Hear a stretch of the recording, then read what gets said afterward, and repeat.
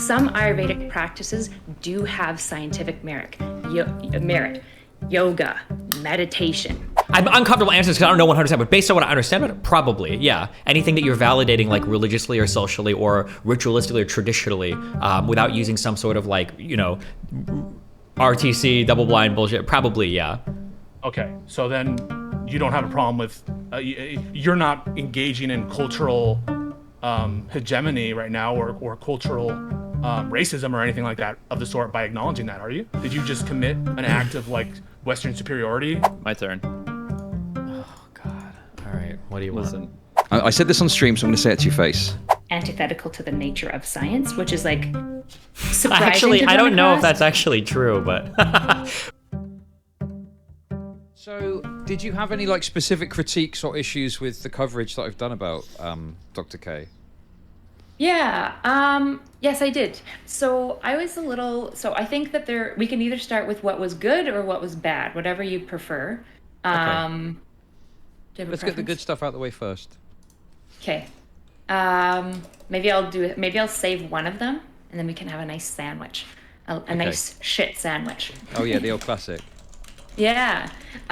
So where you said in the video, I think you explicitly said, Dr. K says that I'm not better than my colleague, and you basically attack him for this claim. Because he said, I'm better than my colleagues because I use Ayurveda. And you're basically like, you attack him for that claim. And I think that's a really good idea, because I also would agree that there's no evidence to me that broadly he's going to be significantly better because of purely his Ayurveda. More likely when you're outperforming your coworkers in your clinical work, it's because you're a better practitioner for multitudes of factors. But we see this in psychology, right? If we actually look at efficaciousness of psychologists, they range. There are certainly psychologists that perform better and worse, and there's multiple factors that go into what causes people to be better at performing, but to claim it's because of like more or less like somewhat of a like your spiritual bend would be to me like a Christian counselor being like, yeah, the reason I'm better at counseling is because I'm a Christian counselor. And I'm like, or maybe you're just really talented at counseling and the Christian thing is something that you add and maybe it helps some of your clients. But yeah, it feels like a false modesty thing, and I just think it's wrong. And I don't like false modesty. I just find it very annoying. And disingenuous, yeah. Okay. So did you want to do it one at a time? Do you want to do a shit sandwich? You know. By the way, a shit sandwich is not the best way to give feedback. I don't know if you know that or not. I mean, I don't like shit sandwiches. I was mostly memeing you there. Okay, that's fine.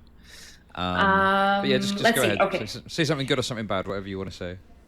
Okay, credence he's lending it, even unintentionally, could possibly lead people to further explore it on the belief that it is more credible than it is regarding Ayurveda. I would say that that is also a good point, because it's not hard to go online and find bad YouTube videos of not great Ayurveda, a very pseudoscientific Ayurveda. I've got a link in here. I can send it to you, but I'm sure you've seen more than I have of bad Ayurvedic advice that is deeply pseudoscientific. And I would agree with you. I think that that's also a really good challenge, is that if you see Harvard on his shirt and you assume the prestige of the institution somewhat on him, because I think that's broadly how we interpret individuals in some part, and he's talking a lot about Ayurvedic practices, you're going to give more weight behind it. It would be the same if a Harvard doctor talked a lot about any other form of treatment, right? Even if it's a legitimate treatment or not, if you hear a doctor talking about it, you're going to be open to exploring it more.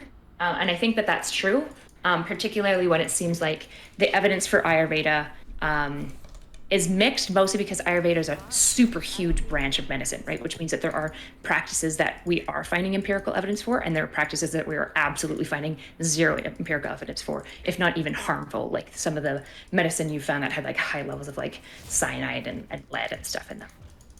I mean, when you say Ayurveda is mixed, I think it's more so that like there's maybe some practices within it that might have some benefit, but then if you test that and it turns out that that's legitimate, you can just take it out of the framework of Ayurveda and just have it as a normal treatment or a normal piece of medicine. So I don't know if why I do you call it need to like mixed. denigrate? Why do you need to denigrate the entire like? I don't. It feels strange to me to like take, for example, something like acupuncture, and there seems to be like some evidence in support of it, particularly in comparison with placebo. We have no idea why, to be honest. It's not something that theoretically we probably would have come to in allopathic medicine, right? But It seems to have some positive effects, particularly for people with chronic pain.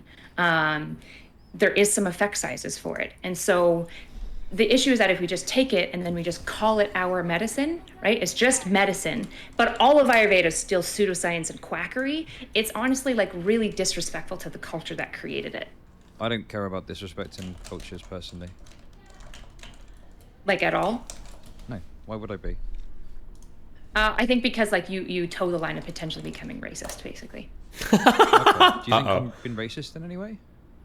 I don't know if I'm definitely not going to assume a major trait about you based on like a video and like two brief conversations. Yeah.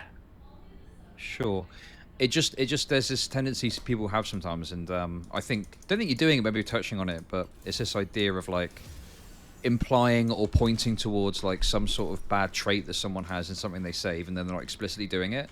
So it's kind of like the idea that because like I don't respect the idea that, oh well, you know, Ayurveda is an Indian practice, and by criticizing it or saying that you're going to take something out of it, you're being disrespectful to the culture. Like I don't really think that's racist. To me, that's just like, I don't know how to describe it. Like why? Well, if it's like, if you're saying like one culture is like I guess it's kind of like you got to own the extent where you're like you got to say your positions with your chest. Like you can say that one culture is just demonstrably better than another. You can say that, but you just have to own the implications of what that means. Like there is an element of racism that can come with that potentially, or at least ethnocentrism, maybe even xenophobia. Like there's a lot of extents where it's go, which is why I'm saying I don't know if you're racist. I have no idea. Like at all, because sometimes people also have inconsistent beliefs where they say one thing that's like, oh, that doesn't sound great, but they're like actively also not racist, right? Sure. So the way I'd respond to that is that, I mean, firstly, I would be critical of any pseudoscience regardless of where it came from. Even in my Dr. K video, I was critical of homeopathy, which I think comes from Germany originally. So yeah, I don't know. I find it's weird how, like, I could be critical of homeopathy and no one's going, oh, what about the German roots of it? And, you know, you're being unfair to the Germans, etc. But then when I criticize Ayurveda, it's all about, you know, the cultural practice and the fact it's from India and stuff like that. It just doesn't really make sense to me. I think, you know, there's some stuff from India which presumably is fantastic in terms of medicine, and we should, you know, embrace that. But I just don't like this idea that because it comes from Ayurveda, we have to pay some respect to it coming from Ayurveda, even though broadly it is largely considered a pseudoscience and it's not really worth considering in its totality. Right. I guess the issue for me is that it's not the criticism of Ayurveda as a whole. It's the problem of saying, if it works, it's ours. It's just modern medicine. If it doesn't work, it's quackery. It's Ayurvedic medicine. That's the distinction that doesn't feel honest. Because I think it's scientifically dishonest, to be honest. But I'm not saying that like science. What do you mean by science is ours? What do you mean what do you think I'm saying? Like when you say that, when you say thinking that medicine is ours. Well, I would say dominantly medicine is somewhat upheld and broadly pushed within Western countries, which, to be honest, tonight I have a special guest. I like he goes by many medicine. names. The problem is that when modern medicine takes ideas from certain cultural roots and we indoctrinate them into medicine, but then we call that all of the rest of that culture quackery, and we don't give any credence to being like, some Ayurvedic practices do have scientific merit, yoga, meditation, right? There's a fair bit of evidence behind ashwagandha. Ashwagandha. I don't know about that. I'm very skeptical. Oh, there's a lot. I can give you. There's actually a fair bit of evidence. I mean, I didn't see anything when I looked into it. I didn't see anyone I looked into it, but you know, by all means, I'll double check that. But I think, you know, the thing is, there's lots of plants, for example, where we find out, hey, actually there is some medical benefit to like this particular plant or this particular compound, and then it gets tested and it gets implemented into medicine. But like, I don't understand what you mean when we say like our medicine. Like, to me, like there's a group of doctors in India that are pushing back against Ayurveda, and they want this, as you would call it, this Western medicine. So like, where does that fit into like what you're saying? If they are because kind of I think desperate for this Western too. medicine demonstrably has evidence that it treats most things better overall. It's had tons and tons. We've tested lots of what you said, Western medicine, and it's proven to be efficacious. So I'm totally fine with most cultures wanting to adopt whatever we're coining as Western medicine if the evidence is behind it. The issue is that if we take an entire culture's form of medicine. We call it quackery, but the few pieces of it that are valid, we say, no, that's good, but that's just medicine. It's disrespectful of the culture. Okay, I think my issue with that is that like the problem you've got, and the reason I think you have to separate it out, is because if you give credence to it, like the thing is, like with Ayurveda, for example, it makes excessive claims. It would, you know, my belief is it would make excessive claims about what that particular practice is. And things like meditation, yes, there's some merit to the idea that meditation is beneficial for mental health, but it's nowhere near the level that like Hinduism says it is. So I think that often these structures of like alternative medicine will make excessive claims about stuff which does have some merit, but it's to excess. And I think that giving credence to saying, oh, well, you know, meditation works, but we need to pay respect to Hinduism. Well, no, we pay respect to whatever aspect works. We don't have to pay respect to Hinduism as a whole if it's making claims that aren't scientifically grounded. Validating a part of it doesn't give credence to the whole. It gives credence to the parts that you validate. Well, sure, but then why are you saying that you've got to be respectful to Ayurveda as a whole when Ayurveda I didn't as a whole say is... I didn't say you have to be Okay. respectful to Ayurveda as a whole. I said we have to disentangle the good and the bad parts, and the parts of Ayurvedic medicine that's pseudoscientific. Like I've listed several of them, and there's more of them that I'm sure you and I would agree on, right? Especially when they make extraordinary claims, right? It's that there are also parts of Ayurvedic medicine that have tons of empirical evidence behind them, and even more so, there's a lot of parts of Ayurvedic medicine that we just haven't really empirically tested. We just haven't done it. And so, the reality is, like, we just don't know if it's efficacious. And we should probably test those things, rather than just assuming Ayurveda's quackery and, like, tossing it out. Okay, but my point is, okay, so we've got parts of it that work, so we take it and we say, this is medicine, right? I'm not saying Western medicine. You're the one that's talking about Western medicine, right? We say, right, You this labeled works. it Western medicine, but yeah. Wait, what? What? I've been calling it allopathic medicine, specifically, actually. Hang on a second. First of all, allopathic and Western medicine, I mean, allopathic is often used in that kind of vein, but that's fine. I've not talked about Western medicine at all. My belief has nothing to do with Western medicine versus Eastern medicine. I think that the separation of Western and Eastern medicine is an issue because it suggests that there's some trait within these different types of medicine that makes it more valid or not valid, and this is often used by quacks, by pseudoscience type people, you know, to push the idea that Western medicine is lacking something that Eastern medicine can give you. What I'm saying is, you take the good stuff out, you called it medicine, and it's universal. It's for everyone, okay? And then you don't need to have these, like, This map sucks. you know, sometimes completely unscientifically founded cultural practices under a certain label. You just have a form of medicine, and that can be a global thing. I don't think you need to have, like, oh, well, we've got to pay credence to, like, Ayurveda, you know, in other aspects to this, or give it some credit or something like that. It doesn't make any sense to me, and I don't agree with this idea that I'm, you know, disrespecting the culture. But even if I was, I don't really personally care about that sort of thing. But Do you feel like you're respecting the culture?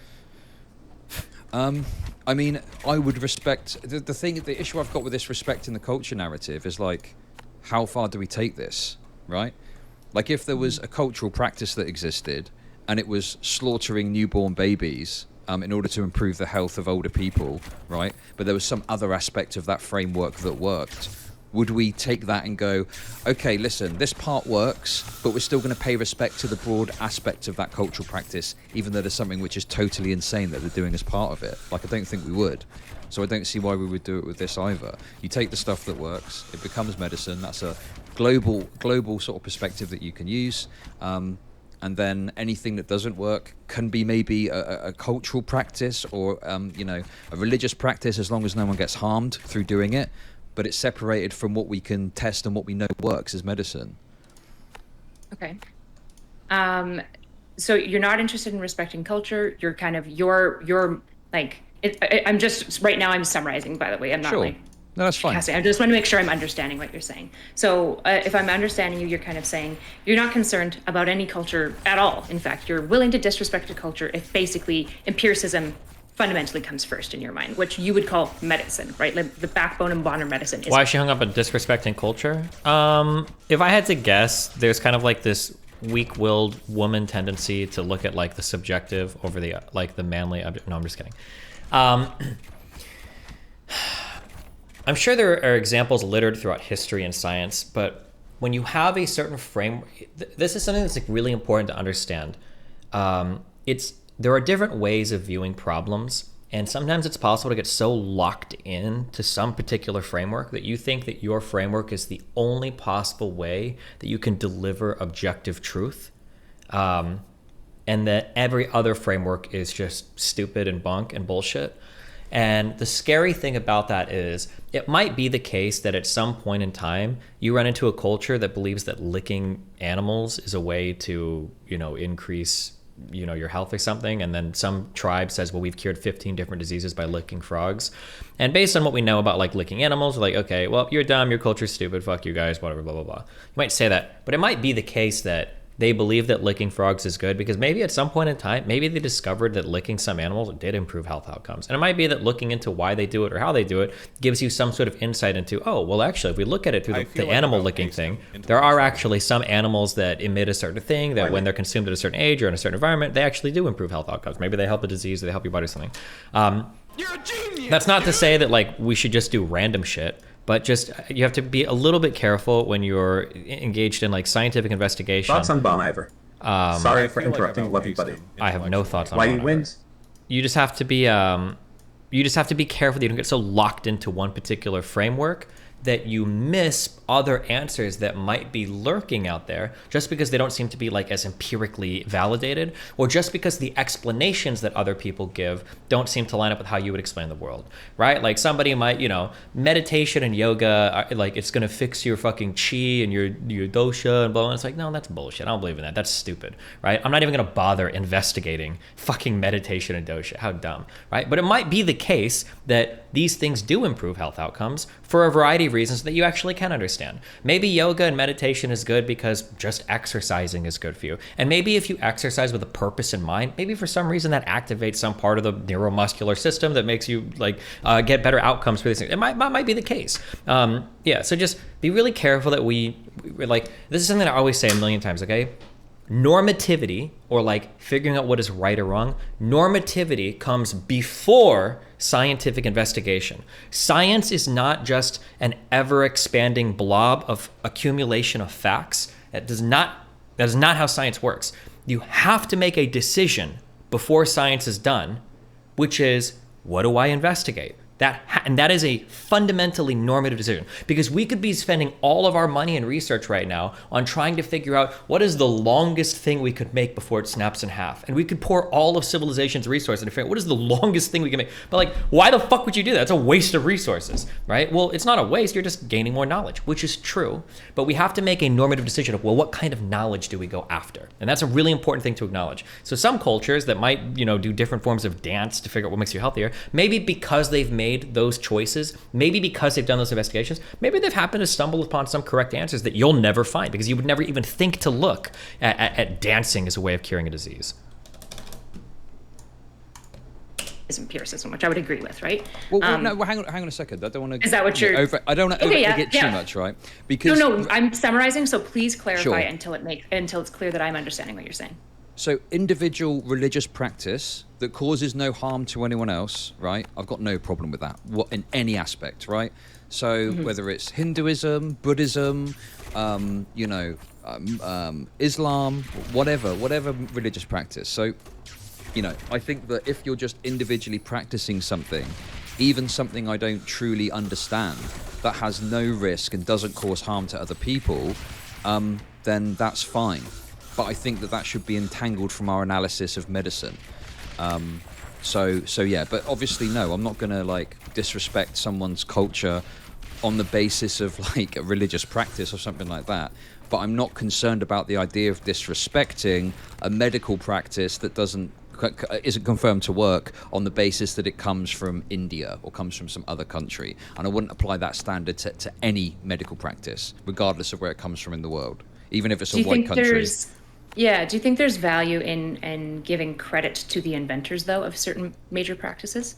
Yeah, of course, yeah. If someone's invented a medical practice, the person that invented it should be credited for that, of course. No problem with that whatsoever. But I don't think my position prevents that from happening. Yeah, but some of the Ayurvedic medicines. Oh, fuck, she should have pushed him on this. if you lived in a society where everybody demonized the fuck out of alternative medicine until something was proven to work, do you really think that's a society that would be willing to give credit to people that are seen as quacks until they're empirically validated otherwise? You're probably creating a culture, right? This is what I said before.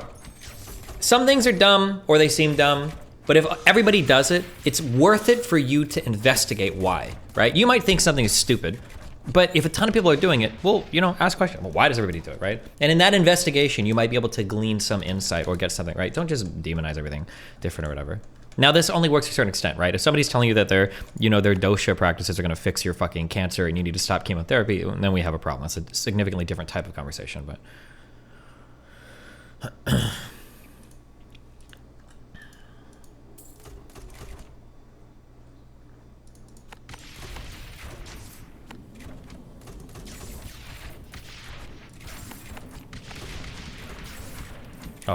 Were invented within Ayurveda, and they are empirically sound, and we should probably give credit to those things. Give person to the credit the person that created it. Then we don't have this problem over here. I don't think it's like if someone came up with a cure for cancer. But if the person who made it was an Ayurvedic doctor, are we willing to call them an Ayurvedic doctor in the credit that we're giving them? Well, I just don't see why that would be necessary. Like, if they created a practice that is medically sound and can be scientifically proven to work, just call them a doctor like you would anyone else. I don't know. I don't understand how how the process would work. It's like, it's strange because like it's actually I love Chud. I hope he doesn't hate me for this. And I'm gonna sound very woke here, and I don't mean to sound very woke, okay? But what Chud is saying is actually a really good example of having a very what's the least charged way I can say this? A very Western-centric view of the world. And what you've done is your culture is objectively correct. And if somebody else figures something else out, that's not because of their culture. They're assimilated now and they're your culture. It's almost like the opposite of a no true Scotsman argument, where like, okay, we have something called medicine, objectively. Now, I don't know what these fucking quack losers do over here, okay? Oh, wait, what'd you say? One of those quack losers fixed something? Oh, well, they're doing medicine now. Like, well, wait, that's not how they view it. I don't know if that's true, you know? Be careful of that. Be careful of thinking you live like in the object. That is a very like Western-centric kind of point of view, you know? Because the Ayurvedic doctor probably cares about the fact that they're an Ayurvedic doctor. Like, Well, if you're going to give them credit, you have to give credit okay. to the way that they want to be. It's the same thing with like, if you're going to give credit to somebody, you want to give credit in the way that's actually. Pisco 95 wants to debate. Absolute garbage take. Replace everything the woman is saying with ivermectin or hydroxo, and your sympathy evaporates destiny. No, hold on. Okay. I haven't listened to the rest of this convo, so she might say some real dumb shit, okay? I'm not here to defend, okay? I'm not here to simp for somebody that's already married, okay? That's not what I'm here to do, okay? So she might say some dumb shit, but right now, I don't think she's defending every single individual claim that an Ayurvedic practitioner might make. It's more just the idea that if they do happen to, through their scientific investigations, through their types of investigations, they stumble on answers that are correct, it's probably worth crediting that culture with something, with some sort of credit, rather than writing all of it off and calling all of it stupid. And when one of them do stumble into an answer saying, oh, well, they're doing our practice now. That's all I'm saying, okay? Now, if she were to start saying, oh, well, I think all of Ayurvedic medicine is just as valid as all of Western medicine and every single claim they make is fine, then we would have problems, right? Valid to that person or maybe that culture, whatever it is, right? And so if you're being like, well, we're just going to call you like an MD, and they're like, well, I'm not a medical doctor, I'm an Ayurvedic doctor. Like, I don't want credit for being a medical doctor. That's not what I am. Okay, if someone came up with a cure for cancer tomorrow and they insisted on being referred to as, like, say, a Christian doctor, as an example, do you think we should, like, be permissive of that? I don't really understand how that, I guess maybe I'm missing how you're connecting that to here. I mean... But none of the underlying mechanism is correct. It's complete pseudoscience. Well, fuck. I don't feel like doing this argument right now, right? But you get into some very weird philosophy of science territory where if you're assuming that what you are saying is the objective map onto reality, where my mapping on, because arguably, like, I don't know where to begin in this conversation. This is a lot. Like, does any individual thing exist? Like, technically, all of these things are categorizations of matter, right? Like, does an electron exist, or is it made up of smaller things? Does a quark exist? Is it made up of smaller things? Is this like these concepts? Like, I don't know how to. We have a way that we do investigations in the West.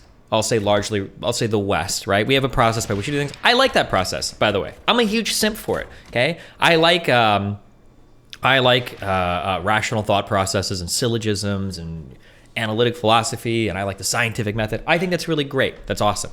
But there might be other modes of investigation that give us answers or allow us to explore topics in ways that we wouldn't otherwise, or that would be really hard to otherwise. And if those things start delivering answers that we wouldn't expect, maybe it's good to just not completely and totally shit on and write off the entire culture. That's all I'm saying. Are you saying there could be some legitimacy to dosha? Probably.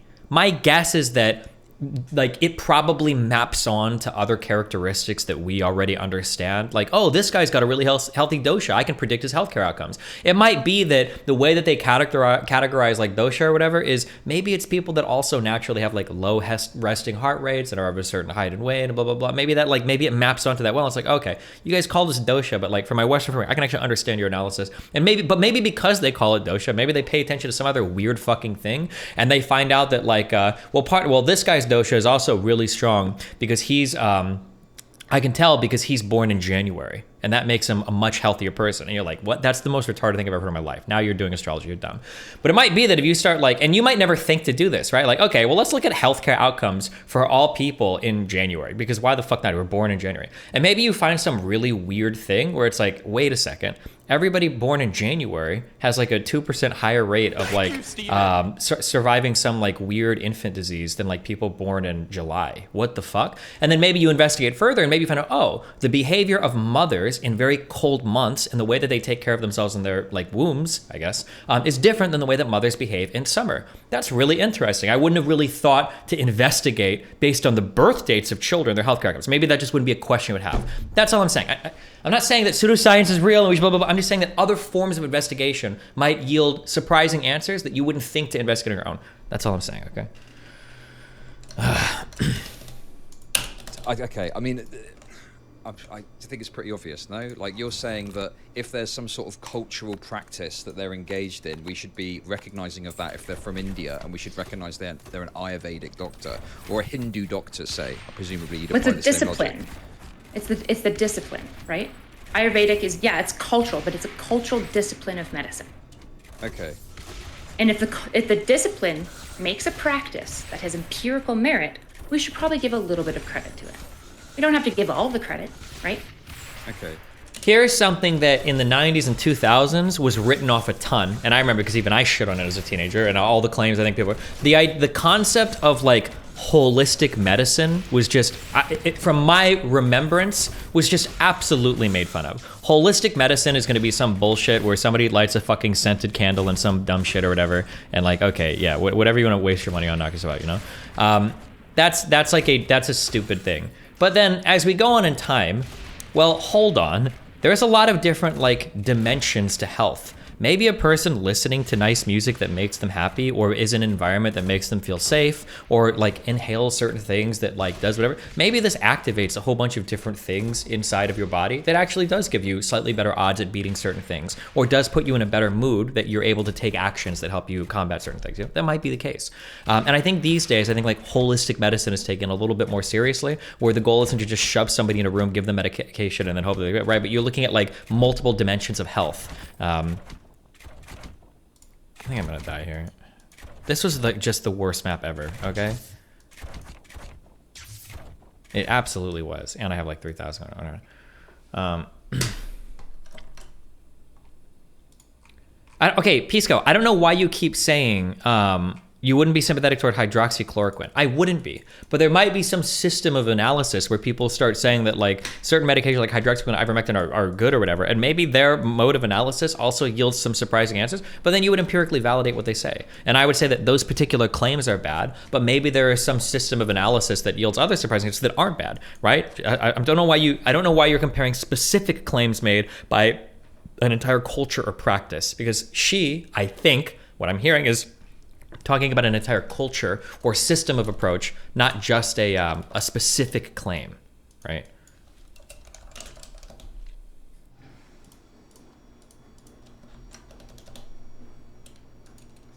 The only credit you can give homeopathy is that they invented the term allopathic medicine, which meant evidence-based. But I can give that to them. Yeah, they invented the term that we use now. Nothing else in homeopathy is great. And until they're empirically validated, we don't allow people to walk around claiming these things are medicine. I think it depends on what we're talking about. Like, I'm always open to being wrong, but every time I open my mouth about this, I usually get like 2 or 3 emails and people saying like, yeah, this is 100% correct. I think that people have a, you're not dumb. I'm not trying to treat you like you're dumb. I think that people sometimes have a fundamental misunderstanding of how medication works, or especially how mental related medication works. Like, it's not like we prescribe a medication and we understand all of the, neurochemical underpinnings, all of the biophysical underpinnings. We understand how all of this blah, blah, blah, blah, blah. Like, medicine is really hard. You prescribe something, you look at the side effects, you look at the healthcare outcomes, you try to weigh them, and hopefully it works. You don't always know why. Like, the understanding that we have around like SSRIs and antipsychotics, all of that research is still, I don't want to call it young because we've been prescribing these for like decades now, but like they're still not very well understood. Like, if you were to like try to crucify a doctor, like you hold a gun and say, I want you to explain to me exactly why the fuck does an SSRI make me happy?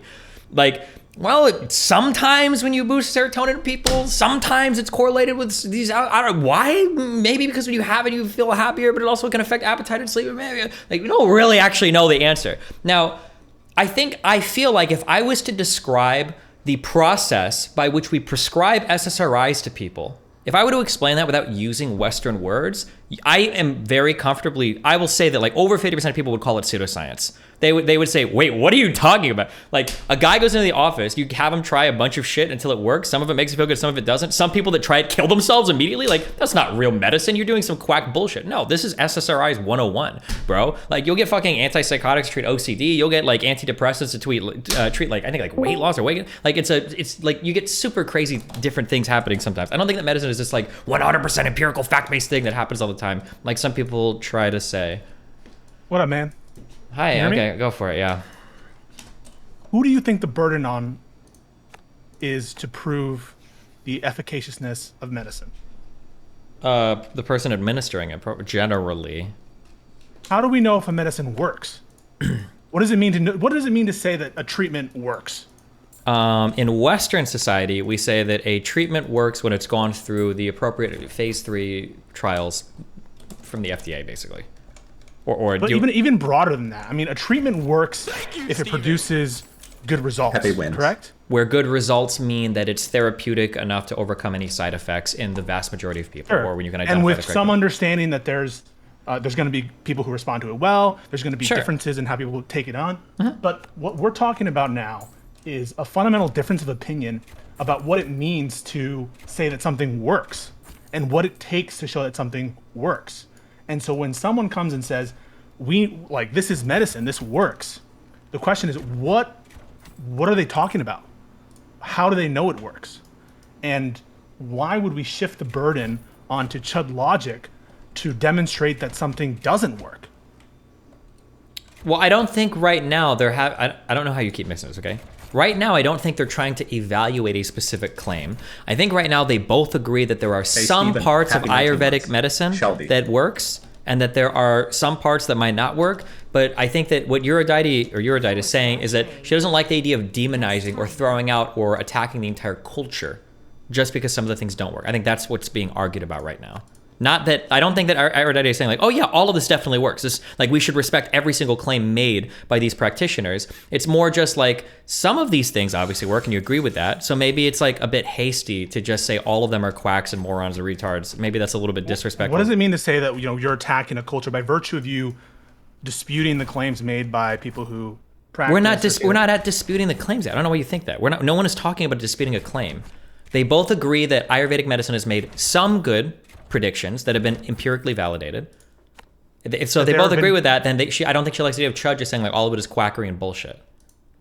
So to the extent that we have treatments that sometimes are correlated with good results, we can say that, those treatments work for reasons.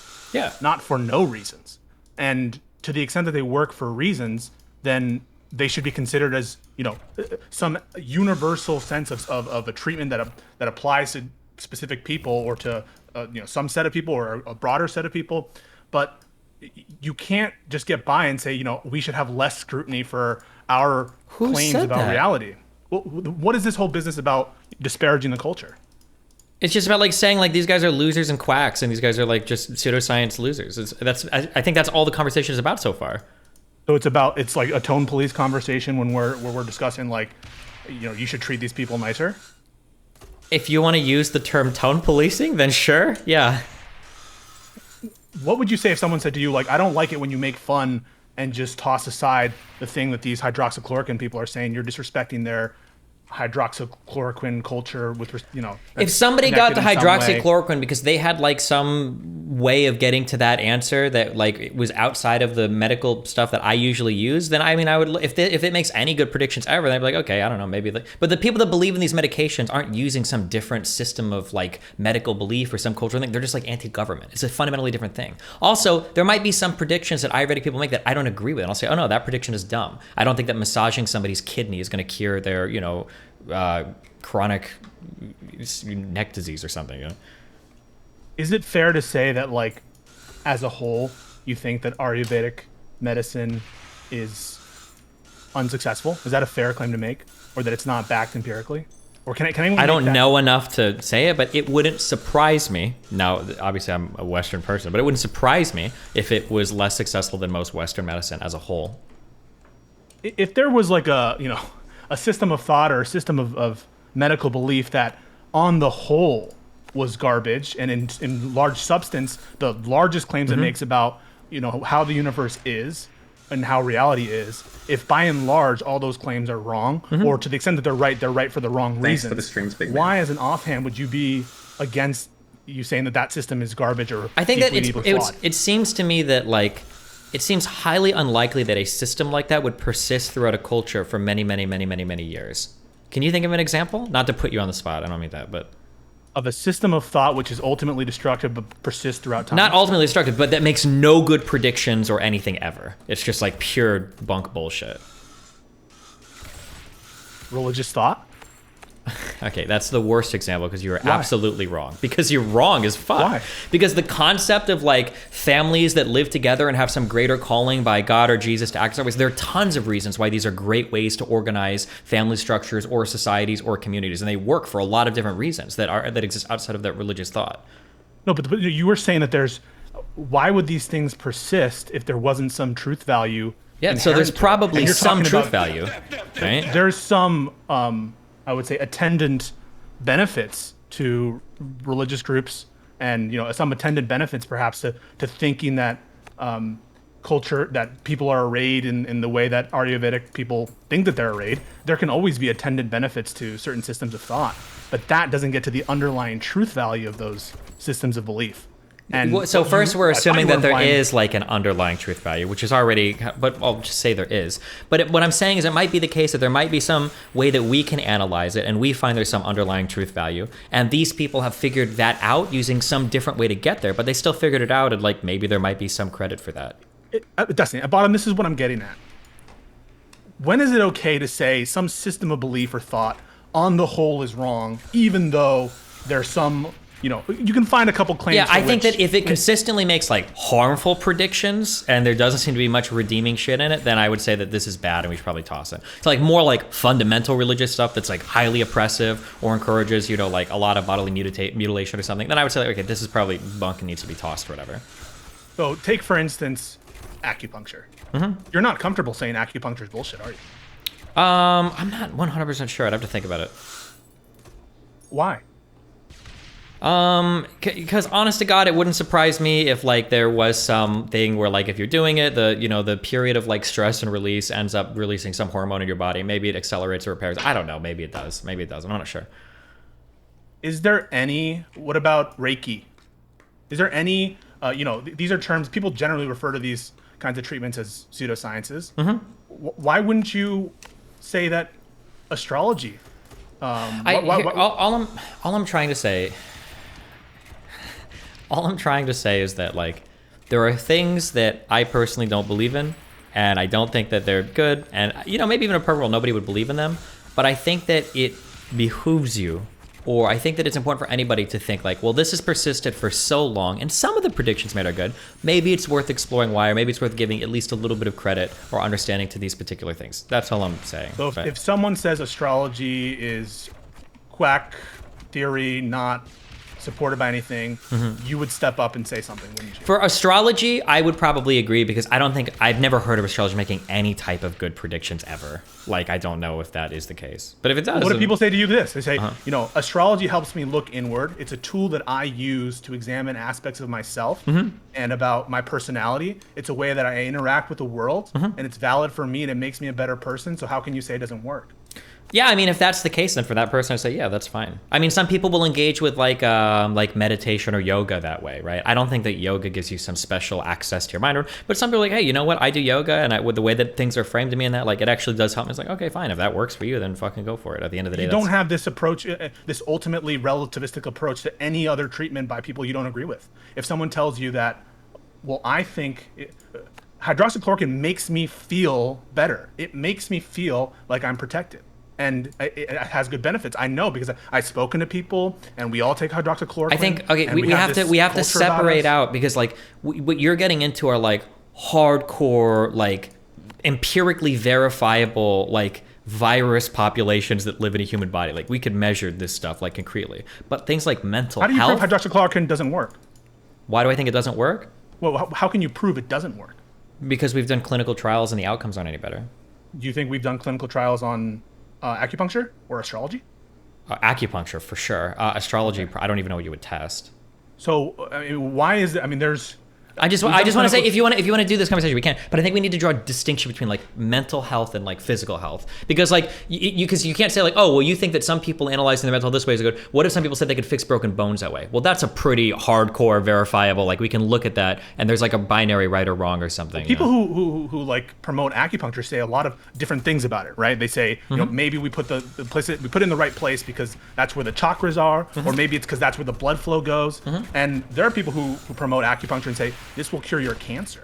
Other people say it's just pain relief. And so you have systems of thought which are mutually incompatible. It's been 9 months and I'm running out of memes. And you can just go back to the riff, studies to the that show easy that jokes.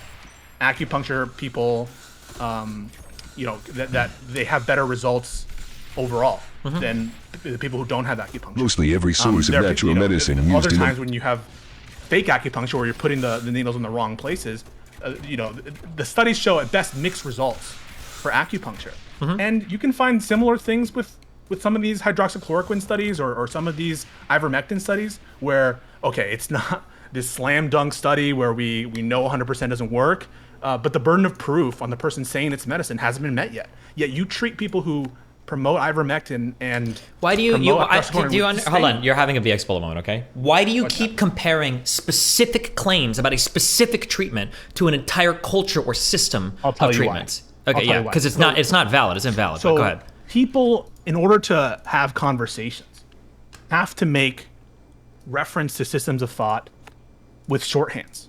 And so when someone were to say like acupuncture overall is junk science, they're not saying that like you can't find a particular correlation, positive correlation in treatments and outcomes between acupuncture. They're not saying that there is no grain of internal consistency that you can find in some of these claims. They're saying on the whole, overall, the way people are approaching this problem in this domain, in this system of thought, is in error because there's no reason to believe that it's true. But if people people approaching it that way end up discovering things that are true and become empirically validated, like how do you have to communicate that to people? Well, why is that the case? It sounds like the Vosh argument that being dishonest about where we are in terms of the science, if it has positive effects, is ultimately worth it. It might be the case that it's true that like entertaining these notions of Ayurveda leads us to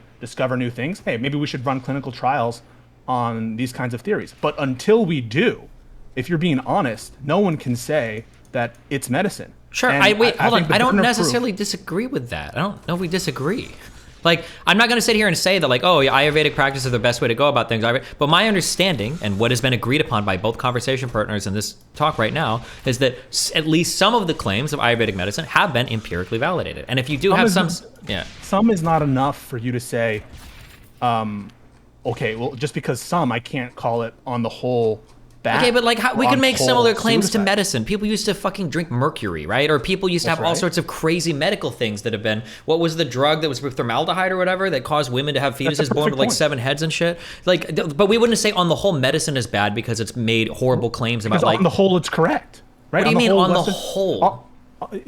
So what is the percentage? Hold on. First of all, on the whole, drawing problem, are you? I mean, you're gonna ask me for an exact percent. No, I'm not gonna ask you for an exact, but I'll tell you because you're gonna agree with me because you know I'm right. The vast majority of medicine has been bad, right? Very few medications end up getting approved by the FDA. Most of our medical history has been like wrong stuff, and we're getting more and more corrected sometimes. But the vast majority of it has been in error, right? I'm sorry, maybe I'm not explaining. So, saying that medicine works, as we understand it, is not saying that every treatment ever tried in history has worked. Okay. It's not. It's saying, it's acknowledging that that things work for reasons, and they don't work for no reason at all. They work because they're repeatable. They work because they're testable, and it's not just random that we apply treatments to people, and maybe they get better, maybe they don't. They might have different results based on different factors, but to the extent they're having different results, it's for reasons. And there are ways that we can uncover reasons, but we use repeatability, rationality. And you can use all these same things to evaluate like Ayurvedic claims if we wanted to like incorporate it into Western medicine, no? Right, but I think my understanding is the vast majority of those claims are untested, and until they are tested or shown to be effective, then what would be wrong with someone claiming that it's pseudoscience until the point in which it works? The only problem is that if a lot of the claims end up getting validated, then I think we run the risk of missing something because other people might approach it in a different way than we do. So it is a labeling problem. It's, we don't want to call it pseudoscience. It's not I don't care about the label. The problem is that labels demand certain types of actions, right? Like if you label something, it doesn't matter what you label it. The label communicates an idea and then demands an action, and the action demanded by all over again. Sure, it might be the label pseudoscience demands an inattentiveness. It demands ridicule. It demands not taking something seriously. Right? That's what. Why would you be comfortable calling anything pseudoscience? Because if you have a system that is repeatedly spitting out bad or unproductive or harmful like solutions to something, then we'll say that like, okay, well, this is a bad way of going about things. And I would probably agree that most like non-Western, I guess, or non-whatever things probably are bad systems generating things. But if that system does have ways where it like makes unique investigations and it's giving answers that maybe we wouldn't have found in other Western ways of searching for it, then maybe it demands some kind of attention. Like, that gets some credit. What would I need to show you? To show you that Ayurveda is pseudoscience? Is there anything I could say that would change your mind? To show me that it's pseudoscience. I mean, it might even be pseudoscience. I'm not arguing that or not. That's not what my argument is about. My question is, would anything... I might already believe that it is pseudo. I don't think I believe in like doshas and shit like that. I probably would call it. I would feel that it's pseudoscience. Why do you believe that? What makes you think it? Because epistemically, I probably wouldn't agree with the way that they arrive at truth values. That it either came from a book or it's like a traditional practice. Like, so I don't think these are good ways. Yeah, probably, yeah. So then, what's the problem with ChudLogic calling it pseudoscience? I think the problem is discrediting or discounting the entire culture, and then attacking them over it, and then saying, well, until it's Western medicine, it's not real medicine. Like, well, it might be real to that group of people. Like, they might have a different way of... To be clear, you think Ayurveda is... Your current position is it is pseudoscience? I'm uncomfortable answering this because I don't know 100%, but based on what I understand about it, probably, yeah. Anything that you're validating, like, religiously or socially or ritualistically or traditionally, without using some sort of, like, RTC, double-blind bullshit, probably, yeah. Okay, so then you don't have a problem with you're not engaging in cultural hegemony right now or cultural racism or anything like that of the sort by acknowledging that, are you? Did you just commit an act of like Western superiority? I don't necessarily think so. Probably not. So why would Chud have done that by saying it's pseudoscience? Because I think that the problem, the issue, is that when you say that, like, if I show you like 100 claims made by 100 Ayurvedic doctors and like 80 of them are correct, and I go like through the 20, I'm like quack, quack, quack, quack, quack, loser, loser, quack, retard, boo, boo, boo. That guy's right though. That guy's right. These guys are doing normal medicine now. That guy's doing normal medicine. But those Ayurvedic dudes are losers, loser. That guy's doing real medicine though, right? It just seems weird to say that, like, well, no. Those guys are all practicing Ayurvedic medicine. Some of it works, some of it doesn't. Maybe the epistemic foundation they used to arrive at what is true or whatever doesn't match ours. And for that reason, I would probably say it's bad. But to just write all of it off as stupid and to say, well, the parts that agree with me, they're actually performing my form of medicine. When they're not, they're probably doing an Ayurvedic practice. Just seems a little bit short-sighted, I guess. What is medicine in your mind? What is medicine in my mind? Medicine would be the technology applied to our understanding of biology or other forms of social dynamics of health. So medicine is like the application of the scientific information that we gather when we're making investigations into human biology or mental health. If something fits, if Ayurvedic teachings or practices fit that definition, wouldn't that be medicine? Do you think they would call it medicine? What would you call it? Well, if it's coming from them, I'd probably call it Ayurveda. No, I think you just gave me a definition for medicine. Yeah, but I'm not going to be arrogant enough to subsume everybody's culture into my cultural understanding. That's what your definition demands. Then change your definition of medicine. It'll be from my perspective, but it's not. I'm not going to. I'm not going to demand that they share that same perspective with me. I might say like their Ayurvedic practices, that would be compatible with my understanding of medicine. But I'm not going to say Ayurvedic practice is retarded. The people that are agreeing with me are also practicing my thing. What? I mean, a lot of different medicines arrive from different cultures all the time that we call medicine. You know, because we end up subsuming it, and like people that eat plants, we find out that like Tylenol or medicine aspirin, under your definition is agnostic to where it comes from. There's no part of your definition that says, and we're gonna put a special label on things that come from a certain place.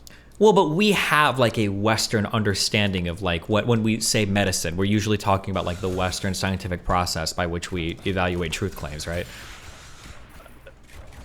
You think that the process of discovering whether something works is Western?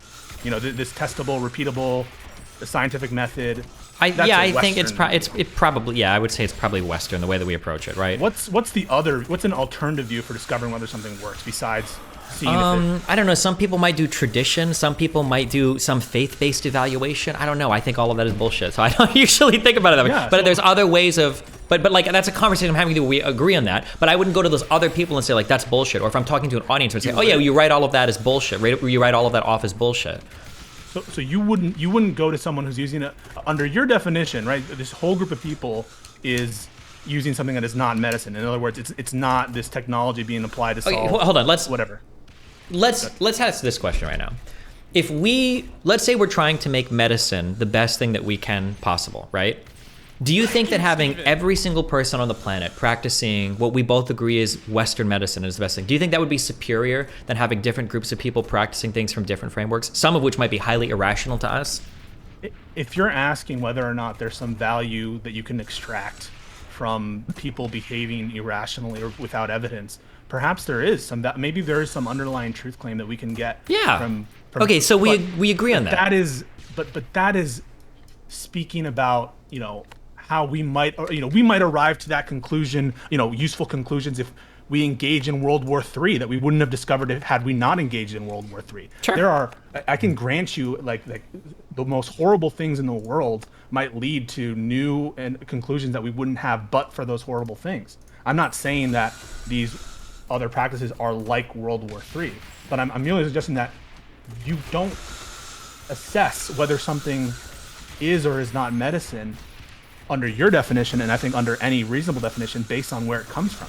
Sure, but that's not what I'm doing. We're not assessing individual claims. I'm not trying to assess an individual claim right now. It's a little more complicated because you're assessing like I'm just trying not to write off an entire system because it doesn't comply with my like epistemic values.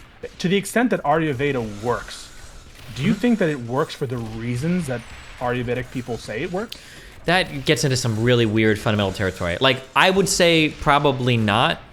But like I don't know how fundamental we can get, and I can pretend that we're still having a scientific discussion and not a philosophical one, right? Because it might get to the point, if we're talking mental health, where they're claiming that like, well, actually the dosha is in charge of what keeps your mental health, you know, the way that it is. And I start saying, no, you're an idiot. Obviously there are neurotransmitters that are responsible for these sorts of interactions. And an Ayurvedic doctor says, really? Point to them and tell me how they work.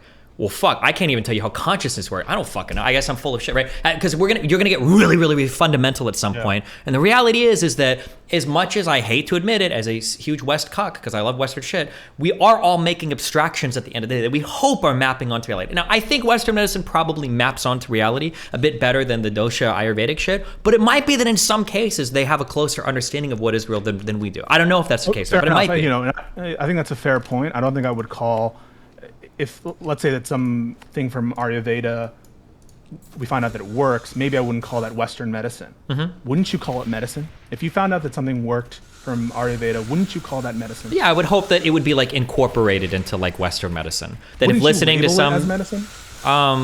Personally, yeah, probably. So what's the problem with Chud saying something like, well, if it works, it's medicine? That's your position. Because I think the issue that Erudite is trying to present here is like, let's say that we steal like, I don't want to use steal, that's loaded. Let's say that we end up taking or borrowing like 15 different concepts from Ayurvedic medicine and all of them work and they actually end up being like massively beneficial towards patient outcomes or something.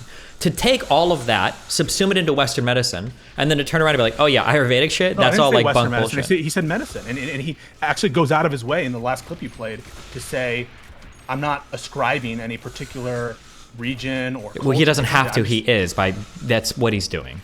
Well, you didn't do it in your definition. You're just saying I don't believe him when he says that. Well, I am. I'm sorry. I thought it was like assumed. Yeah. When we speak about medicine, we're usually talking broadly speaking about the Western practice through which we empirically validate therapies. So what's your definition for medicine again now with that new thing? It's not new. It's what I just said. Like that would be my definition for like Western medicine. I'm sure like in India or whatever, wherever Ayurvedic shit, their definition of medicine might comport more with whatever Ayurveda is. Maybe. Does your definition of medicine depend on the region? Yeah, I would say so, of course, for sure. Okay. So your definition of medicine, it matters whether or not the thing was discovered in the West or discovered in the East. That will determine whether or not something is medicine. And just medicine, not Western medicine, medicine. Will it determine if something? So if something is discovered in China, would you, and it works, you wouldn't call that medicine because it's not Western medicine. I mean, it's medicine to them, but they might have like a different system. What would you call it? It would depend on I don't know, the person making the investigation, the type of shit they're doing. I don't know what Chinese medical doctor shit or whatever. Medicine? If Chinese people discover a cure to something, it's medicine. To not call it that wouldn't that be racist? Or I don't think so. If I was to start to do a bunch of yoga or whatever, I don't think I would just call it like stretching and, you know, body weight calisthenics or whatever. Even though that's really all it is, I would call it yoga. But all it is really is it's just like some light cardio and some calisthenics. That's all yoga is. But I wouldn't call it that. I would probably call it yoga. Can people in China discover medicine or develop medicine? Yeah, I'm only uncomfortable working with China because I don't know if China might adhere to all of our normal Western medical practices. India, maybe, I don't know. Do they? I mean, from there, I don't know if they all. I don't know if India. I don't know. India publishes like in main journals and shit, in like big medical journals. So it might be the case that 95% of India like does all modern medicine, and maybe only like 5% of people there believe in the Ayurvedic shit. I have no idea. So what is this? You know, we have a definition of medicine. That medicine can come from people practicing medicine from anywhere in the world. And something could start out as just an herb that people use as part of their ritual, and then oh my God, some Western doctor finds it and develops it into a pill. It would be medicine under any definition. It was through this cultural ritualistic practice. That's how it was discovered. Yeah, but what if those people don't view it that way? What if the culture that generates these types of things, one, is constantly derided for other claims they make?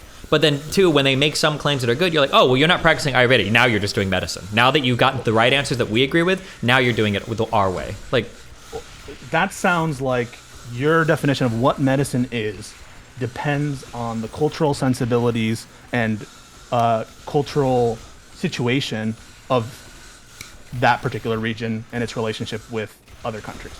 and that somehow, if it's a good working relationship with the West, maybe we can call it medicine. If it's doctors trained in the Western sense, we can call it medicine.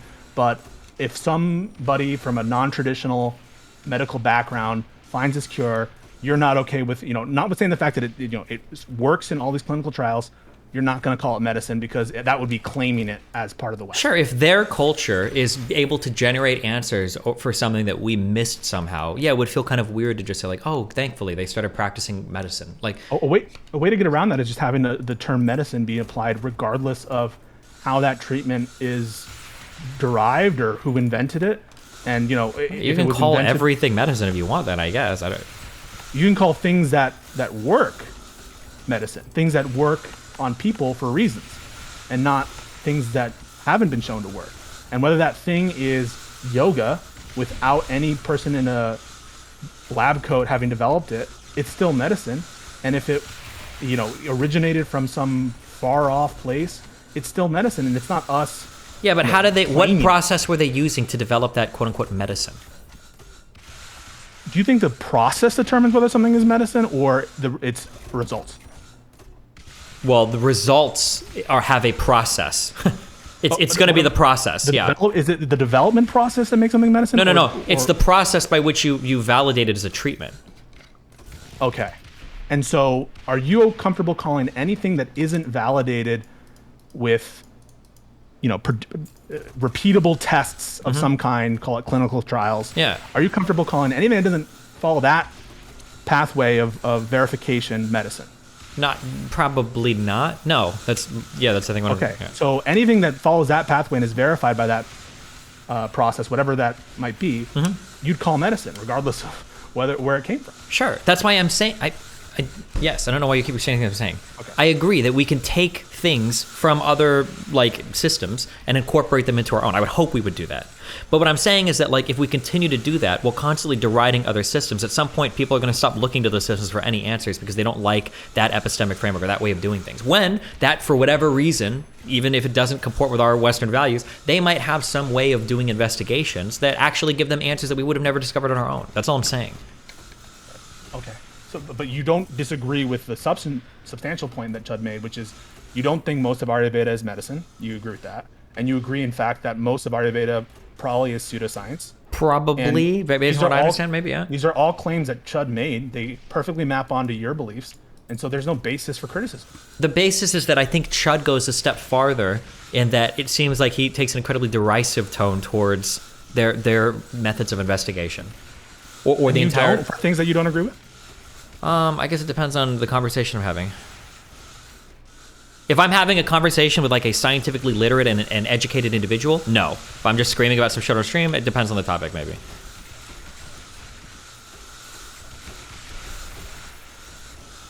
Makes sense. Sorry, this topic really triggers me.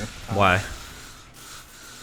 It just does, because I think the burden is fundamentally on the person who's claiming something to be medicine, and the default position should be something is not.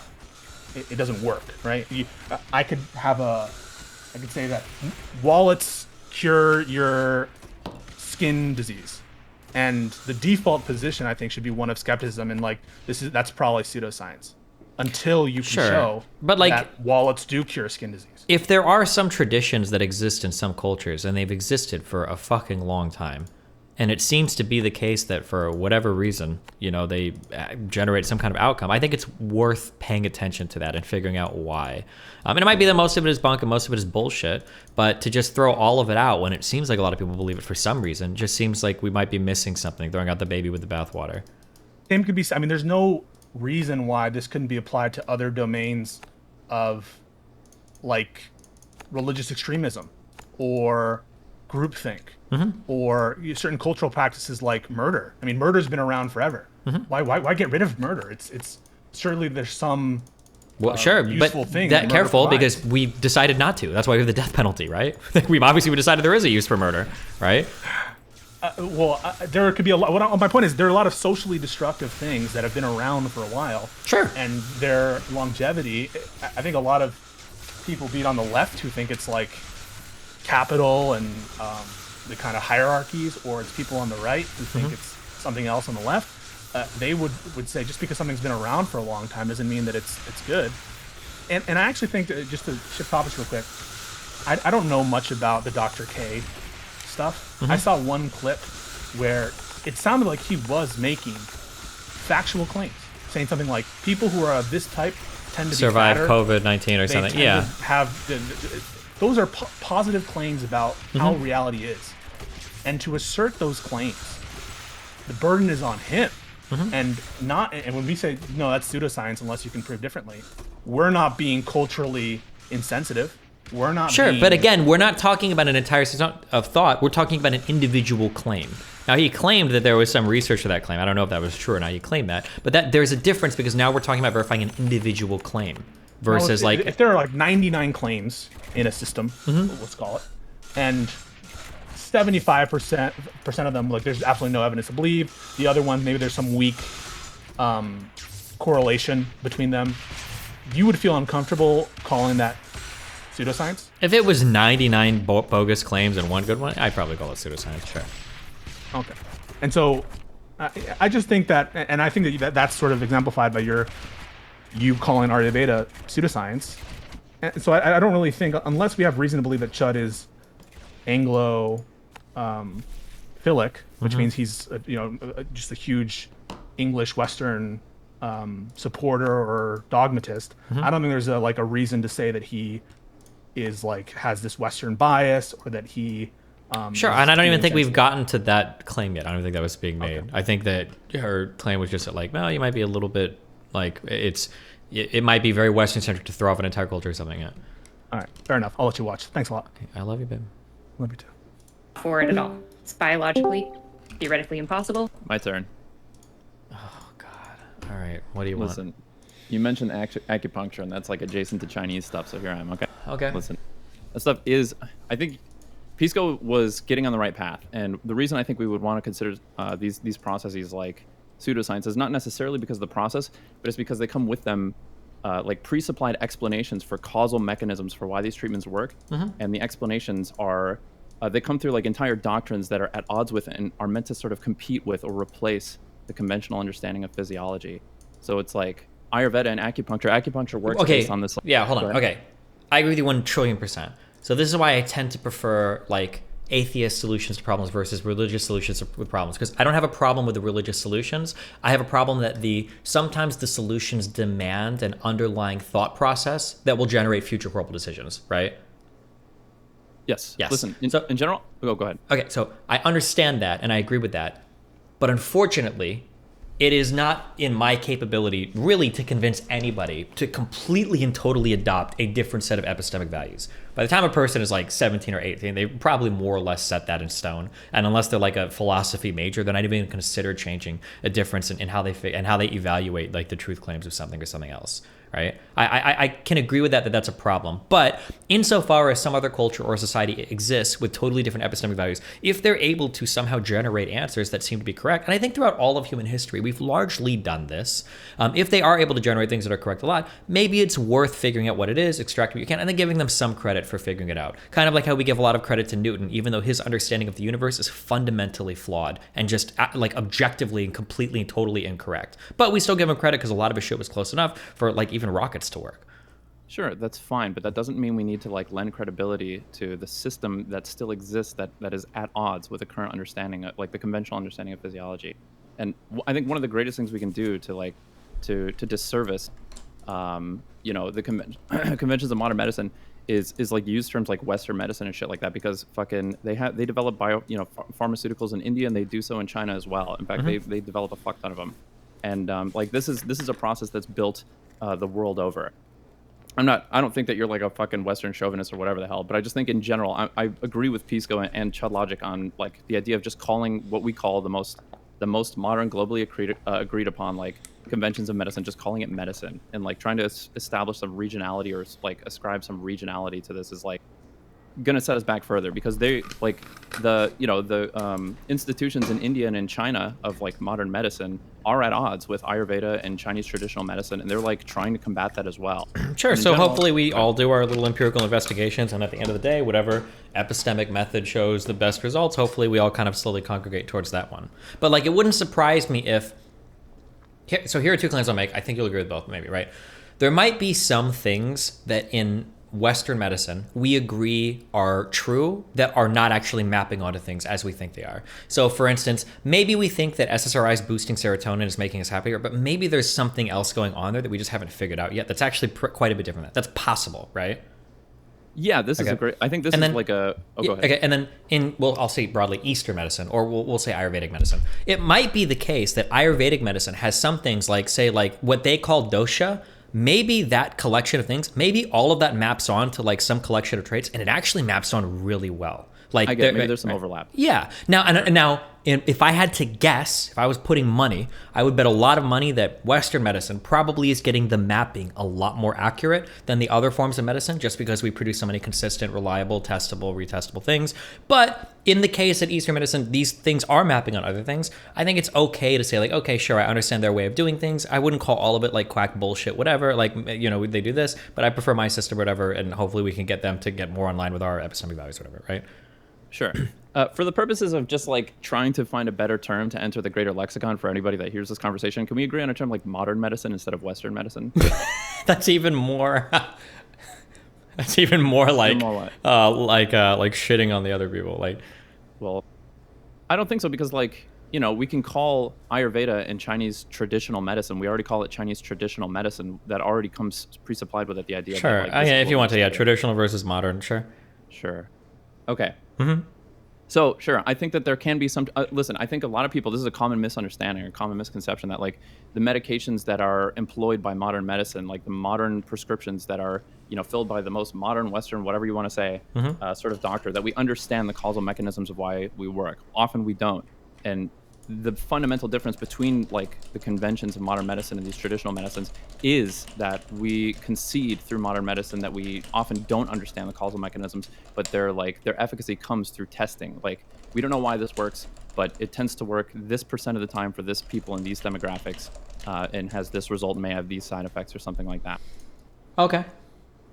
I just think that that's like a fundamental difference. And I agree with you that it could be the case that you can get some treatments that wouldn't be investigated otherwise through traditional medicine, or we may find that there's some efficacy in like traditional medicines or something like that, that we maybe wouldn't have explored through like the current whatever. But I just think we need to be really careful about. Outpaced him intellectually. I think like saying this was developed out of like traditional Chinese medicine or Ayurveda is fine, but saying like, and this lends some credibility to fucking Ayurveda or something as a system. Because, sure, I think that's bad. But my goal, I feel like I get this across, but maybe I don't. Maybe I'm just a giant fucking retard and nobody knows what I'm saying. Okay, what I'm constantly telling people to do, what I'm employing people to do, is don't just throw out other entire systems of thought. Look and see why people believe them, and maybe there is some value that can be extracted there. That's all I'm saying. Look, like, I'm not trying to lend credence to that. I'm just saying that if this is working for some reason, figure out why. Maybe there's something you can extract there, and then you can use that. You can incorporate that into your own system of analysis, because maybe they're looking at something in a different way that we're not. That's all I ever try to say. Okay, so I think I can understand, and maybe you haven't seen this from ChudLogic. Maybe I can help you like bridge this. I don't know if you've seen this, but I understand ChudLogic's like anger at Dr. K over this because he's seen clips of Dr. K saying stuff like, Ayurveda is real. It's a real explanation of how the body works, and one day, like, genetics is going to prove it. Like, this is a sure, maybe. I don't know. I'm only like 2 minutes into this fucking conversation, so I haven't seen if that's the claim that's being made yet. I'm not even sure that. All right. Godspeed. Good luck. Okay, I love you. Modern medicine is really bad at observing the subjective reality that an individual experiences because of its fundamental assumptions. It seems like Ayurvedic medicine is a more individualist approach that would be helpful. Maybe. Who knows? Maybe. It's the discipline, right? Ayurvedic is, it's cultural, but it's a cultural discipline of medicine. Okay. And if the discipline makes a practice that has empirical merit, we should probably give a little bit of credit to it. We don't have to give all the credit, right? Okay. The only credit you can give homeopathy is that they invented the term allopathic medicine, which meant evidence-based. But I can give that to them. Yeah, they invented the term that we use now. Nothing else in homeopathy is great. I'm not for it at all. It's biologically, theoretically impossible, and there's no evidence for it at all. Okay. Seems to be a con. Okay, but if there was something in homeopathy that was scientifically proven to work, would you be willing to credit the doctor as a homeopathic doctor then? Yeah, sure. Why not? Because if the practice, if the discipline leads to empirical merit, we should probably give it a little bit of credit. Something went on with Ayurvedic doctors where they came up with a lot of woo-woo weird shit. Fair enough. But they also came up with some stuff that's very borne out empirically, even though they oftentimes are not using the empirical method at all. That's interesting. We should probably look at that, and we should probably give some credit to the philosophy of science that they're engaging in, because they came up with, and it could be that the only reason they came up with it is they just lucked out. But scientifically, we need to just look at it. That's good science, is just looking and saying if an entire discipline has come up with not one, but at least 3 that I can think of, and there's probably more. Massage, you could argue, comes from it, right? We should probably look at the discipline's philosophy. There might be something there that we can benefit from, which is more so my view of Ayurveda, as I broadly don't care. It's not a thing I'm not culturally tied to it. But it might bring in a philosophy of science into particularly mental health that might be like the clutch that improves the science over time, overall. I guess my issue is that if that by some crazy chance there was some aspect of homeopathy that turned out to actually work, by saying, oh hey, we got this homeopathic doctor and they found this treatment, first of all, I don't think it's anything to do with homeopathy that it's worked. Just like I don't think it's anything to do with the concept of Ayurveda. We don't know that. We don't know that. We have to test it. We just have to test it. The conversations that you had yesterday seem strange to me. Certainly, Pisco and WickedSupreme aren't experts on this type of medicine and only have a surface level understanding of the practice. Since you haven't done research on these issues yet, are you just hedging your opinion until you have a better understanding of the practice? I don't really think it's so much about like how much information you have about the practice or anything like that. I think it's more like it's more like a philosophy of science question. I don't think that having more or less research would change any of the 3 of our opinions. And it's not crazy. If it works, every time, if it works in randomized controlled trials, if a meta-analysis proves it works, there's something there. We might not theoretically be able to understand what it is. That's kind of where acupuncture's at. It doesn't work for most things. It's not a panacea for all, but it's decently effective for chronic pain. There's lots of studies that show this. That's interesting. We don't know why it works, but we certainly need to look into it. Okay. And by the way, have you got some of these studies just so I can have a little look through? I'm yeah, not an expert by any means, but lots of studies. What studies specifically are you wanting? Like which, do you want like acupuncture? I think for acupuncture, I think there is a big meta-analysis out. She might have linked it to me that shows that it is effective at dealing with chronic pain. Like it significantly outperforms placebo, which is interesting. Or what are you thinking? I'll just send them to you. I have a lot of studies that I've prepped, so I don't want to just send you. Well, yeah, it's obviously like 20 articles. I want to send you specific articles that you want.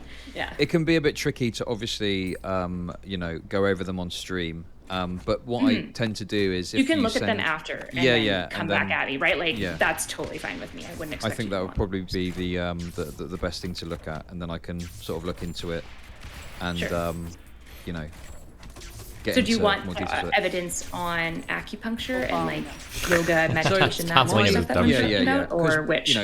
So just an example off the top of my head, right? My understanding with acupuncture is there's like some limited signs that it is somewhat beneficial for pain relief. But chronic pain specifically. Yeah.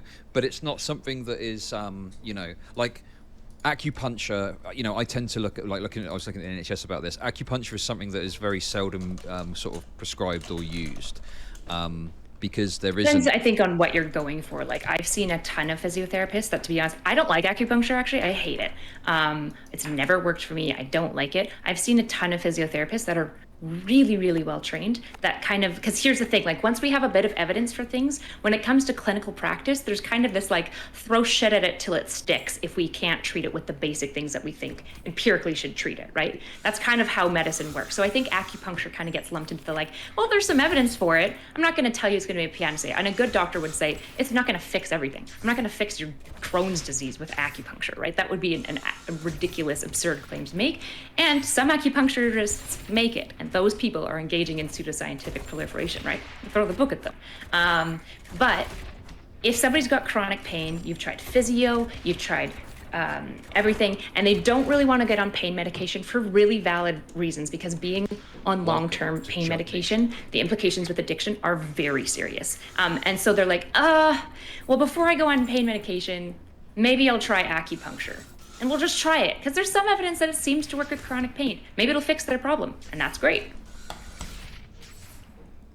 Yeah, like I say, I know that for some conditions it has like limited use even in like the NHS. So I'm not saying that I don't see acupuncture, because I think what the problem I've got here is you're comparing acupuncture, right, which does admittedly have some very limited potential for like chronic pain, for example, and might well be used in certain limited circumstances, but you're kind of comparing that to Ayurveda, and having looked at it... No, I'm not comparing it to Ayurveda. No, what I mean, right? but you're using it as an example of like... Am I using it? No, because what you're doing is you're going, oh, well, and you've talked about Ayurveda, and then you bring it over to acupuncture, and I haven't even mentioned or spoken about acupuncture. And I talked about Ayurvedic treatment specifically. I talked about meditation, yoga, and why are you talking about acupuncture? And then I compared it to acupuncture. What do I use to kill shield things? Also comes from an Eastern medicine tradition that it sounded woo-woo and weird. It came from more Asian countries, right? And it just seems to have some evidence for it. And the weird thing about acupuncture is, to be honest, at a theoretical, like, speculation level, we have no fucking clue why. But there's some evidence for it, which is interesting. It means, scientifically, poison damage. we're missing something, and acupuncture could help us learn a ton about something. There's something going on there. Sorry. Yeah, That's why we're having this evidence. The point that I'm making here is there is nowhere like near the same level of evidence for Ayurvedic treatments as there are for acupuncture. So I just don't want to talk about acupuncture. Like, I've not really mentioned acupuncture that much in my coverage, because I know that in some limited cases it is even prescribed on, like, say, the NHS. I'd sort of put that to one side and say Ayurveda is the stuff that I've kind of done coverage on, and that's the stuff where I genuinely don't think there's any. I think there's maybe, I can't remember. There's one study, I think off the top of my head, that had limited findings that maybe showed some evidence, but more research was required. But other than that, it's not in any way kind of backed to the same level of something like acupuncture, which is in itself limited. Sure. So let's maybe talk about the Ayurvedic practice of meditation then instead.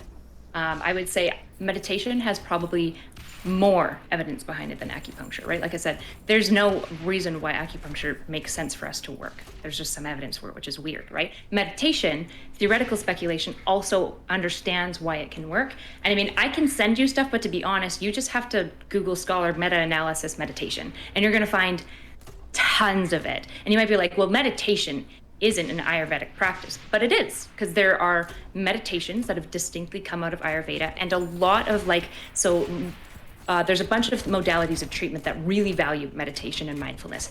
ACT therapy is the main one that comes to mind, acceptance and commitment therapy. They usually give credit to their homage of coming from more Eastern, particularly Indian, Buddhist, Hindu traditions of meditation, and they've incorporated these meditations into these therapeutic practices. It's not the only thing that they do in these therapies, but yeah, I found 3 meta-analysis on meditation just by putting in a Google Scholar. So I can send them to you, but like, to be honest, like.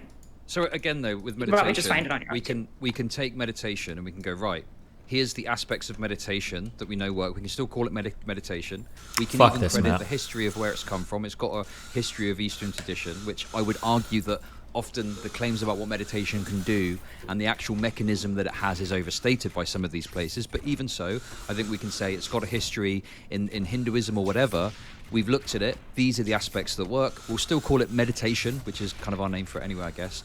But we can implement that, and we can call it meditation. Meditation is beneficial for this, and we can completely we can disregard then everything else. We don't have to pay too much credence to it. We can just have meditation as a practice, and use it as part of the toolkit for psychological or psychiatric assistance for someone.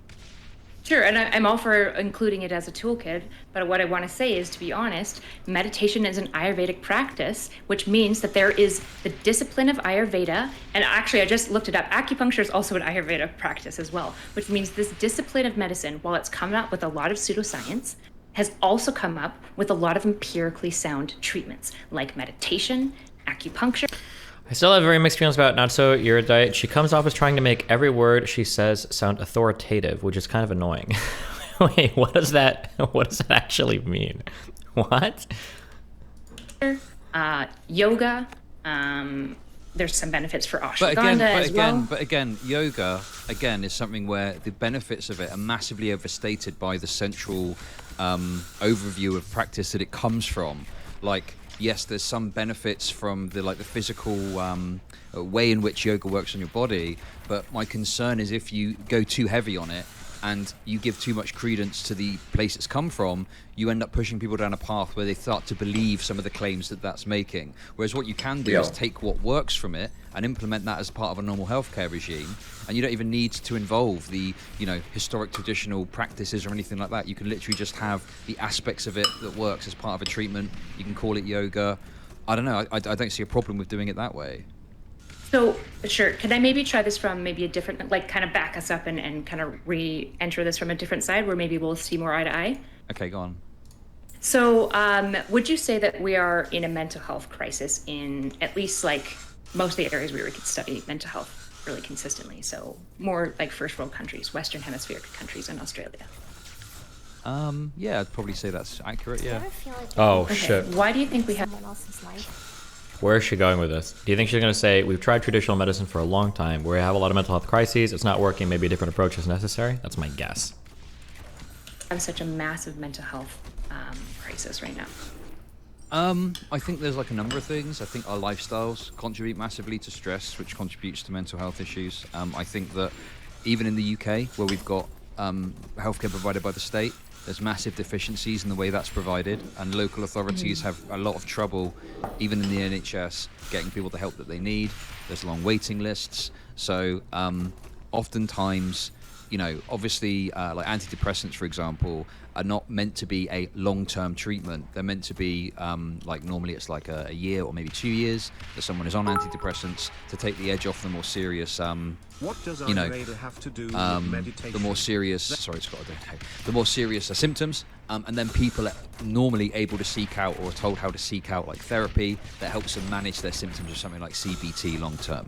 But the problem is with the waiting lists the way they are, people can often end up on medication for a long time, and they don't end up getting the assistance from therapy. So even if they end up coming off the antidepressants, they can end up relapsing because they haven't actually dealt with the core fundamental issues at the heart of their psyche. I don't know, that's kind of how I would say it. Okay. So there's a growing concern within the psychological field as a whole that the medical model of psychology is dominantly responsible for the plateau in efficacy we're seeing in our pharmacological and therapeutic treatments. I can send you another article. It's a really, really strong article that kind of goes through the whole history of the medicalization of mental health, the benefits that have been gleaned from the medicalization of it, and then the serious drawbacks that have also been made. And to be honest, fundamentally, some somewhat anti-scientific approaches that we've had by trying to force a medical lens on mental health. What do you mean by a medical lens on mental health? What do you mean by that? Medical lens is though there's an objective right or wrong, and there's an objective medicine that can objectively treat some underlying physical ailment that will objectively increase your mental health. Maybe isn't the best approach. Maybe, not necessarily. So a medical lens on mental health would be defined in this way. It would say that the biomedical model of a mental disorder argues that mental disorders are brain diseases caused by neurotransmitter dysregulation, genetic anomalies, defects in the brain structure, and in functioning. Those fundamentally seem a medical view. We don't know where and how, and there's probably something, but we're trying to advance neuroscience to find out what fundamentally those biomarkers would be of a mental health condition. That would be a medical view of mental health, which is dominantly what we practice from. That's why the DSM is designed in the way it is. The DSM is overseen by medical doctors, actually. We really do have a biomedical model of mental health. At least I won't speak for Europe. It seems to be the case in most European countries, but for sure in Canada and United States, unquestionably, we have a medical model of mental health. Does that make sense? Yeah, sure. So this is basically the kind of mental health is as an outcome of defects in the brain or something like that is how it's put simply, right? Yeah. There's got to be some, it's happening in an organ, so there must be some sort of organ dysfunction going on that's causing the issue, more or less. Sure. Wait, these aren't even good to roast shields. Not identified Why'd you say biological that? causes or even a reliable biomarker for almost all mental disorders. Right, okay. Okay. So what's interesting to me is that Ayurveda most of the things that seem to have evidence behind it are particularly evidence for mental health related He conditions. said poison. Oh, why did I Chronic build pain flame? is both considered a medical condition and a mental health condition, because of mostly the weirdness of we don't fucking know what chronic pain is. There's a couple of like theories that seems to be maybe connected to glial cells, but it doesn't capture a lot of other people with chronic pain as well. Oh shoot, I literally just lost my train of thought. Where was I going with this? The medical model, glial cells, chronic pain. Okay, so the main methods that I think are empirically sound that Ayurvedic discipline has brought up has been meditation, yoga, and ashwagandha, all of which seem to have, particularly the first two, and acupuncture seem to have distinctive benefits for mental health conditions, which I find very interesting. Because if we're calling this discipline didn't engage in empirical science. They didn't come to their findings by using strict empiricism. They came to it through they seem to have a much more holistic approach of like finding patterns within systems, is broadly my understanding of the Ayurvedic like philosophical principles.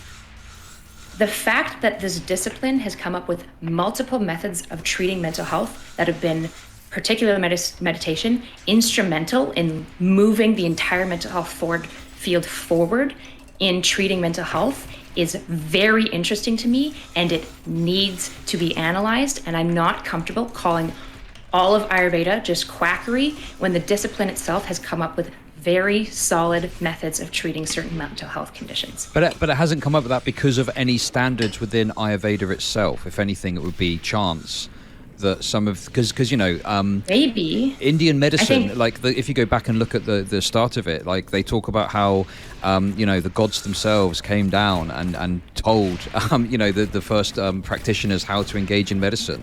Like, this isn't that they've got a sort of specific methodology that they use that gives good results or something like that. It's more so through chance, like lots of history of medicine.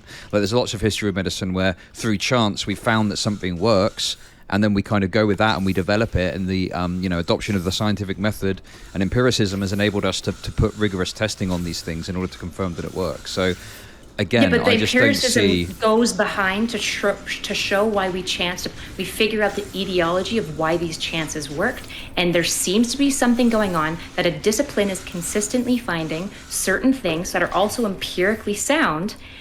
We should probably, I'm not even saying we should wholesale all become Ayurvedic doctors and let's all drink juju berries and be happy and kumbaya together. Like, I'm not saying that at all. I'm saying it's anti-scientific to just call all of Ayurveda just quackery and pseudoscience when the discipline itself has come up with certain treatments that are empirically sound, like meditation, like acupuncture. Okay, so are we saying that, like, basically in places like in America and in England, etc., wherever, there's like a mental health crisis, but in India it's better? Is that right?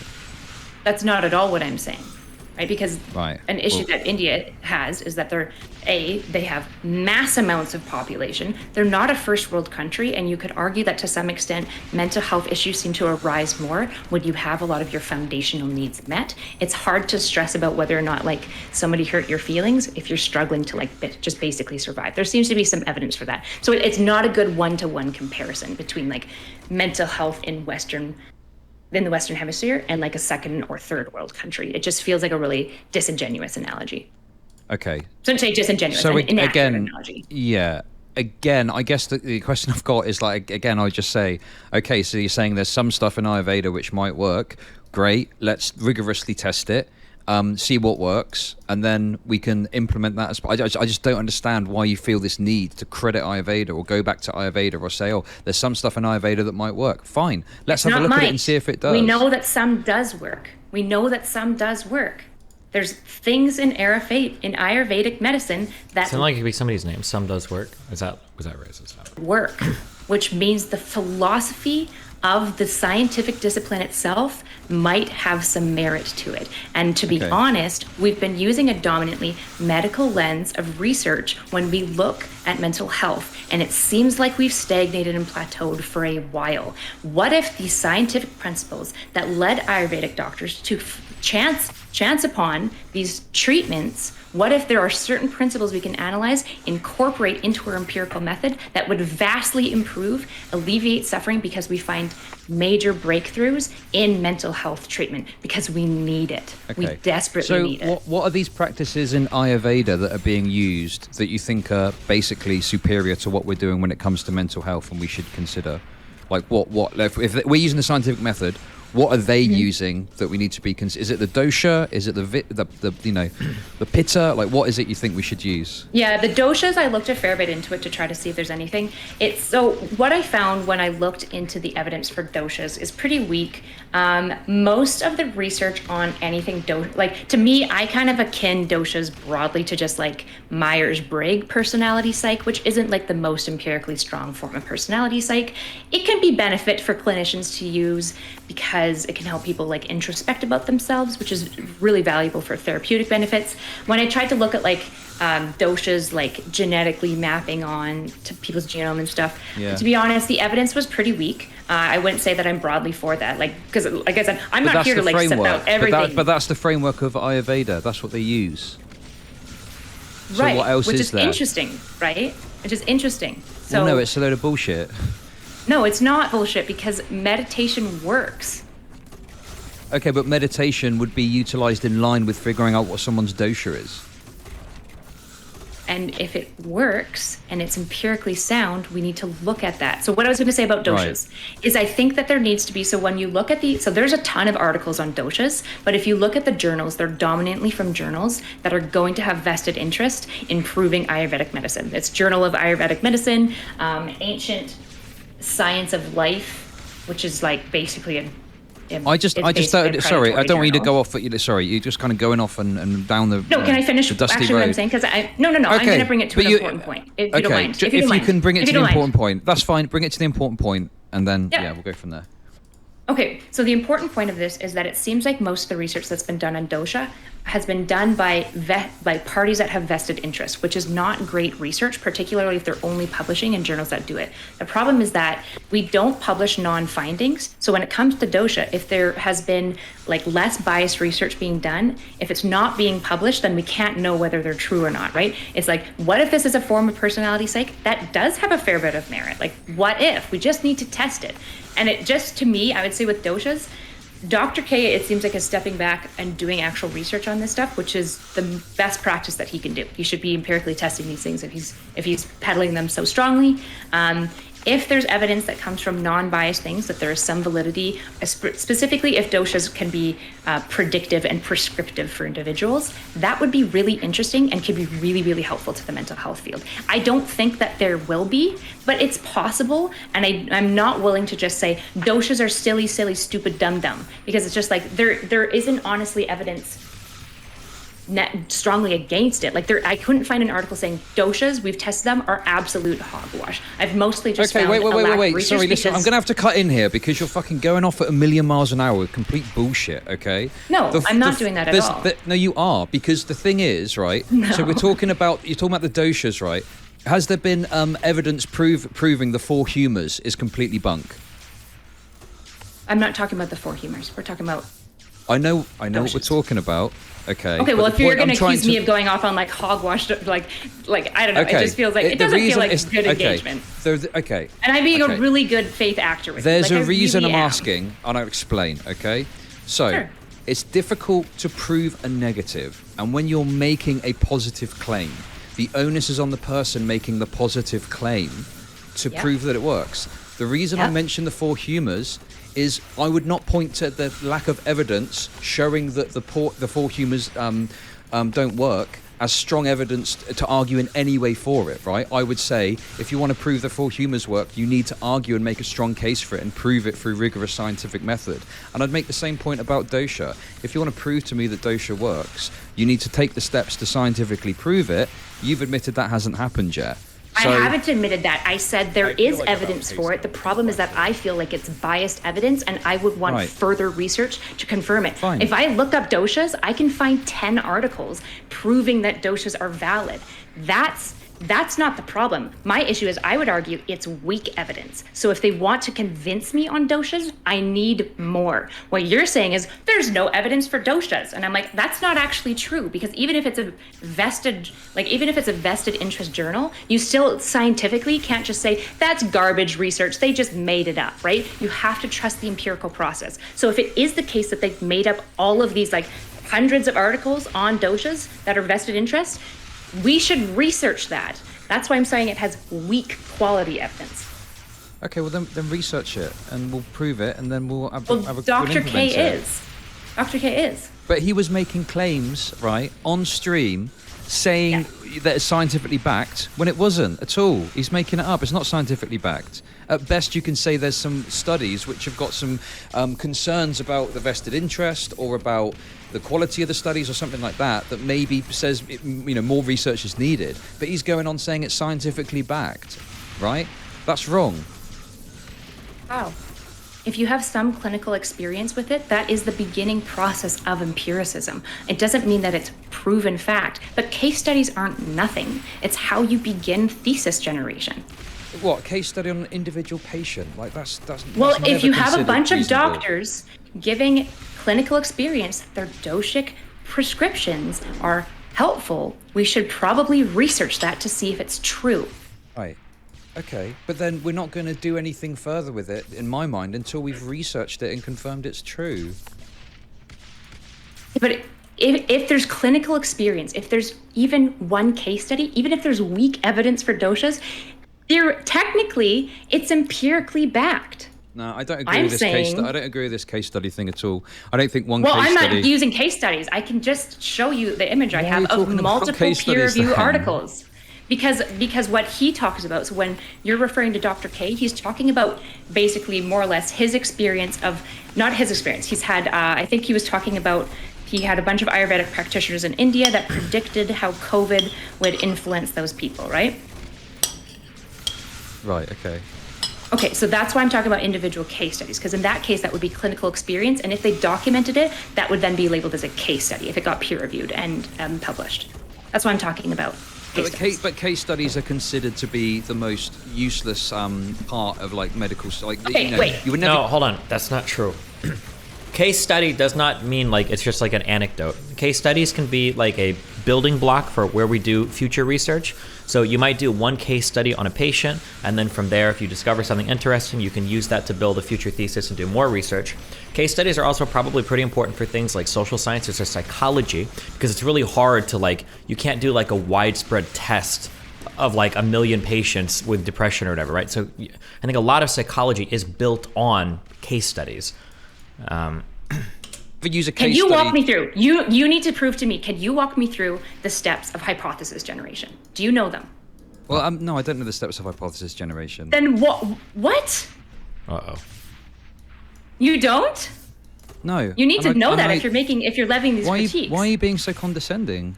You've been condescending to me almost this whole conversation. No, to be honest. I haven't been condescending to you at all. You've insinuated that I'm. Okay, you can't. I'm not trying to simp for this fucking erudite person, but you can't say like, oh, you're making a bunch of bullshit claims, and then be like, well, wait, why are you being condescending to me? You kind of like, I mean, both of them have gotten heated in this, I guess I would say, but like, fucking racist earlier, which I let slide. No, I didn't. Really make a big deal didn't insinuate. You absolutely asked me specifically about it, and I clearly said I don't think you're racist. No, I'm not acting like anything. Okay. I'm not acting in any way. Remind me, sorry, what are your qualifications again? What does that matter? Did I ask you for any of your qualifications? No, I'd just like to know, because if you want to take the expertise and act all pretentious with me, you can tell me what your qualifications are. Okay, sure. Why don't I tell you the process of hypothesis generation, No. since apparently you didn't know it, and then we can be on the same page. Tell me what, no, I'm not interested in that. Tell me what your qualifications are.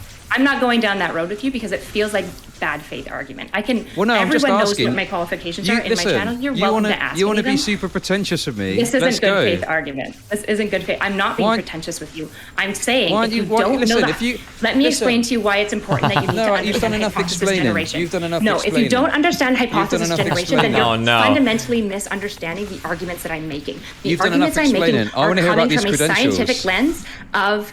The arguments I am making is coming from a scientific lens of what hypothesis generation actually is. Okay, you want to lecture me some more? Of course, go on. Incorrect. Off you go. Go on. What do you mean? Go on, off you go. Well, you're being very patronising to me. Listen, No, I'm speaking overview. I came from a working class This family, random girl okay? I don't talking have about like stuff this, she doesn't even understand herself. namby-pamby fucking education, right? I'm not an expert on anything, and I openly admit that. And you're being patronising, and that's fine. Which is fine. I'm not. The reason I'm not giving you my credentials is I don't think you need credentials to engage in good arguments, because you can just look shit up. What I'm saying is that the reason it seems that you're fundamentally misunderstanding my arguments is because you don't know the process of hypothesis generation, which you can just Google. It's fine that you haven't. I'm not trying to say you're a big stupid dum-dum. What I'm saying. Well, no, you went what? What? You don't know? That is very patronising. And listen, whatever. If you want to patronise me, that's fine. But if you want to be patronising to me, I want to know what your credentials are to give you the position to patronise me. To be honest, I would say no one has credentials to patronise anyone. So fair enough. I was being mildly patronising. Continue. But to be honest, you've also been patronising of me. So, if at least. Yo, fuck this boss, dude. Okay, continue. Okay. Do you want me to walk through? Yes, please. My argument. I'm ready to be educated. Okay. Go on. Okay. Okay.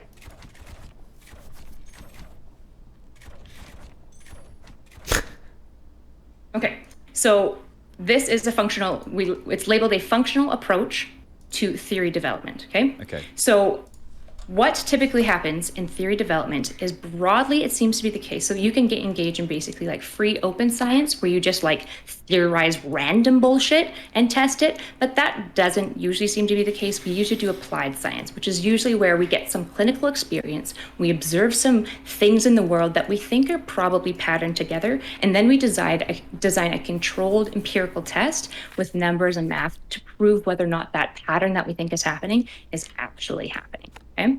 So typically what happens, particularly in science and particularly medical science, is there will be a clinical experience of some correlation between two things. Interesting, it seems to be the case, like with vaccines. When a kid is exposed to like a virus when they're healthy, they're resistant to those viruses later. Is that actually happening or not, right? And then we engage in some theory testing. So we create a hypothesis. The hypothesis is if you expose a child to a virus super early in their life, sorry, there's a cheer going on. So are you reading this just to check? No, I'm talking it out. I have like my notes pulled up just to reference to make sure that I'm not misspeaking, but I'm not reading it. Okay. Yeah. So what they'll basically do is they will notice this clinical pattern, and then they're going to design a test to see if it's true, right? And the gold standard in medicine would be an RCT, a randomized control trial. So that means they're going to give some kids this vaccine, they're going to give some kids a placebo, and they're going to see if the vaccinated kids are more resistant to the disease than the placebo kids. Turns out, yes, these vaccinated kids are more resistant. And then we do some math magic, and we're like, yeah, not only is it that they're more resistant, but they're statistically more significant, which means the pattern seems to be true. The hypothesis is probably valid. And then we do more studies and we replicate it and we replicate it. And then we do a meta-analysis and we put all of these studies together to see at a broad societal level, are we still seeing this trend? And with vaccines, I'm sure you'd agree, we see, yeah, there's a broad trend that these seem to be beneficial, right?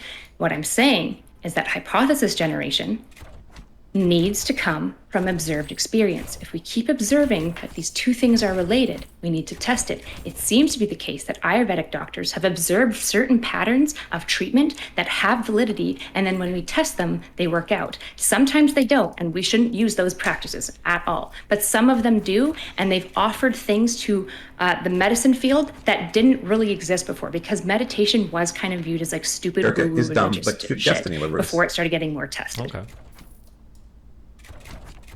Okay, so basically what you're saying is there'll be like a clinical observation that occurs, say, in someone, and maybe we'll see a few more of those. And then from there, we'll engage in like a study or something like that to find out if there's any merit to it. And we kind of go from there. That's basically what you're saying, right? Yep. Right. So the point I would make to you is that in itself, a case study can only be used to justify or point towards doing a broader study that's... I think that's what she's saying, though. Wasn't that what she was saying initially? Going to prove like the thesis of what's being suggested in this case study, right? I believe case studies are considered like quasi-experimental, yeah.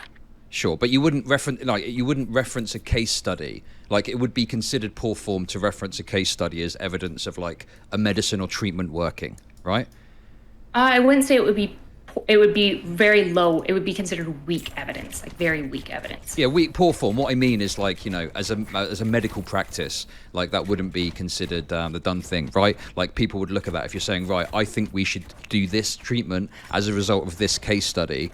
People are going to go, no, that seems a bit cringe. I don't know about that. It's only one case study. But if someone came along and said, actually, I think we should do this treatment and it's backed up by this study here, just to keep it simple, and it's actually a proper study and it's a clinical trial or whatever, that would be much more credible with which to go forward with the treatment on that basis, right? Yeah, as soon as we start increasing the qualitative measures, they do increase in basically the weight of that evidence. But I wouldn't say a case study is zero evidence, because there is a bit of methodology that goes into case studies. That's why they're published as empirical research. They're just the weakest form of evidence. But that is then used to fuel evidence which is much stronger down the line, right? Ideally, yeah, that would be the ideal scientific process. Like, oh, that's fucking weird. We have 4 case studies of this happening. We should probably make a qualitative study of it now. Right, okay. Because my understanding of case studies is that it's actually, like I said, more of an observation of something rather than it being like an experiment, right? No, you can have all the same controls and shit, or not the same, but you can like have like a rigorous approach to doing a case study in terms of like documenting stuff that's happening. So that's not always true, especially not in modern science. I would say most case studies have a little bit more control. Depending on the case study of like what it is, it's going to vary.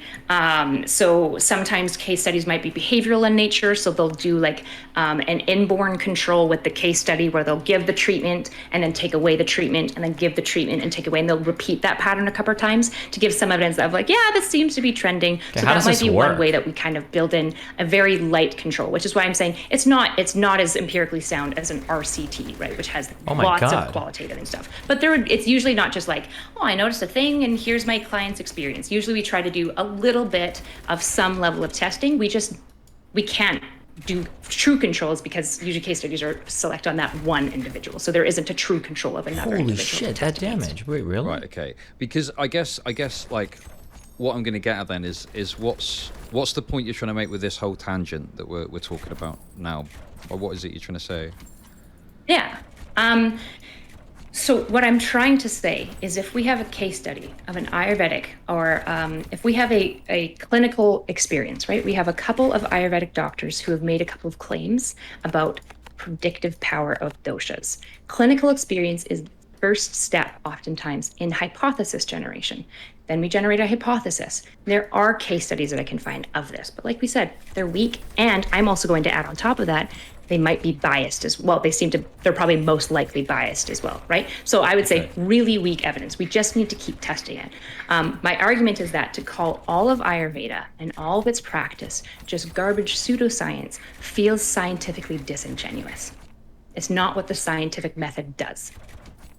Okay, so tell me then, what hypotheses have we gotten off of Ayurveda? Pisco, you're unhinged. How far have we got through this process with Ayurveda?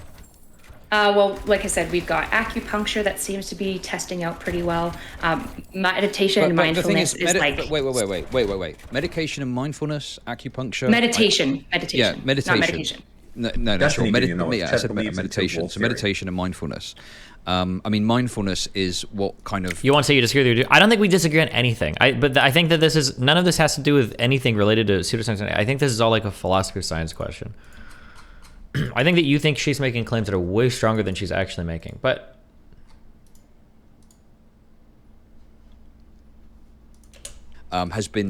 is referred to within medicine as practices from meditation that somewhat work, right? Or have some evidence of working. Like meditation I would say there's robust evidence for meditation. It's not a panacea, but there's robust evidence for chronic pain and like improving, right? Mindfulness meditation when we talk about pain, anxiety, depression, all sorts of mental OCD. It's been really, really impressive with OCD, which you wouldn't expect. My issue is the framework with which Ayurveda is based on is the concept of dosha. Now, acupuncture, meditation, mindfulness, whatever you want to say, is separate to all of that and can be implemented and dealt with separately to the central concept of Ayurveda, which is this concept of dosha. So what like, because you mentioned that there's some practice or some sort of framework with which Ayurveda has maybe come to some conclusions. What are they outside of like using dosha to establish what these are? I said that it might come to some conclusions, not that it has with doshas. I said the evidence really isn't there either way. There just needs to be more research on it. Doshas to me broadly seem like personality psych. Maybe it's stronger than Myers-Briggs. I don't believe that it'll ever become as strong as like a Big Five personality psych test. Like there's a lot of evidence for Big Five. There's not much evidence for Myers-Briggs. It might compete or be like, I would have guessed it would be about the Myers-Briggs. I could be wrong though. Like we just have to test it. The body stuff, I feel much more dubious towards.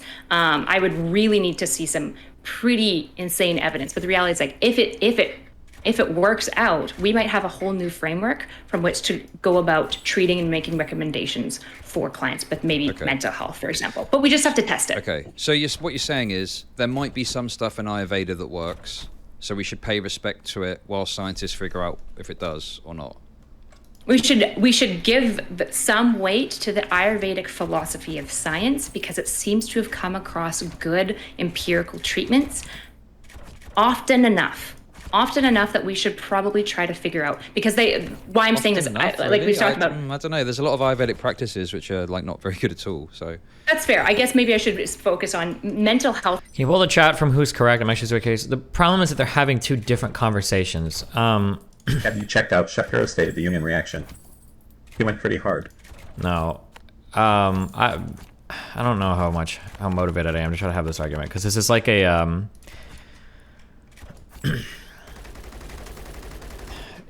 it's an annoying argument to have. I think that some people think that our foundations of scientific understanding are way more like objectively correct than they are. And what happens is you get this idea that like, oh, well, we're approaching things in the objectively correct way, and everything we do maps onto reality 100%, and every other type of like non-practice, it's not non-standard what we do, is doing some weird voodoo shit, and it's garbage bunk pseudo bullshit. The problem is I think it's a very immature understanding of how we understand science, and then it'll probably lead you to miss answers that other disciplines that approach things in different ways, the answers that they might stumble upon. But the issue is it doesn't really have anything to do with this conversation. It's just a broader understanding of like, I think, philosophy of science stuff. Health-wise, it seems like they've come up with some pretty solid stuff. I'm sure there's lots of hogwash in it too. Okay, but did Ayurveda come up with the concept of meditation? I thought that was more rooted in like Hinduism. Yeah, but Ayurveda and Hinduism seem to be like kind of interchanged. Like Ayurvedic medical practice seems to also be dominantly a religious practice. Okay, no, I don't know if that's correct, because Ayurveda is specifically talking about dosha and the analysis of one's dosha to guide medical outcomes and medical treatment. So I don't know if that's linked to Hinduism. It could be, or I mean, listen, it Buddhism. sounds like you're kind of blending Eastern philosophies in with each other. You want to answer? Hello, Pisco. I didn't even get more than 10 minutes through this video because we came and we argued about this for like 30 minutes yesterday. That's why I'm not arguing with you again over every fucking thing you're saying in chat. Holy shit, you're saying the exact same things that we said yesterday in chat. It's pseudoscience. It's pseudoscience. What did you say? No, it's really simple. We should call it pseudoscience. That's the only question. Okay, thank you. Yes, I understand. You said the same thing for 30 minutes yesterday, okay? Holy shit. Let me just finish listening to the video. I don't know. I think that they're separate things, personally. So my experience with most like meditation and stuff like that is most like therapies give homage to Buddhist and Hindu traditions for mindfulness meditation. It seems to be the case that Ayurvedics strongly recommend mindfulness and meditation. Whether they stole it from the religious people or the religious people stole it from them, I suspect it was probably conjoint of there were religious Ayurvedic doctors who were motivated to prove that their religious practice was also good for health. That would be my suspicion of how that played out. But They seem to be right, at least about meditation for mental health. It doesn't fix your Crohn's, but it does seem to boost mental health a fair bit. So I think the problem I've got, though, is I don't think that's true. I think that Ayurveda and Hinduism are not as linked as you say they are. And even if they both touch on a similar practice, that could just be as an outcome of them existing within similar cultures or the same culture, rather than them being intertwined in the way that you think they are. To me, my understanding of Ayurveda, having looked into it, is its central conceit is to do with this concept of dosha. But as an aside to this, you know, like, do you apply the same thing to other things, like say chakras, for example? Would you take the same approach with chakras? We should be a bit more respectful towards the concept until we can scientifically prove it. Well, it doesn't seem like I haven't seen much evidence for chakras at all. Mostly, I've actually seen evidence against chakras. Well, so I would say you've probably no. seen the same amount of evidence for that as you have for like this concept of dosha, no? Probably not, to be honest. Like in class, at least in psychology, we went through examples of pseudoscience, and chakras was one of the one we went through. And there was quite a number of articles my professor brought up that were qualitative studies. Sorry, not qualitative, quantitative studies on chakras and how they're basically like not predictive of anything. They don't seem to be borne out really strongly at all. Okay. Okay, so I'm just looking it up. It seems like Ayurveda is a pretty broad subject. It's a story of Ayurveda is that a Hindu god came down and gave understanding of health and body and medicine. Sure. And like in a culture that's deeply religious, like in most cultures that are deeply religious, their medicine and their religion often intertwine, because religion is like this prescription of how to like be a good person in the world, and medicine is how to be a healthy person, right? So it makes sense that these things culturally often get intertwined. Did you just which I Google actually that? think is a big weakness. Yeah. Did you just, okay, that's fine. Yeah, I don't know. I just think that I don't disagree with the concept of, hey, if there's a cultural practice that's being engaged in that potentially has some benefit, let's find out, you know, what works, what doesn't, and let's take the stuff that works and implement it along a, you know, standard sort of healthcare regime. We've done this with meditation. It's called mindfulness when it's implemented over here. And that takes some of the practices of meditation, the ones that have got some sort of backing or some sort of evidence that they have some benefit, and we implement that, and that seems to be working fine. And I think that, you know, the separation of the pseudoscientific practices from the stuff that works and implementing the stuff that works in normal medicine tends to be the best way forward. This is how it's worked for like a long time now, and everything seems to be okay. If anything, I think that in India, the practice of Ayurveda and the fact it does have some level of government support is actually harmful. And there are even doctors within India that are trying to push back against it and are pushing for more, you know, medically proven scientific medicine to help people over there.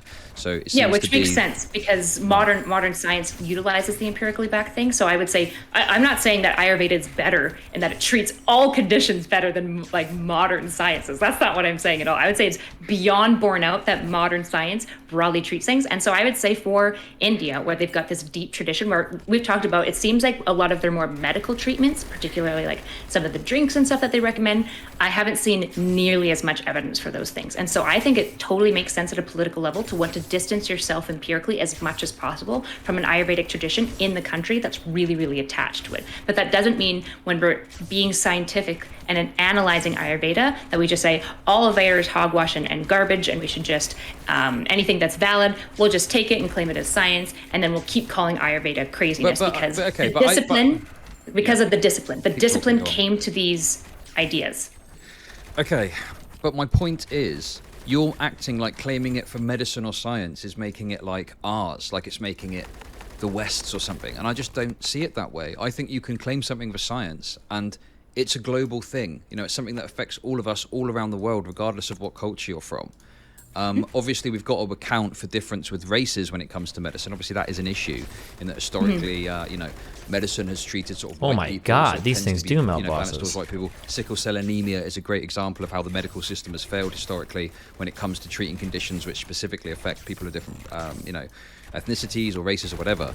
But I think that like, I just think that it seems a bit unnecessary to sort of separate it out. We're going to take it for ourselves. Well, no, we're taking it for everyone, because what we're doing then is we're saying, right, you've got this cultural practice, we've got this process, all of us around the world globally, not just the West, but there's a process, the scientific method, which we know has some benefit and works. We can use it to apply to that cultural practice. If it works, we can confirm it works, and then everyone can use it around the world, and we don't need to associate it with this kind of, you know, cultural practice relative to that area. We can be respectful to the history of it, and I think that, you know, it's fair enough to say, hey, this practice originally came out of, you know, Ayurvedic practice. Through the application of a process, we figured out it works, and now we use it to treat X condition.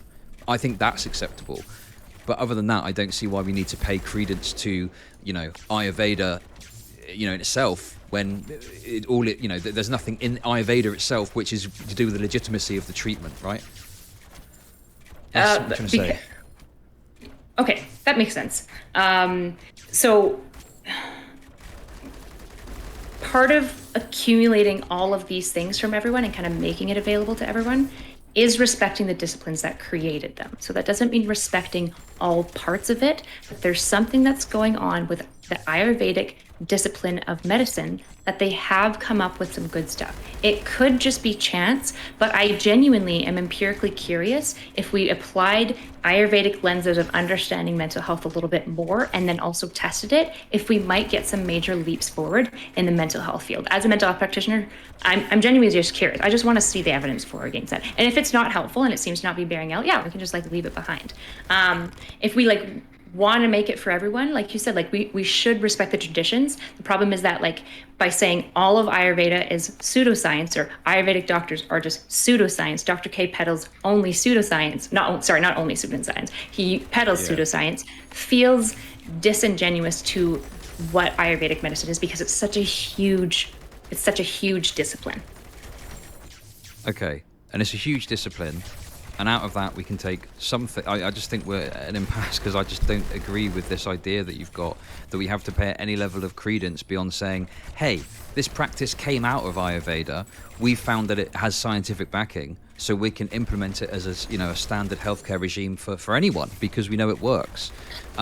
It's got a history from Ayurvedic practice, but using this process, we've been able to establish it works. We've done a study. We've proven that it works. Bish bash bosh, off you go.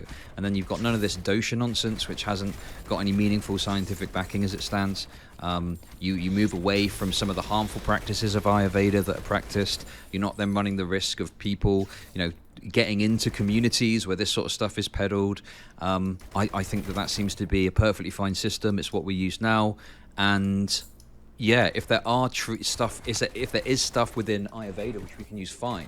But even the stuff you're mentioning, like meditation, like I say, we've already taken meditation and we've already looked at what works and we've implemented the mindfulness aspects of it in standard practice where applicable. So that seems to have been done and it's fine and we're cool with that and we've kind of moved on and we have it as part of a treatment regime now. If there's Can I just anything else spam that comes these, along, or do you think great, I'm gonna we die deal with doing that this? as well. But I don't agree with this idea that by taking it, we're somehow taking it away from them and giving it to us, and we're then taking it and you know, I think this then becomes global and anyone can use it, you know, as part of a standardized, tested treatment process. Okay, so I guess, yeah, I'm hearing what you're saying. I feel like we actually probably broadly agree more than we disagree. We're kind of like getting caught up, it feels like, on like a couple of small points, which is basically, for me, I'm saying we can take those things. You're even willing to give credit to the Ayurvedic discipline and the history of where it comes from, which is valid. That's more or less all I'm asking as far as like giving credit. But what I also want to do is say there might be something about the way that they're looking at the world that might have scientific merit to something. What is it? Okay, what is it in the way that they're looking at the world that you believe has scientific merit worth investigating?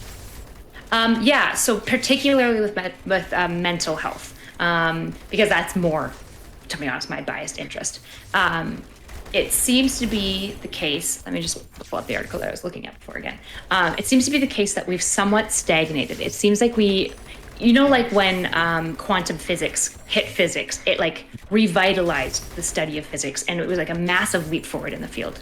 Right. Sorry, I think I know what you're saying. So you're saying in, you know, the West, say, we have stagnated and we need a path forward, and you're suggesting we look at some of these alternative methods as a means to which to find the answers. Is that right?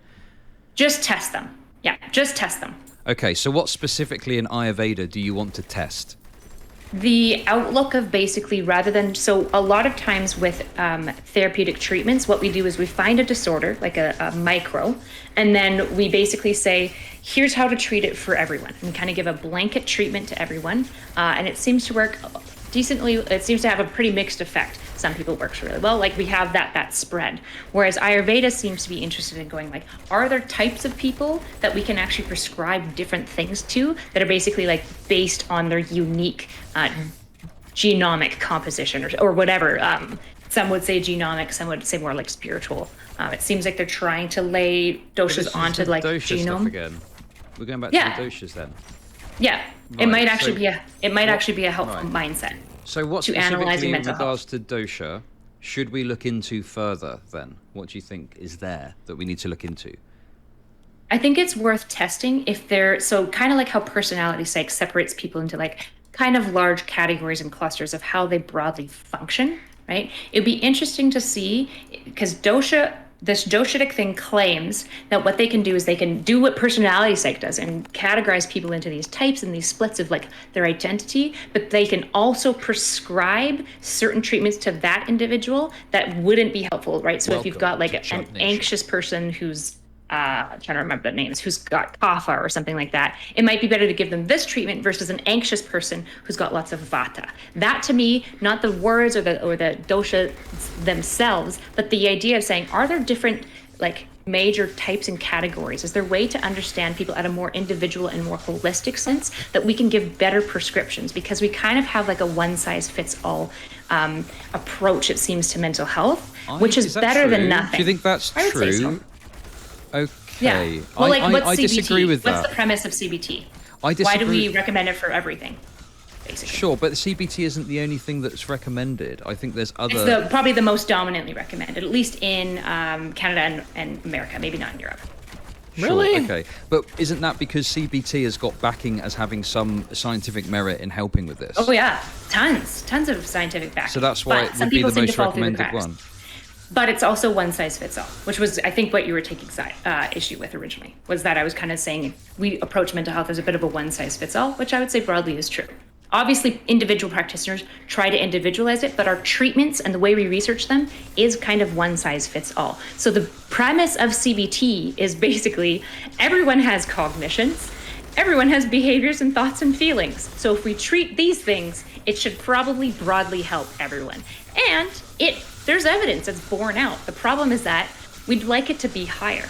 Meta-analysis of CBT on something like depression seems to have about like a 0.77 effect size, with probably a range on either side, depending on the meta-analysis that you look at, right? So we're like, okay, it's decently effective. We'd like it to be higher, and we have to deal with people who fall through the cracks, because there are lots of people who fall through the cracks. Well, okay, let's say there's people that fall through the cracks. That's fine. I can accept that there's going to be some stuff where even the approach to CBT isn't going to be relevant. I guess that like I don't have a problem with using whatever tools are necessary to help them, but I think we need to apply a rigorous standard to whatever tools we want to try and give them. We've maybe got some tools in our disposal already, but you're suggesting that we should maybe look at like what Ayurveda is doing. I mean, I don't think that India is particularly leading the way in the world in terms of mental health, so I'm not sure if there is anything based on that would be substantive from Ayurveda that's worth looking into. If you got something specific, that's fine. You said it wasn't about doshas, but now you are kind of talking about dosha. So I'm rooting it in something Ayurvedic related, right? Like what I'm saying is the idea, because I think we're mostly agreeing here, to be honest, right? Because just to be clear, I'm not strongly saying doshas are obviously true and we should use doshas. I'm saying the philosophical and kind of empirical view that it's giving might be empirically valid, that we could test, and we could find a better method that isn't doshas. Maybe doshas will lead to the next thing that's way more empirically sound, but allows us to more individually tailor prescriptions to individuals that seem to work for them better based on their individual characteristics. Right, okay. And where are you getting this from, that this dosha is somehow resulting in like better outcomes? Have you got a study or something that demonstrates I haven't this? said that doshas are resulting in better outcomes. I haven't said that. Okay, but you're just saying we should be open to it.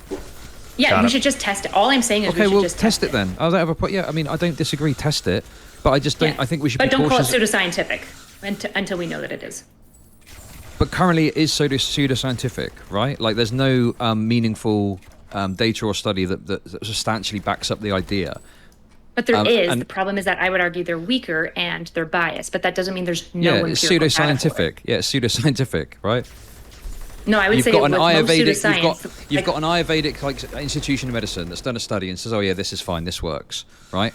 But actually, when you get into the meat and potatoes of the study, it has like a number of issues with it. Say that don't mean it isn't up to the standard that you would expect from, say, science. So that is what would make it pseudoscientific, to me, anyway. So I would say like pseudoscientific to me is making extraordinary claims without extraordinary evidence. Well, it doesn't have to be. No. It doesn't have to be extraordinary claims. It can just be. It can be any claim. It could be any claim. No, that's a marker of pseudoscience. So that's like an indicator we use. So like one issue with doshas that makes it seem more pseudoscientific is that they make pretty extraordinary claims, and there doesn't seem to be extraordinary evidence. There's weak evidence to back up extraordinary claims, which is sus, right? And I'm saying it's sus. I'm not saying it's not sus. Then we have to test it more. They're making these claims, but if they're right, we should find out, because what happens if they are right and their extraordinary claims are borne out in the science? Well, now we have a whole new method of treating people, which will just be better for society. But no, my Destiny, understanding why are of you it still is, like, watching the video? the It's reason that I would call pseudoscience. Ayurveda Talk to me and only me so I can pseudoscience tell is you they've it's got pseudoscience. studies, Giga Chad. and they've got these different institutions that are looking into it. But actually, when you get into the nitty gritty, they aren't rigorously following the scientific Oh my method, God. or there's some problems with methodology or something like that. And that's where the explanation of it as pseudoscience comes in. If there was like a substantive study that proved some aspect of Ayurveda, then at that point, it's not Ayurveda as a whole that is said, oh yeah, well that's A-okay, that's science now. It's that aspect of it that has got some scientific validity that we then test, right? But we would never, there's nothing, I don't think, ever that's going to happen unless there was some hardline scientific proof that dosha is absolutely 100% based on our genetic makeup. At that point, maybe there might be some validity to it and we'd stop calling it pseudoscience. But as it Please stands, shoot. it is pseudoscience. Oh my God, we're making it past level 25, boys. I don't know. I guess, like, I would say it's definitely pseudoscientific in nature. But the problem is that, like, if we call something just pseudoscience, we've already just labeled that it's bad, right? That it's not valid, because we've done that with homeopathy. But the reason why we can so confidently say homeopathy is pseudoscience is because we've done the testing, whereas we just haven't with doshas. Not enough. Right. Okay. Yeah. So, but the problem you've got with this argument is I could come up with literally any insane statement, right? I could say that if I were to eat my bed sheets right now, it's going to cure cancer, right? And then you're going to say, that's absurd, that sounds ridiculous. And I say, well, you haven't scientifically tested it yet. At least give it a chance to be tested before you say it's ridiculous. Yeah, more or less. I mean, that's the process of science. I'm not saying doctors should be recommending everyone to eat bed sheets based on that. Right, but if I said to you, I'm going to eat my bed sheets to cure cancer, your response would be, okay, well, we're not sure if it works or not. Let's just scientifically test it before we make any claims about it. Or did they denigrate the idea of that? Right. If somebody's willing to do the research on it, yeah, we may as well. Okay. Especially if we have like 7 doctors. So not just like random schmucks saying it, but we have 7 to 8 doctors that we believe to be experts in the field, that we broadly trust their assumptions, and they have clinical experience of being like, holy shit, guys, Giga Chad, eating blankets cured 7 of my clients' cancer. That would be crazy. We should probably test it. But if just like a random schmuck who's like on the street, like peddling and being like, eat my blankets, we don't have, like, that's part of why we value expertise in authorities and clinical experience for hypothesis generation. Okay. I just would have, I guess I'm slightly different. I would have a healthy dose of skepticism towards something like that. If there was some sort of scientific merit or claim that came out that pointed towards it, What is great. this? But until it does, I'm going to view it with disdain. The idea that eating your bed sheets can cure cancer, I'm going to view that with disdain, and I think it's going to be stupid. And then, hey, I guess I'll look like an idiot if it turns out that actually it does help cure cancer. But yeah, and at an the road I'll individual walk. level, that's totally fine. It's just like when we're encouraging people to engage in anti-scientific thinking, that's probably not as helpful. Right, okay. Okay, well, was there anything else? You don't have to, because I always like want to do the meta conversation, so feel free to say no. I'm curious why you said that I accused you of being racist when I was really trying to be careful of explicitly saying that I don't think you're racist. Like I was trying to go above and beyond to make it clear that I wasn't, and maybe I could have done more. But I know, like, it seemed like you got upset, which is fair if you feel like somebody's accusing you of being racist and listen, you're not. I just thought and you've been accused of that a fair bit, so that's also fair sure. that it's like kind of a raw spot. I'm just surprised because it's not that it's a raw spot. It's a strategy that some people can engage in sometimes, where they'll just mention the word or bring it up in some context, and even if you aren't directly accusing the person of that, the association is made enough in some people's minds that, just bringing in the concept of racism somehow playing into my thinking in some way or being an outcome of my thinking, that then gets attached to me, even though I don't think that that's true. That's all it is, basically. yeah. Yeah, that's fair. And if it's worth saying for like you versus on mine, I don't think Chud's racist. I don't think he's engaged in anything necessarily racist at this point. I mean, if there's more evidence that comes out, At this point, oh, she got him. That's fine.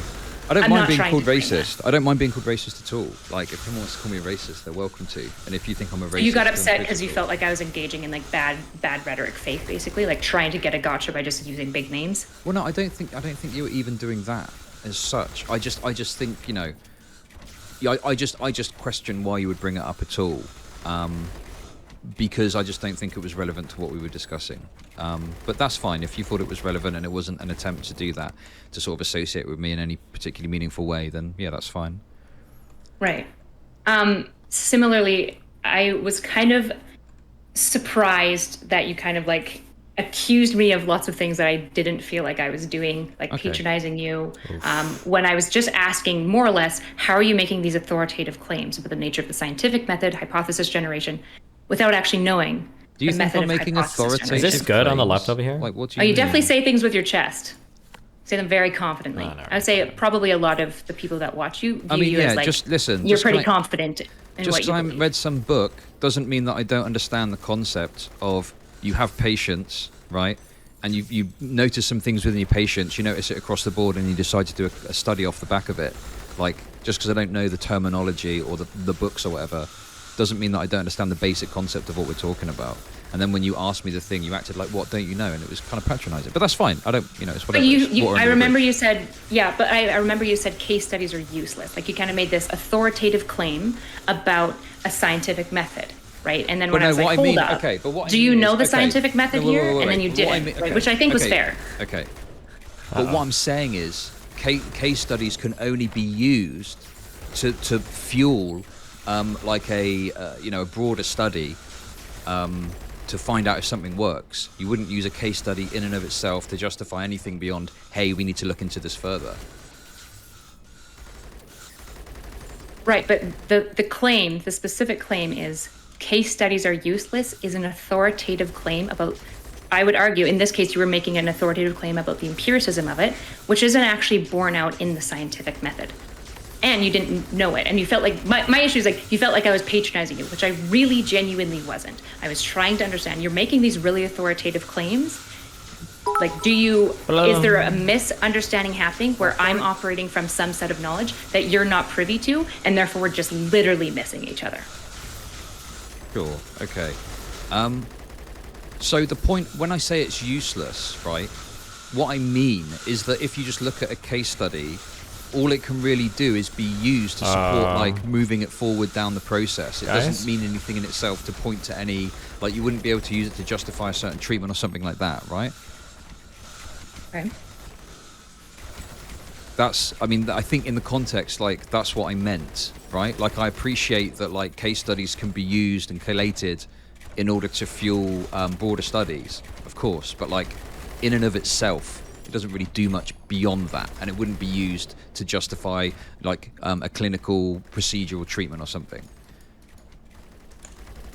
Right, which is a much more like nuanced take, but I guess like it doesn't feel like that's what you're engaging in, and it's like it's interesting that you're like discussion, right? Yeah, like, that's fair. That's fair. It's interesting that you're getting like really mad at like calling these things like blanket pseudoscience and like whatnot, but it feels like sometimes you're engaging in this rhetoric in like a similar style, which I don't think is because like, maybe it's just because like it sells, which is fair enough.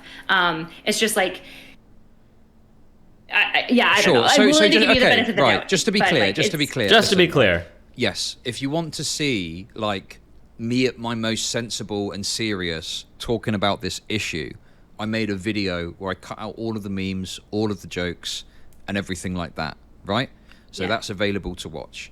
In my other coverage, I'm going to be a bit fractious, and you know, my apologies to you if obviously I got a bit fractious with you, and apologize for that. But I feel like you were sort of acting in a kind of patronizing way, and that was it. And you know, I don't think I don't understand what you're talking about, but you're acting like I didn't understand what you were talking about. Whereas the point I was making wasn't that you can't use a case study for anything, and if it came across like that, that's an error on my part for not expressing that properly.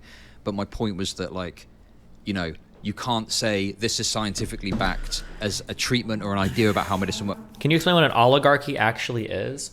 So in Russia, many people that are close to Putin are literally the same leaders, a lot of industries in Russia. A lot of the power has been consolidated under a few select people. These people are either personal friends with Putin or members of the government. That's an oligarchy. You have a government that's ran by people that are owners of large swaths of the industry inside of your country. That's an oligarchy. So when you say things like Bezos and Musk, what you're telling me is that you're 17 years old, white, and you probably live in a household that earns at least $300,000, $400,000 a year. You have no idea what the fucking oligarchy is, okay? In an oligarchy, you would never get people like Zuckerberg in front of Congress pleading and begging not to have his shit nuked or trying to explain why their website does what it does. Or you would never have politicians like Bernie Sanders or AOC saying, Bezos, you need to pay your workers more money. Or you would never have people like Elon Musk trying to compete for government contracts because it would all be given automatically, right? You have no idea what an oligarchy is if you think an oligarchy is just rich people that also lobby.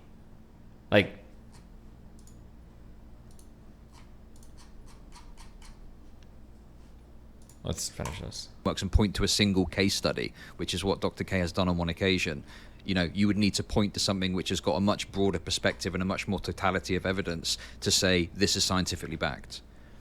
Yeah, and just to be clear, I think you're broadly a good guy. I think for the most part you engage in good faith. I was very surprised when you accused me of gish galloping and that I was lecturing at you and stuff, because it's just for sure I got annoyed at one point and I got a little bit condescending, 100%. Just you also engaged in that. It was surprising, and I felt like when you made those claims, I wasn't doing those things. I think I got more heated after you made those claims, if I'm being honest. Okay, I mean, yeah, I said what is that? And you were like, what? These stories, Steve. Yeah, have sure. you considered rich obviously, people I'm bad? completely polite to you this whole conversation. I accept that, but yeah, that's what happens in these conversations. I've got no bad blood with you. That's fair. Okay. I don't know if you have much more to say. I guess it feels, I just want to be careful about not being dogmatically, science is beautiful because of its openness to ideas. That's why science is fucking phenomenal. And science always gets quashed when we get dogmatic and religious. We've discovered all forms of medicine. Really Anything not established as pseudoscience and should never be studied. The earth is fixed. I pray to God and do some meditation and it makes me feel better. Explain to me how this doesn't work. Ask your mom. Religious claims that aren't borne out in evidence, right? It's kind of remember, I don't know if you probably know the famous study around stress and ulcers, and there's a whole bunch of people that believe stress was just, I'm sure you are aware of that, right? And the whole medical establishment just laughed at these Australian researchers for years because they're no, it's caused by this bacteria. And they're no. And then they were just fuck this shit. And then they drank they gave themselves an ulcer and then drank their shit to treat it. And it fixed, right? I think they drank the bacteria itself, got ulcers, and then they also treated it with antibacterials, right? Sure. And so I think what happened in that case, and it happens all the time in the scientific, the science as this amorphous thing is a beautiful thing. The institution and how it bears out is varied, because it's humans are involved in it, right? But the same dogma, I would say it's almost religious scientific dogma that basically laughed these two researchers off the stage, they were actually actively preventing a breakthrough in science. And all I'm saying is Ayurveda's come up with some pretty good treatments that literally revolutionize. They create they are institutionalizing potentially a new wave of therapy, which is kind of crazy. So it's what if the fact that they came up with these, maybe it's just random chance, or maybe they're onto something and we should figure out what those are and not toss the baby out with the bathwater, because we could do demonstrable good for the world if we can advance the science forward. And it feels sometimes when we're talking about Ayurveda and Dr. K, particularly in the manifesto, it felt more dogmatic science versus free open science. Well, the reason I was so frustrated with Dr. K when I made that is because he was making claims that just weren't scientifically supported or backed, and claiming that they were. That's the issue that I had. If he'd come on and been a lot more couched and guarded in the language that he uses about Ayurveda, then I probably wouldn't have cared so much. But he comes on and makes these bombastic, bold claims they're backed by science when they're not. That's the issue. Yeah, that's super. That's the frustration you feel, Dr. K, around that stuff. Super valid. Not questioning that at all. I think your frustration about it is super valid. So what is the Destiny, issue I you're getting genuinely at view then you in as a terms father of, like, figure. being dogmatic? I hope you got my about science? emails. I love you so Just much. I think in your frustration, People think I'm a creep, but you understand anyone's me so frustration well. does. There's actually Relax. really good research about like as you get like more emotionally charged by things, your capacity to actually like use your slow rational mind basically goes out the window pretty quickly, which sucks. Is just like I think because of that we've engaged in the past in dogmatic scientific like rhetoric, and because you have this public platform, I want to encourage you to like not encourage your viewers or yourself to engage in dogmatic scientific thinking. I mean, like, let's just throw it all out. It's fucking garbage because it's racist or whatever it is. Like, we don't want to use these buzzwords to throw it all out when it's like there are little pieces that are valuable and it's worth testing and throwing out everything that's garbage and telling people not to do it. Like, I'm all for that. Sure. I mean, you know, obviously I do state very clearly, like, I'm not a scientist. I'm an entertainer primarily. And but you're smart. Like, you're really smart, and people look up to you, and they should. Like, you're not a dumbass. Like, this is why when you're like, what's your credentials? It's like, I don't want to do appeal to authority. I'm not interested in that because I actually think there's an issue with academics just being like, I'm an authority, so just listen. And it's like, well, yeah, but you can find a PhD to say anything, right? That's why I'm saying, like, these journals, yeah, they've got University of Texas doing research on it, but it's still connected to this Journal of Ayurvedic Medicine. So, like, that's kind of sus, right? I want to, like, I guess, like, maybe to some extent be like, you have valid positions. I think you have based takes a lot of time. I watch your content. I am for sure a Chudian as far as like your content. We have good bants.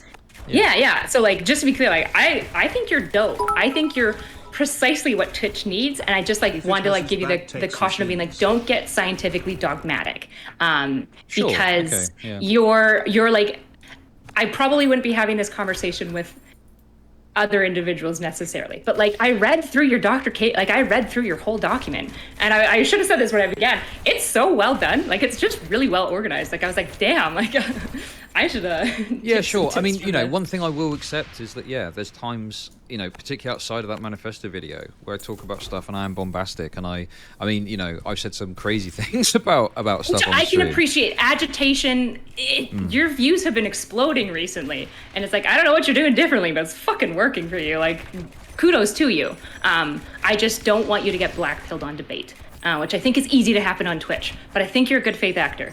And I appreciate that, and I really value that, and I want to protect our little, what did we call ourselves? The tainted leftists. Like, I want to protect our little hovel, and not kill each other by infighting. Yeah, sure. You know, and you know, these things do get fractious sometimes. And I am, you know, listen, I'm admittedly like a hothead, and I don't deny that at all. And it's why we love you, Chud, because you give some of the best takes, but because of that, sometimes you give not the greatest takes either. That just happens. But I mean, it's gonna happen to me. I'm sure there's clips of me already that are pretty dog shit takes because I was just mad and I just said dumb shit that wasn't nuanced. Like, that shit happens. Just let's yeah, sure. Let's not get rooted in dogmatic science. No, sure. I mean, if anyone ever was to send me something and say, hey Chud, you said this specific thing on stream and it's wrong, not just in my opinion, you're going about it in the wrong way. It's wrong. Here's evidence that it's wrong. Yeah, I would say, okay, I got this wrong. In fact, it happened live the other day. I was looking at the definition for POCD off the back of Mr. Girl's combo, and I misunderstood, and I thought it was someone who is a nonce and has OCD. And someone in chat said, no, Chud, you've got it wrong. I read the article further. I was like, oh no, sorry, I got it wrong.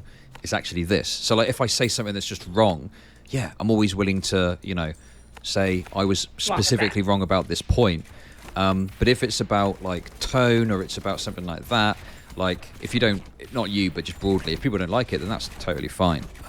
Yeah. But yeah, you know, obviously, yeah, you're not trying to be nice on the platform. You're trying to be accurate. Broadly. Yeah. So, but yeah, I mean, obviously, if I said something wrong, fine. If people don't like my style or they think I've said something wrong, fine. But yeah, I mean, yeah, that's fair enough, I guess. And I'll just be careful. Yeah, sure, not to like in a rage say something that's wrong and is bad, I guess. I don't know. Yeah, and just like all I'm saying is like, don't encourage yourself. Founding, they were doing research. That's how. Definition is so diluted and wishy-washy. I don't think you could I think there's a lot of things that we would all agree are scientific that would fall into the either results, time, effort, or rationale, I think were the three that Pisco outlined. And I think there's some things that we would call pseudoscience that would potentially pass all those three things, or actually maybe not. Maybe I wouldn't make that claim. Like what? Well, name one thing that's pseudoscience then. Name one thing. If you can't name like one thing that's pseudoscience, then like your argument is don't use pseudoscience.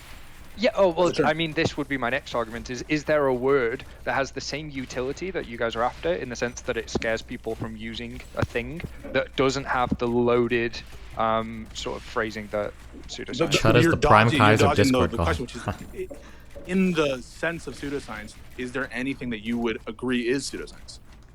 Under the current, whatever that definition is, whether it's scaring people away wrongly or rightly, as you see it, the proper definition is pseudoscience. Yeah. What would fit that category in the real world? So I think you could say things like yoga would be a pseudoscience, in a sense that though they have, really?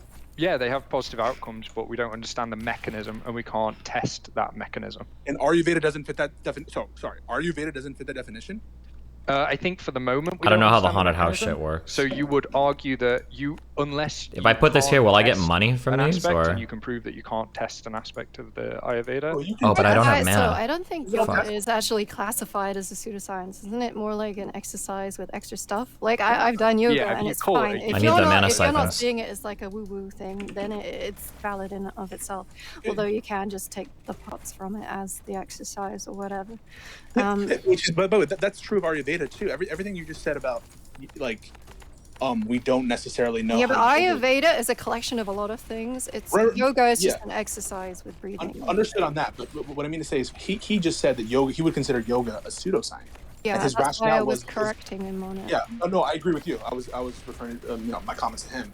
That if you Pisco is take- really involved on this topic. I was Why just does he gonna feel say, so I think I strongly have a way about it? better way of steelmaning this argument. And to be clear, this isn't the argument that Erudite was making, and it was sort of unrelated to the Chud v. Erudite thing, but I think there is a case to be made that we shouldn't call entire disciplines pseudosciences, we should only call specific claims pseudoscientific.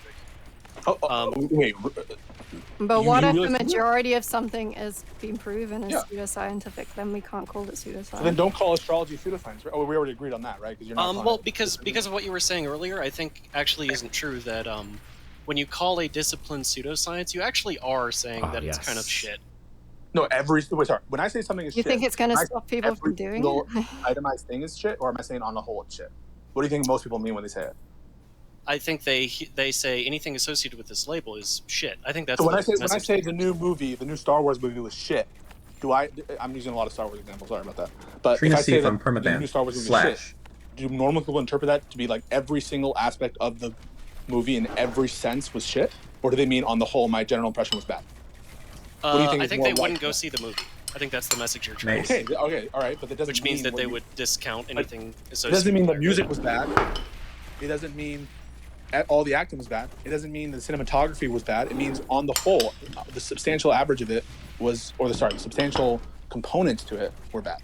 Sorry, can I just say this is actually a really good example as well, because I really agree with Pisco's point here. And the thing is like I might have thought a scene was good, but then I might say don't bother, the movie was kind of trash, but there was this scene that had really good cinematography. Maybe just watch that. fuck up, like, Moving, all right? and that's the same with Stupid Ayurveda. fucking meme. I don't want people going and seeking out Ayurvedic assistants and doctors and stuff. But if there's some practice within it that works, do that. Sure, why not? Like that's a very good example. That's actually. the thing. What if my local Ayurveda office does like the 3 things that actually aren't harmful? But I hear it being called pseudoscience. I'm gonna Chud's not discount what that talking- person has to say. Chud's not talking to. He can't calibrate his conversations for the hypothetical situation in which someone is talking to the person who practices Ayurveda, but only in the senses that are like potentially. Yeah, I know, good. I know. Like he has But to that's tailor the his argument I'm conversation the way making is most that those people are hearing it, and that they could be like discounting That's the the entire thing trade-off, because it's right? called pseudoscience. Yeah, but there's a good reason for like not encouraging it to other people when there are actual like processes that could work. Look at it this way: would you recommend Ayurveda to one of your friends that was struggling? You wouldn't. Absolutely That would not. make I'm you just trying to make a fucking steel-maned argument, hypocrite, and I think there is a right? good argument here. Let me give you a better example that I think could be analogous. Would you say chiropractic is pseudoscience? Yeah, I know less about chiropractic, but yeah, from what I understand, yes. Yeah, as far as I'm aware.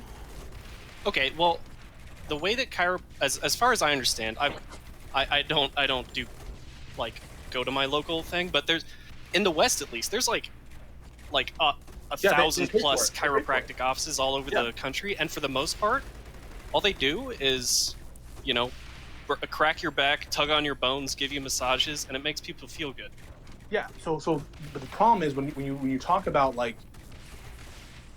This is why I think physical therapies are really hard to compare to a placebo, because all of them will make you feel better afterwards regardless. And like, what do you realistically compare them to? Okay, but if I but get a if- massage, it's going to make me feel great, but it hasn't fixed my brain damage. But this is my point. If my local chiropractor, all he's advertising is that he'll make me like feel better after a massage, then But they he's don't- not doing pseudoscience. A lot of these but they don't- alternative therapies don't do this. They That's don't do the it at all, though. They don't say it's just going to do this. They make outlandish claims about what they They do. do. That's the problem. I know, but the basis of chiropractic is pseudoscientific. So do Yeah, I that's why we call call it chiropractic pseudoscientific? That's why we just called it pseudoscience. And But said it but was. then like my local chiropractor is like a new age. He's actually an evolved what we don't chiropractor, want. which is like half the community or more. What we don't want is people going to the chiropractor and being like, "This is going to cure my cancer." That's the. I know. So, yes, That's why that would be a pseudoscientific claim, and that's why a person claiming that would be doing pseudoscience. But we've you made a wouldn't trade-off. Like, you wouldn't we've say done the a trade-off. entire practice of chiropractic is pseudoscientific. You're gonna chill some beneficial things. You're absolutely gonna chill some beneficial things. But the reason we use the term and deploy the term is not because there could be certain people who could be dissuaded from doing something beneficial. It's because the vast majority of the use is going to be negative. How am I not getting mana siphons? Am I just not seeing them? Destiny, from one trash lead player to another, I just wanted to remind you of one thing. Obama. Obama. It's literally Sick and what old people. homeopathy was. Yes. Right. Okay. Can I take this down? Oh God, it's the one. Possible Oh God. line that other people have not yet. That's I'm sorry, fine. what? Kubits is in here. Sorry, Kubits is in here as well. I want to give Kubits a chance to Ico. speak.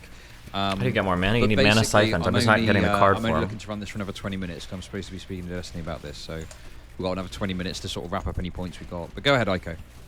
Okay. Nathan, yeah, you I just wins. wanted to bring it up. I noticed. Okay.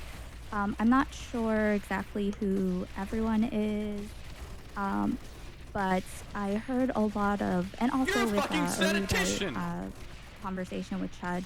Oh my God, she hasn't said anything A lot of yet. references to Ayurvedic culture and everything being dismissed as a whole.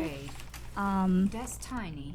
Were those arguments that I heard, like, anyone? Where is the want to mana thing? I have none. Claim something of that Oh, nature? don't worry about that. Just make. No? Yeah, say don't what worry you- about us. Just say what you Just say what you got to say. It's Okay, all good. Okay, fair.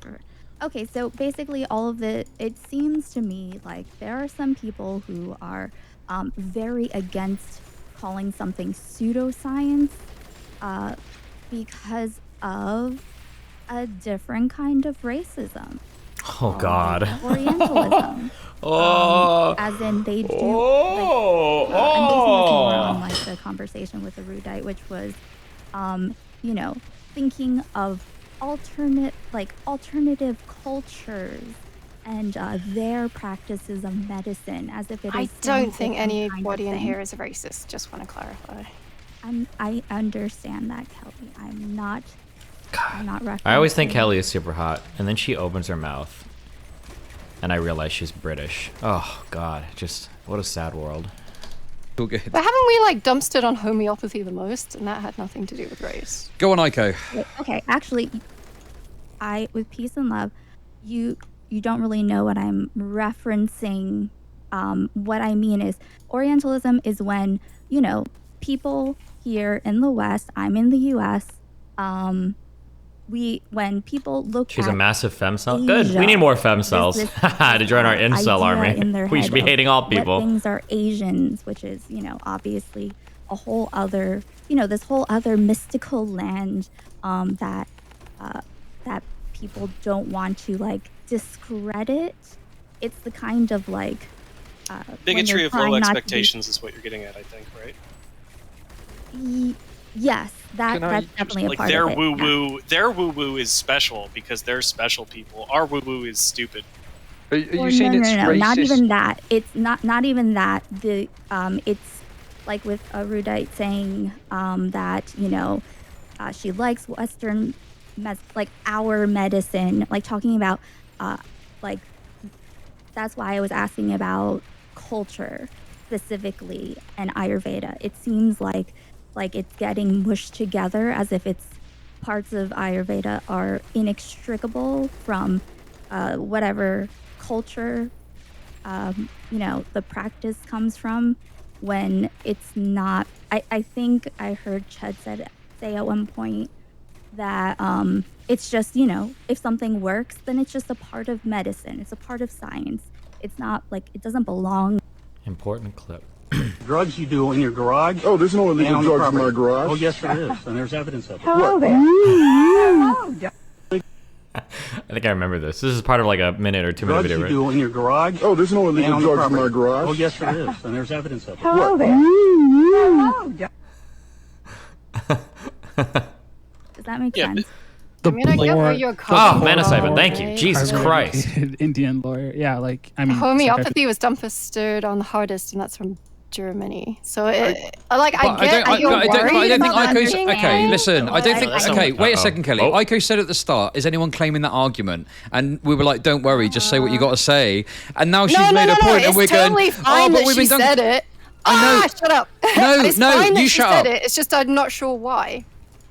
Because Okay, well, maybe if you would listen, or maybe That's what I even was just asking hold before I your- started screaming. Right. That's what I wanted If to you don't ask. understand this this concept, it's not a malicious kind of racism. It's like it's an othering kind of thing. That's what. This icon person drives me crazy, that dude. it's racist if you don't want to use the term pseudoscience. That's the If you do racist not part. want to use the term pseudoscience regarding Ayurveda. Okay, wait. because So you feel haunted like it's houses. Do I missing just the stick these between culture, two graves the and I get cultural money from it, or practice, like in what does this India, mean? Then Death tax yeah, due. that is racist. Oh, okay, cool. Yeah, Does it anyone is. here have It's that because opinion? you're infantilizing. You are saying that, it's like a thing of, the third world Be careful to use a country lot of and mana. the Ask me if I care, them bitch. trying to like figure out how to Boom. make medicine, Boom. banging Boom. dogs together. Boom. Or something. Now That's what? the kind of Boom. line of thinking it comes down. It's Boom. I think one of Chad's Boom. first arguments was how doctors in India had also discredited it. Yes, Does this kind of racism only apply if you only apply you don't want to call Eastern medicine pseudoscience? Like if I don't want to call Western or Eastern medicine pseudoscience. I don't think pseudoscience is a useful term. Well, then you're just wrong. That's fair. I'm so confused. Wait, what? So is it good or bad, or like? I just don't think the term's useful. I think So- we don't get any utility from using the word pseudoscience because we all have I'm very. sorry, are you a doctor or science? Oh God, I hate her so much. Yeah, I I'm have sorry. a PhD in engineering.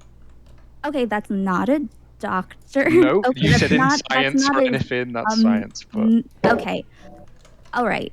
Can you really get a PhD in engineering? What is that? What does that even mean? That's weird. It means that is actually literally a problem, is people being like, oh, I have this level of qualification. It has nothing to do with anything about what's being talked about.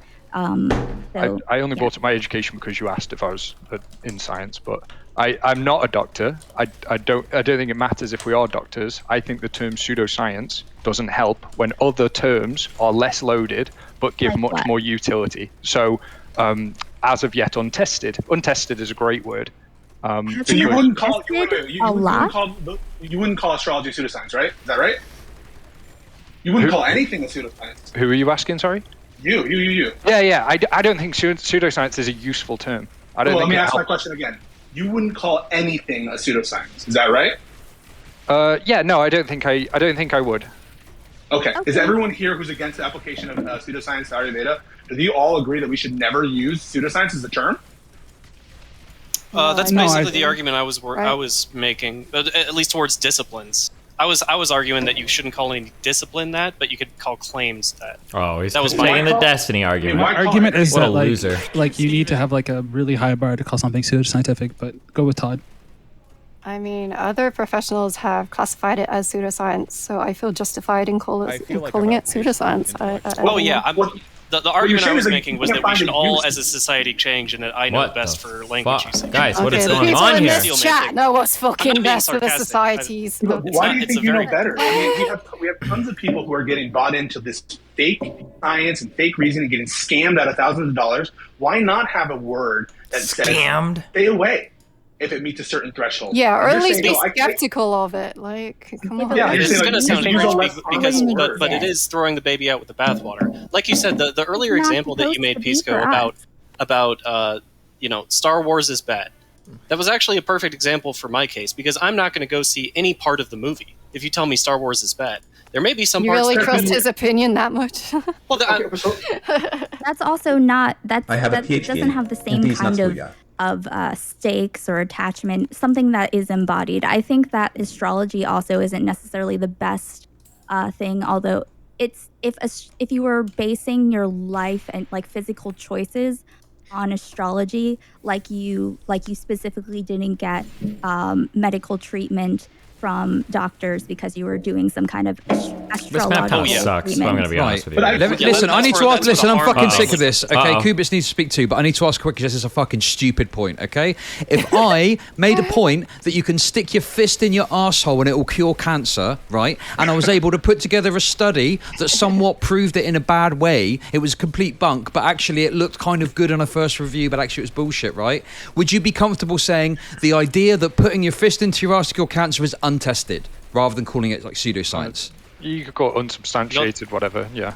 Okay, so you're happy to say that if I was able to do that, the idea of shoving a fist into your ass to cure cancer is unsubstantiated, correct? Sure.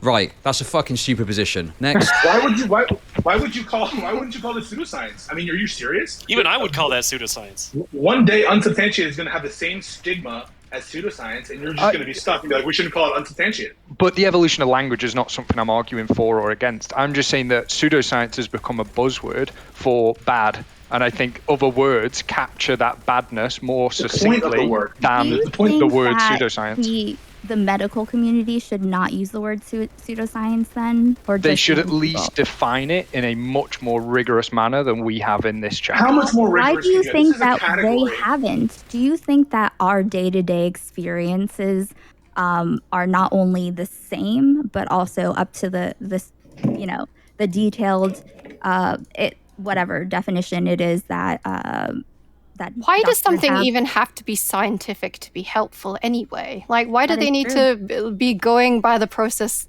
Because a lot of the problems with these things are that they make claims that are scientific, whereas if they just existed as they were, as being helpful in some way to some people, it wouldn't be an issue. The issue is that they're making these claims. In part of my understanding of the term pseudoscientific is that it also means like not worth further like scientific exploration. Does anyone disagree with that? Dude. I mean, no. That's so. That's not true at all. Where it says that. Okay. That's so dumb. I mean, very prescriptive. They're so mad. I don't think anyone cares if people do research on these things. Like Chud, nobody has said like you're not allowed to research it. Like, Yeah, I think me calling Ayurveda pseudoscience on a 500 view Andy Twitch stream, I don't think that's going to stop scientists from investigating the effect onto. Stupid point. Right, Kubit, sorry, you haven't had a chance to speak yet, and I'm going to have to wrap this up soon. Please, Kubits, what have you got to say? Okay, well, so I think that it's worth mentioning that, like, so acupuncture is a pseudoscience, but the point being, so for example, acupuncture is a pseudoscience, but it might be possible that it could work for chronic pain. I don't know if this is true or not, but let's just say theoretically, it still makes the foundations of acupuncture pseudoscience, and trying to accept it as a whole in totality is basically a big mistake, I think. And I guess I just think in regards to the racism thing, I think that like the thing that Mr. K does is he kind of tries to imply that Eastern medicine is in some way kind of superior, basically. And that's kind of part of the problem. And then, of course, I would also say that, yes, Ayurveda has come up with certain things in history like rhinoplasties, and there are other traditional medicines. There's this thing called reverse pharmacology where you take basically a component, a compound from a plant, and then you can make it into a drug like a willow tree and aspirin, for example. So there is potential to find really specific things, but the problem with this is that Ayurveda is based on an idea that it is centered around like elements of earth, fire, like, air and stuff. This is like the foundation of the logic behind it, which is not grounded in science. And the claims that Mr. K makes are so far reaching. And he basically insinuates that they are supported by science where they're not. And that's kind of part of where the problem is. Is it worthwhile to test certain plants? Sure, of course. But at the end of the day, trying to say stuff like psychology is lost or something, kind of what Erudite was sort of implying is not true. We're making super massive advances when it comes to like electrotherapy, things like ketamine, psilocybin, so forth have been, utilized. Also, I think it's worthwhile to point out that an appeal to authority is a bad call. I think it's kind of ironic that she kind of was doing that and then at the same time didn't want to mention her credentials or whatever. But I guess basically there are definitely people that can come from institutions and they can have their own agenda. They can want to make money. For example, Andrew Wakefield, the dude who's like the vaccine, denial guy, he came from like credible institutions, but he decided to grift instead. What else do I have to say? Jesus Christ. Oh, by the way, there is evidence to suggest that Ayurveda is actually linked to liver damage. So I haven't looked into this a lot, but there is a lot more going on than just wasting people's time. I mean, people could really walk away with serious consequences for following these things. Yeah. If you give credit to Ayurveda in totality, people could really harm themselves. So I don't know what else do I have to say. But basically, Mr. K doesn't really have a humble approach to this. Mr. K, wow. In a pseudoscientific way. Thing that I found the weirdest is that she was talking about how this needs to be researched by unbiased people, but the whole premise is that it would be being done by Dr. K, who is incredibly biased. So I just found No, that she wasn't saying that Dr. K himself is the one who needs to do the research. He's not doing Wait, research. what? I think what he's trying to do is trying to find studies to compile some kind of argument. But the thing is that is he not studies... doing research? No. He was doing something. I'm not sure. Oh, maybe he is. I can explain. So basically, he is part of like some Ayurvedic like research boards. Okay. There's questions over like the healthy gamer and whether I had someone came on and deals in clinical research ethics, and they were saying that some of the language pointed towards it maybe being more research based, but there's nothing concrete there. But he has done a paper that tries to map major depressive disorder onto Ayurvedic dosha. I haven't read that, but that is out there somewhere. This is the girl that... Well, the funny thing about that is it's like these doshas and the prakritis aren't even proven concepts. So we're not even at like step one, right? Because the implication is that you're supposed to find your prakriti, then balance your dosha. But if these things aren't even like scientifically established, how are you supposed to move on to some kind of diet based on that, So it's so, like his claims are just so massive. That's the problem. It's not saying that this plant will help you. The claims and that you are can test big, really easily. But if you're saying that, there are these foundational elements, there are 3 types of personalities and, whatever. That was a stupid I just don't You're trust dumb that he as could fuck. ever do unbiased research or be part of a team that does. Like, if other doctors do decide to do it, I guess, but I still think it would be a waste of time and money that could be better spent on other things. But what do I know? Chad, didn't you go over with someone like someone doing biomarker research trying to like map these like doshic principles to like existing clusters of DNA? Yeah, in fact, Kubits, you looked at that study. I can't remember the details off the top of my head, but there was apparently some issues with the actual study linking the doshas to genetics. Right. Yeah, right. Basically, the prakriti assignment was something that couldn't even really reliably be done, and that most people didn't really even fall into a discrete prakriti, which are like the elemental types, right, or whatever. And then basically, the issue is that the system that they used is basically based on the sample size and based on Where's my range for my mortars? What the fuck? Spurious correlations, and it didn't really even come to any kind of like super strong conclusion. They were like, oh well, maybe for some people this might be something we could look into more. So like that is not enough evidence to suggest that there is some kind of foundational prakriti that could even. And then you have to consider, how does this relate to mental health, and how does this relate to treatment plans? And like, there's so much that needs to be proven that I think realistically it's fair to say that this is probably not going to happen. Like, and maybe I get proven wrong about this, but it's so extreme, and it appears as though the earnest attempts to try to produce results have been like pretty unsuccessful. Yeah, here's the bottom line. Erudite wanted to like compare. You need it health to damage +1 and +2? Or something? Is that the range? Okay, fuck me. I don't know. Bottom line is this. So she had a conversation with Chud. Oh no, it's this. So this, and then I should get it it's next. Not a Hopefully. pseudoscience. If you just reject the term pseudoscience, You don't get to have a conversation on the merits about whether it is or is not a pseudoscience. You're rejecting the term because you think it's harmful for whatever reasons that Aiden said it was harmful. But don't try to have this spell game where you're trying to argue on the merits about whether something is or is not a pseudoscience if you don't even believe in the concept or the category of pseudoscience. Also, like that we weren't allowed to call it one, despite Wait, despite upgrade the fact ballistas around your tower manually? You get more money per round since the houses scale with the level of the towers around it? Wait, no Trying way. to have it both ways. If she where doesn't she want wanted to be able to call. Like, I get that if she doesn't want to, but I don't think that's true, is it? I mean, I think, you know, some of her, I mean, Erudite, I think you're talking about, right? Like, she was trying to I don't kind think of they scale with the make level of claims like, ballistas. oh, They we scale with the shouldn't be, level like, that you're racist and on. dismiss a That, I think culture. you And misread I that. agree with that, I actually. think. But the Maybe? problem Let's with find out. Hold this on. is that, This number is 360 one, not obviously upgrade. everyone in India believes in 360, Ayurveda. yeah, it doesn't and affect of it at course, as well, there are a lot of really smart people, really smart scientists that are actively trying to push against this stuff. And also, I think in general, it's, you know, even the I believe there's the right-wing government is kind of like pushing this stuff a little bit. So, you know, it's kind of like this, right? Like, if slavery exists in a society, you know, basically it's not the slaves that value slavery, right? Like, just because there are like spokespeople in a society for some kind of practice or some kind of thing doesn't mean that it is racist or ethnocentric to be critical of it, right? Or the people who push it speak for all that culture. I mean, we have kooks in this country who give fake science with respect to acupuncture and cancer and strokes and all that stuff.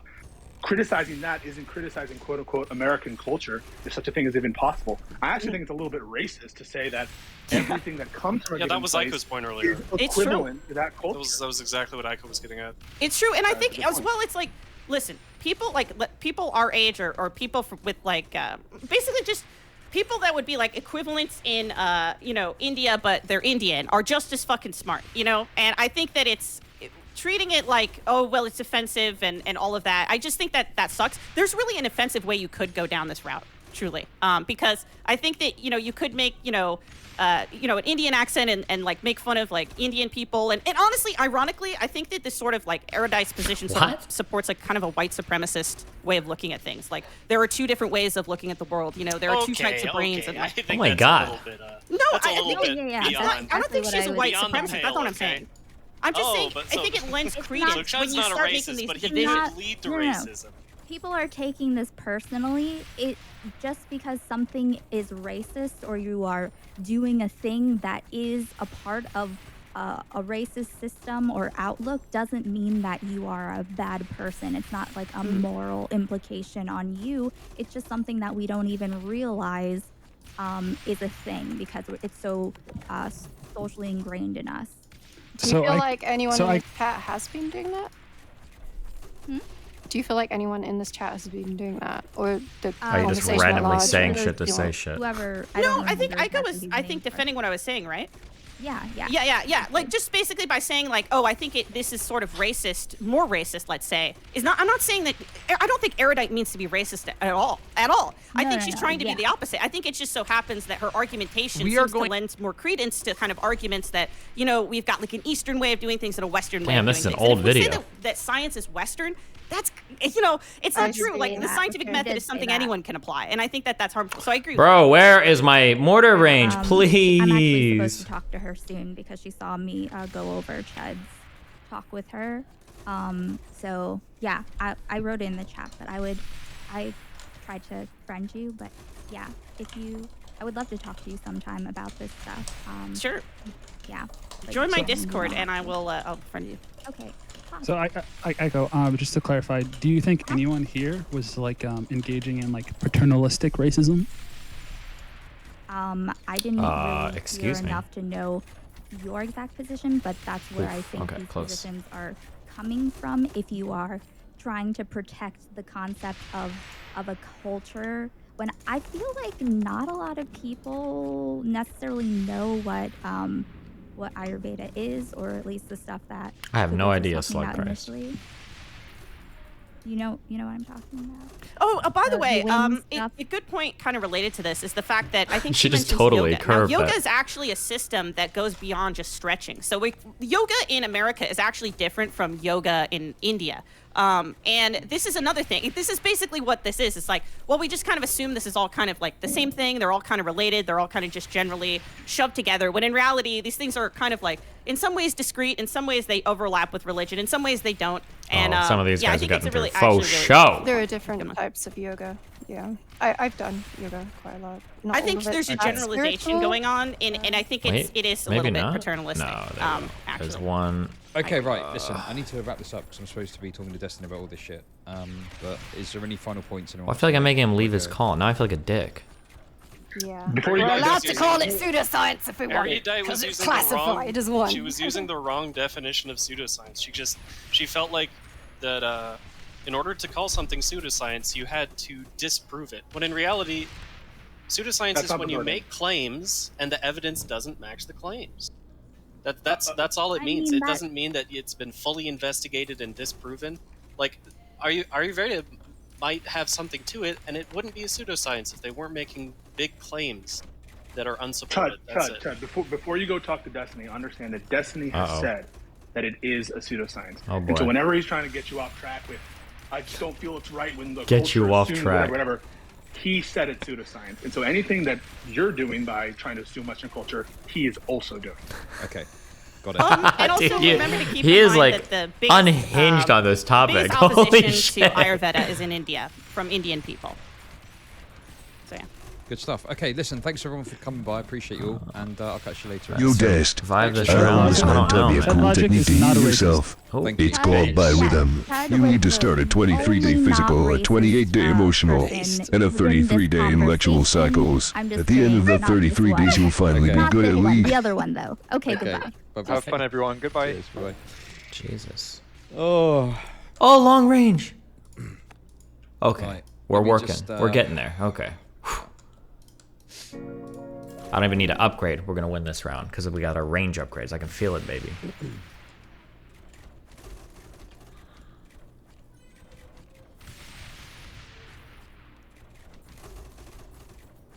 Look at him go. Maybe.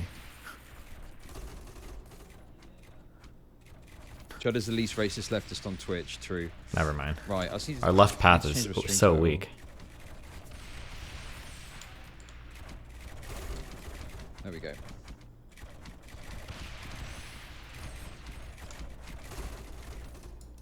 Right. Let's have a look. I shouldn't have skipped shredders. I should have just thrown some down. Fuck me.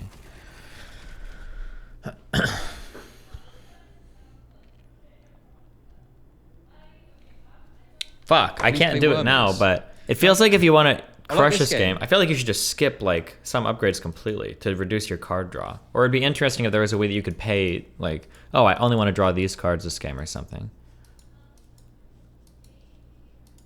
Where are range? Long range ballistics are 8. Return to your edition. Okay, okay. After this game, I'll play Wormies if that's what you fuckers want. Do people really want Wormies? How much you got to pay me? Pay me. I mean, listen, we've not even fucking hit the goals yet today. Fucking get on it.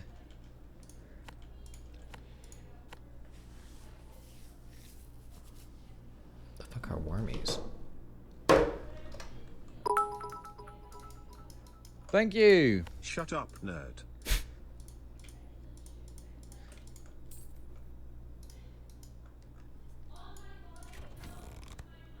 Come on, team. They're cracked. They're both cracked.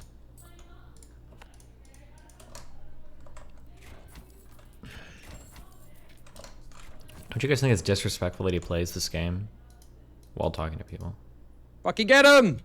They're all fucking cracked in there. Come on.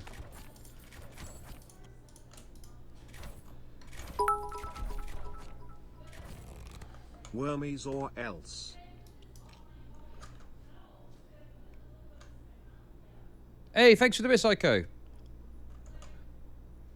There's got to be some fucking grenades or something there. I'll use it eventually.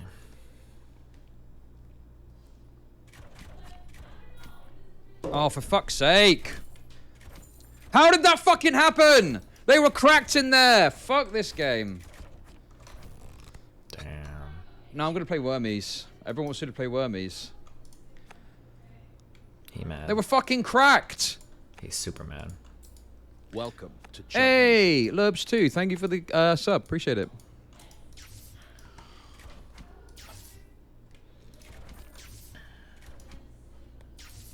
I'll play Wormies, okay?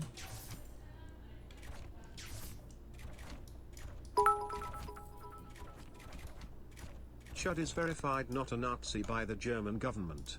True. Welcome to Chud Nation. Yowlitz, thanks for the 5 gifted. I should redo donation alerts today. That's what I should do. We got a little hype train to go now.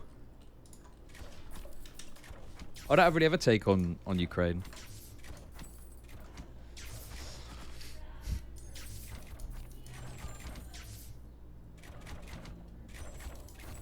Destiny's watching my stream. Yo, Destiny. I'm going to introduce you to my friend Tom Zoo first thing, okay? Get me in there. And my friend Tom Zoo sat right here. I'm literally calling him right now, and he's talking to me through his stream. Why? Hey, Tom, get over here. No. Hey, how's it going, buddy? Yeah, I'm good. How are you? I'm doing great. How's the league grind going? We don't talk about that right now. Okay. So no memes. Okay, no memes about you know what. That's my safe word zone. Okay. Okay, no worries. So I got in a bit of trouble because of you recently. How do you get in trouble? I wasn't even attacking anybody. I'm normally really mean, especially towards British people. How would you get in trouble? Well, you did a little meme on stream about voices. It was sent to me because you referenced me being racist. It's not like a bad racism. It's like a respectable kind of racism. You know what I mean? You know what I mean. What? They don't look at them like they're like us, okay? They're not like us. I respect their racism. It's a different thing, okay? I just want to point something out, which is a massive inconsistency for me. It's a bit like the C-word discourse again, right? Which one? The cunt or the cracker one? Cracker discourse. Okay, go for it. Okay, so, right.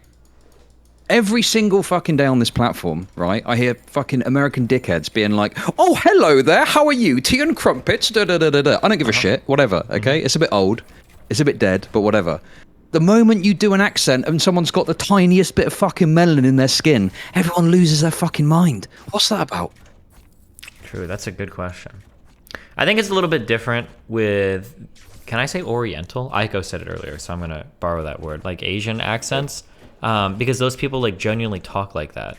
But I think the problem is that British people, I think you guys fake your accents.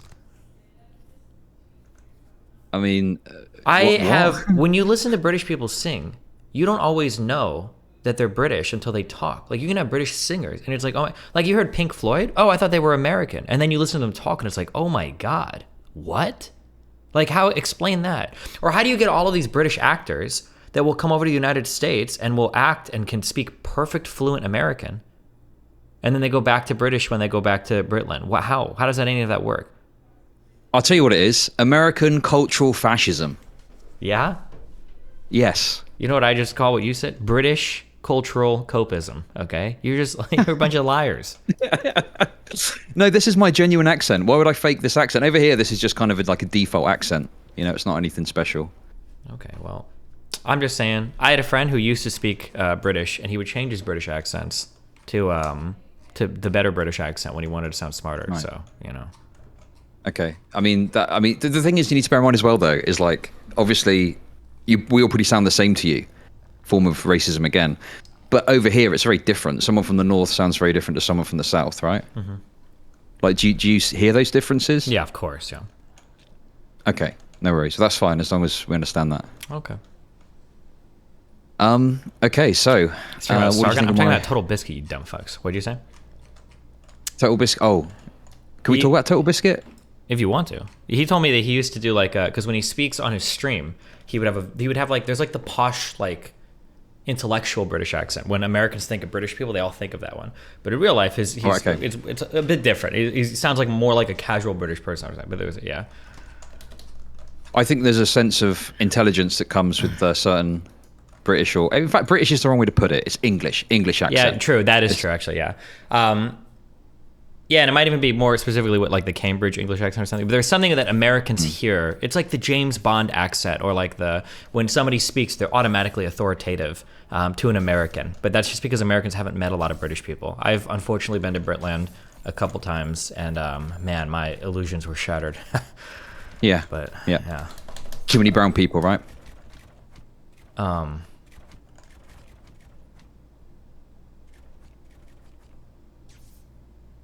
Not exactly. Okay. Not where I was going with that one, Chief. Okay. Sorry, I just thought that's where you'd go. Sorry, my mistake. I've heard a lot about your racism, but you know. Then you'd know that doesn't happen on stream. That's only off stream. So. Off stream, yeah, in private, yeah, of course.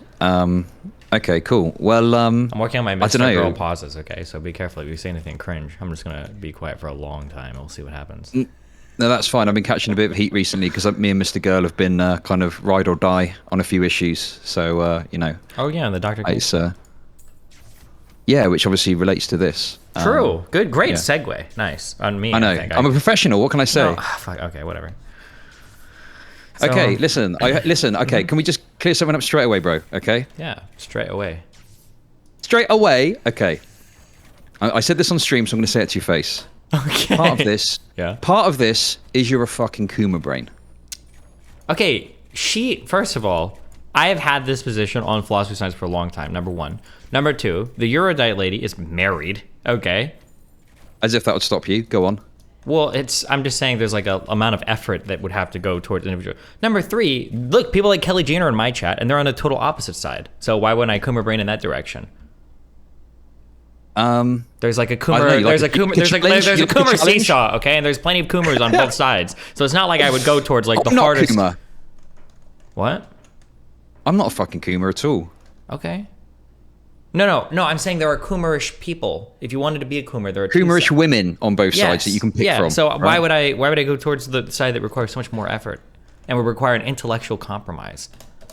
Okay, fair enough. Okay, I'll give you that. Maybe also, my main way of flirting with people is negging. So if I wanted to get with somebody, I would probably call them stupid even more, okay? Because that's how I flirt with people, so. Wait, where did you get negging from? That's like a PUA thing, right?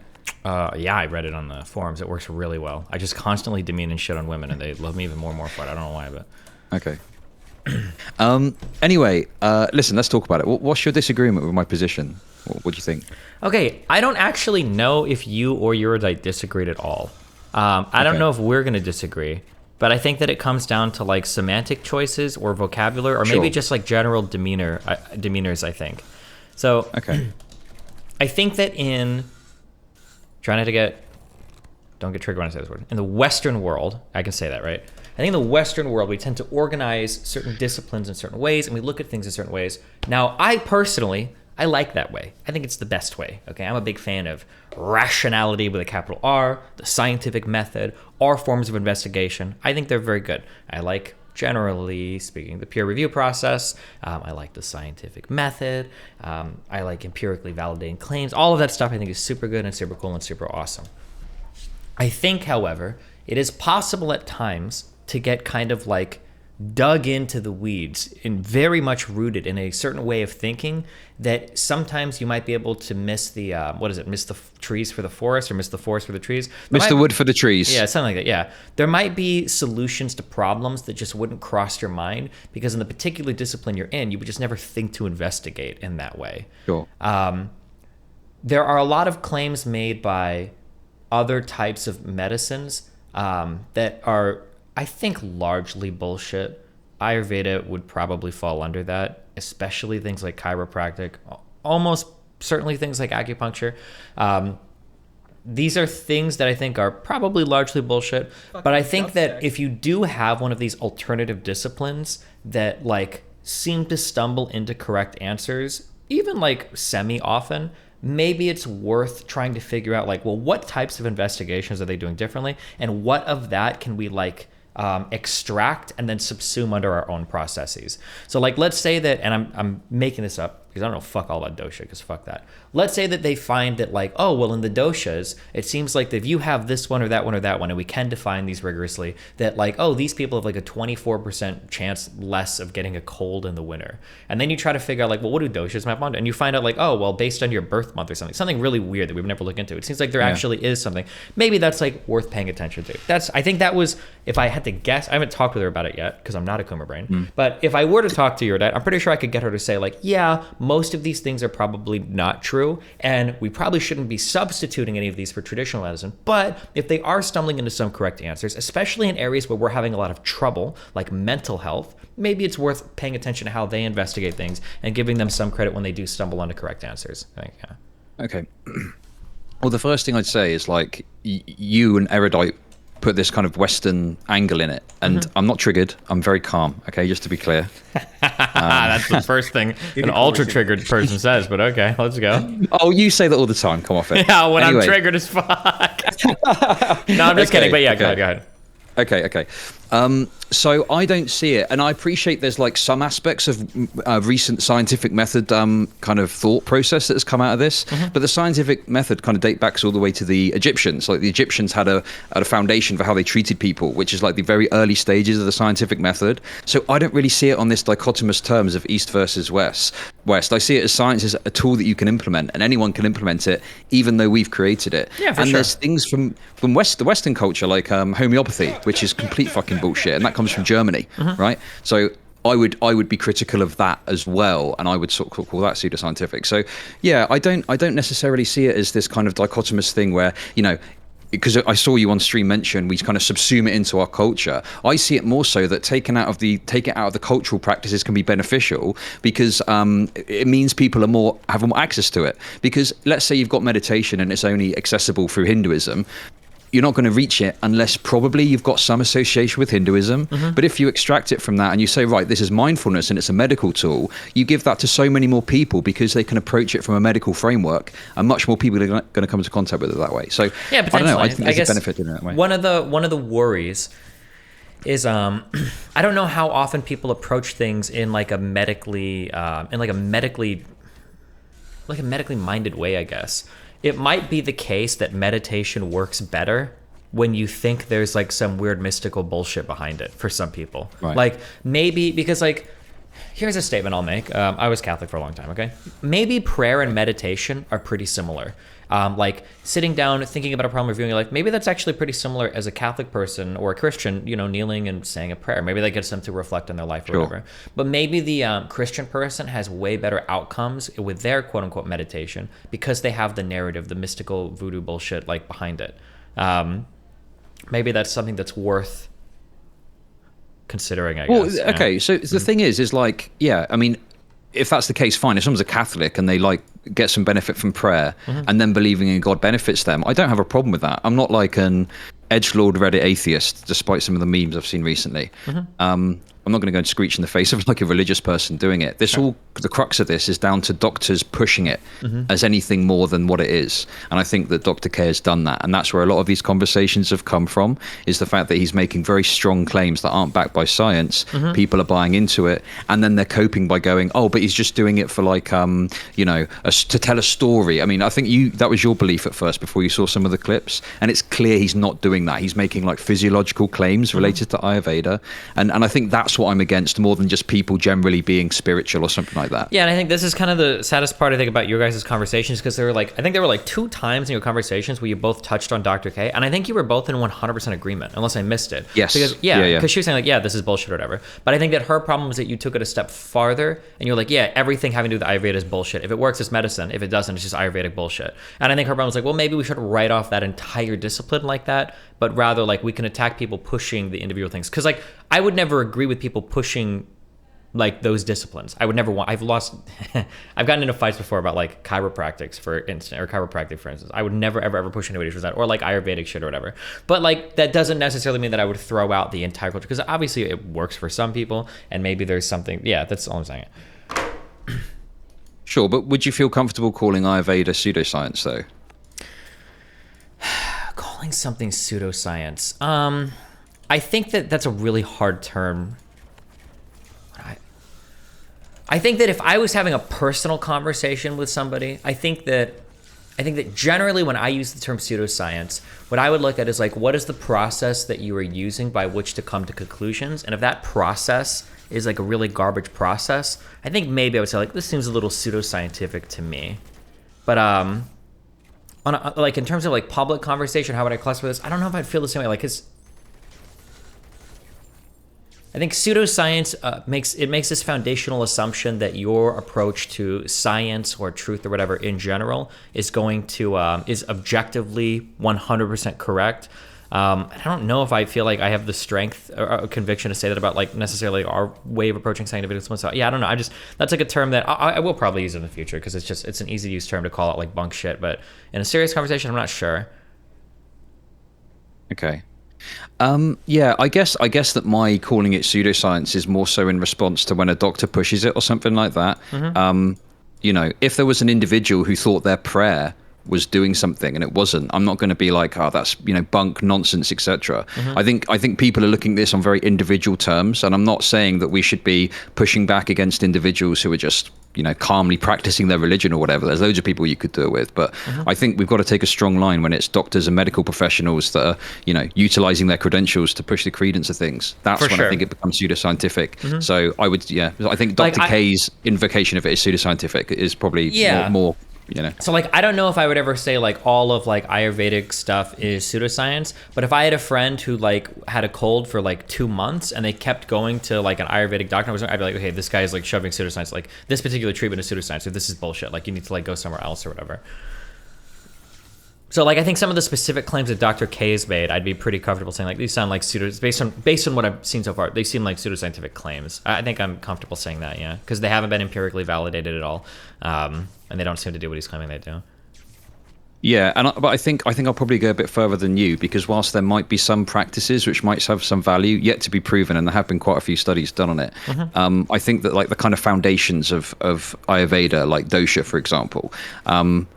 I don't know. I just think that's also kind of quite pseudoscientific, because there have been attempts to prove like dosha, and I can't recall off the top of my head, but there was a study that claimed it somewhat linked to genetic clusters, but there was someone that did a video about it and broke it down and pointed out how this was wrong. Sure. So I don't know. I think there's maybe even some aspects that are foundational that are pseudoscientific as well. Yeah, and that might be the case, that like once they go through and they look at like all of the they look at like all the claims they make, they find out that like doshas don't even accurately map onto anything. So it's like, okay, well now you're literally at best random chance, and at worst you're, you know, making bad predictions or whatever. Yeah, that might be the case too. Like there are some entire disciplines, like if your discipline is not making like any good calls at all, or it just seems to be like totally not mapping onto anything in reality, like I think homeopathy, is that the idea that like water remembers where it's been or something? Yes, yeah, correct. Like that sounds like something that's like total 100% bullshit. Like I can't even fathom anything of value coming from that. So like I think for that type of thing, you're like, okay, this is bullshit. But if you are in a discipline, you're making some good calls, and it's like, okay, well, let's figure out like why, you know, what is it, and then what of this can we kind of like assimilate into our own scientific understanding or discipline, and then go on from there. Yeah. Well, I guess the question I've got then is what do you think Ayurveda is getting right? One thing that is interesting is that from a I should have mortars here. Sorry, I just put 6 things down. What I think Ayurveda is going to write. One thing that Erudite brought up that I thought was interesting is it seems like we have a really hard time dealing with mental health in, I'll say again broadly, like the Western world. Okay. Yeah, I would. That's like it's a thing where we seem to have been kind of stuck at for the past maybe like 50 or 60 years, and I don't know. We have like this. I think she explained it. I don't know if she used this term, neuropharmacological model, where essentially the idea is that mental illness can be treatable if we address like underlying like biochemistry in the brain or something. If we fix the neurotransmitters, maybe we can flow. That might be like dogmatically, that just might be an incorrect approach. Like maybe there's a whole other way that should be. Maybe all therapy should be based around like getting you higher numbers of friends, and that's like just a better way to approach it, which would seem stupid and silly, but maybe it is, because it seems like we kind of like hit a wall to some extent with a lot of our medical treatments. So maybe Ayurvedic stuff in terms of mental health is actually a better approach, even if it is pseudoscientific. Maybe that would like more commonly turn out good results. I don't know, because I haven't looked at like the data for Ayurvedic mental health shit, but yeah. Sure. I guess that my issue with that is, do you not worry that that approach leads to a position where anyone could propose anything, and until it's tested, we can't dismiss it, even as ridiculous as it might sound? I don't think it's anybody proposing anything. I think it's anybody proposing anything that works. Because when things start to work, that's where you run into issues where it's like, okay, well, wait, what the fuck? Now we need to figure out, like, why is this happening? So, like, I know that your example was, like, eating bed sheets, and that was kind of like the funny, like, oh, well, I'm going to eat bed sheets now to cure cancer. But if it was the case that people started eating bed sheets, and for some reason there was, like, a 7%, you know, all mortality reduction, I was like, wait, well, what the fuck? Well, okay, that's kind of weird. But, like, that would be worth investigating. Sure, but there's a difference between worth investigating. I mean, I think that the issue is like, there might be things that are worth investigating, but I still think until it's proven, it's acceptable to, you know, refer to it as pseudoscience, because I don't think that's going to prevent people investigating it. I don't think me on a 500 view Andy stream saying Ayurveda's bullshit is going to stop anyone from going, oh, well, let's have a look at this and see if it's any good. I don't know. That's a hard one. I mean, like, on your individual stream, I mean, like, I don't like that argument, because technically we can justify any, like, I should be able to scream the N-word all day, because, like, what is 2,000 or 3,000 people hearing the N-word? Does it really? Yeah, base. Why not? Does it really matter? I think that the issue is that I think that how people perceive things can actually influence, because, like, the people that do research at the end of the day are humans, right? And we make human choices about what to research. A really interesting way this popped up in science was when people were running big trials on drugs for COVID-19, it was really hard to fill out trials that weren't testing hydroxychloroquine, because that was the medicine that Donald Trump said was based, and nobody wanted to be in the shit or loser trials. They wanted to be in the hydroxychloroquine trials because they knew that was a drug that worked. So I don't know if enough people hear something is like pseudoscientific bullshit long enough, like maybe people are like, okay, you're not going to be able to get funding for it. Nobody's going to want to do the research on it. Nobody's going to want to participate in those trials. Like, it's just going to seem like a waste of time, you know? Yeah, sure. I guess it gets to the point, though, like, how much research do you do before you say, right, well, we've had a look at this quite rigorously and none of it really seems to work, and we can call it pseudoscience? I mean, like, if there's no, like, starting point, like, if you don't even have, like, a couple case studies, or if you do, like, a smaller, you know, 10 to 20 person trial or whatever, like, if you can't get anything off the ground, then at some point you're like, okay, this is probably bunk, this is probably bullshit, and then you move on from it. Which might be the case, by the way, with a lot of Ayurvedic stuff. I haven't looked into, I don't know how much research exists around this stuff. Yeah. Yeah, sure. I mean, I think some people have criticized me for, like, not doing enough with my video and stuff, which is fair enough. I mean, you could literally plunge days into this, but you know, I've got my, you know, I don't have time to research Ayurveda for weeks, you know. So if people want to look into it, by all means they can. But yeah, there have been quite a few studies done, and a lot of them are basically just, there's maybe some merit here, but more research is needed. So I think it gets to the point where it's like, well, how much more time do you invest when, like, for example, there was one with diabetes, and it was to do with ashwagandha.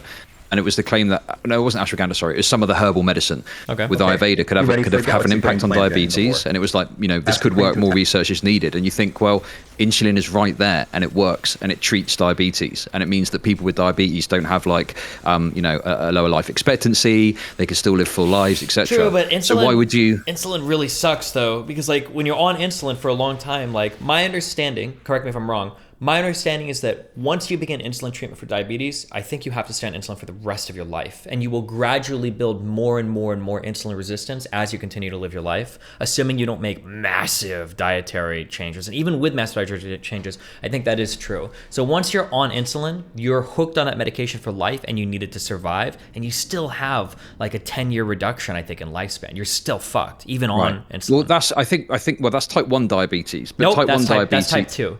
Type 1 diabetes. Type 1 diabetes isn't characterized by insulin resistance. Type 1 diabetes is an autoimmune disease where beta cells in your body and your pancreas, I think, are telling you can't produce insulin. Type 2 diabetes is characterized. So you have to take insulin for your life, right? Yes.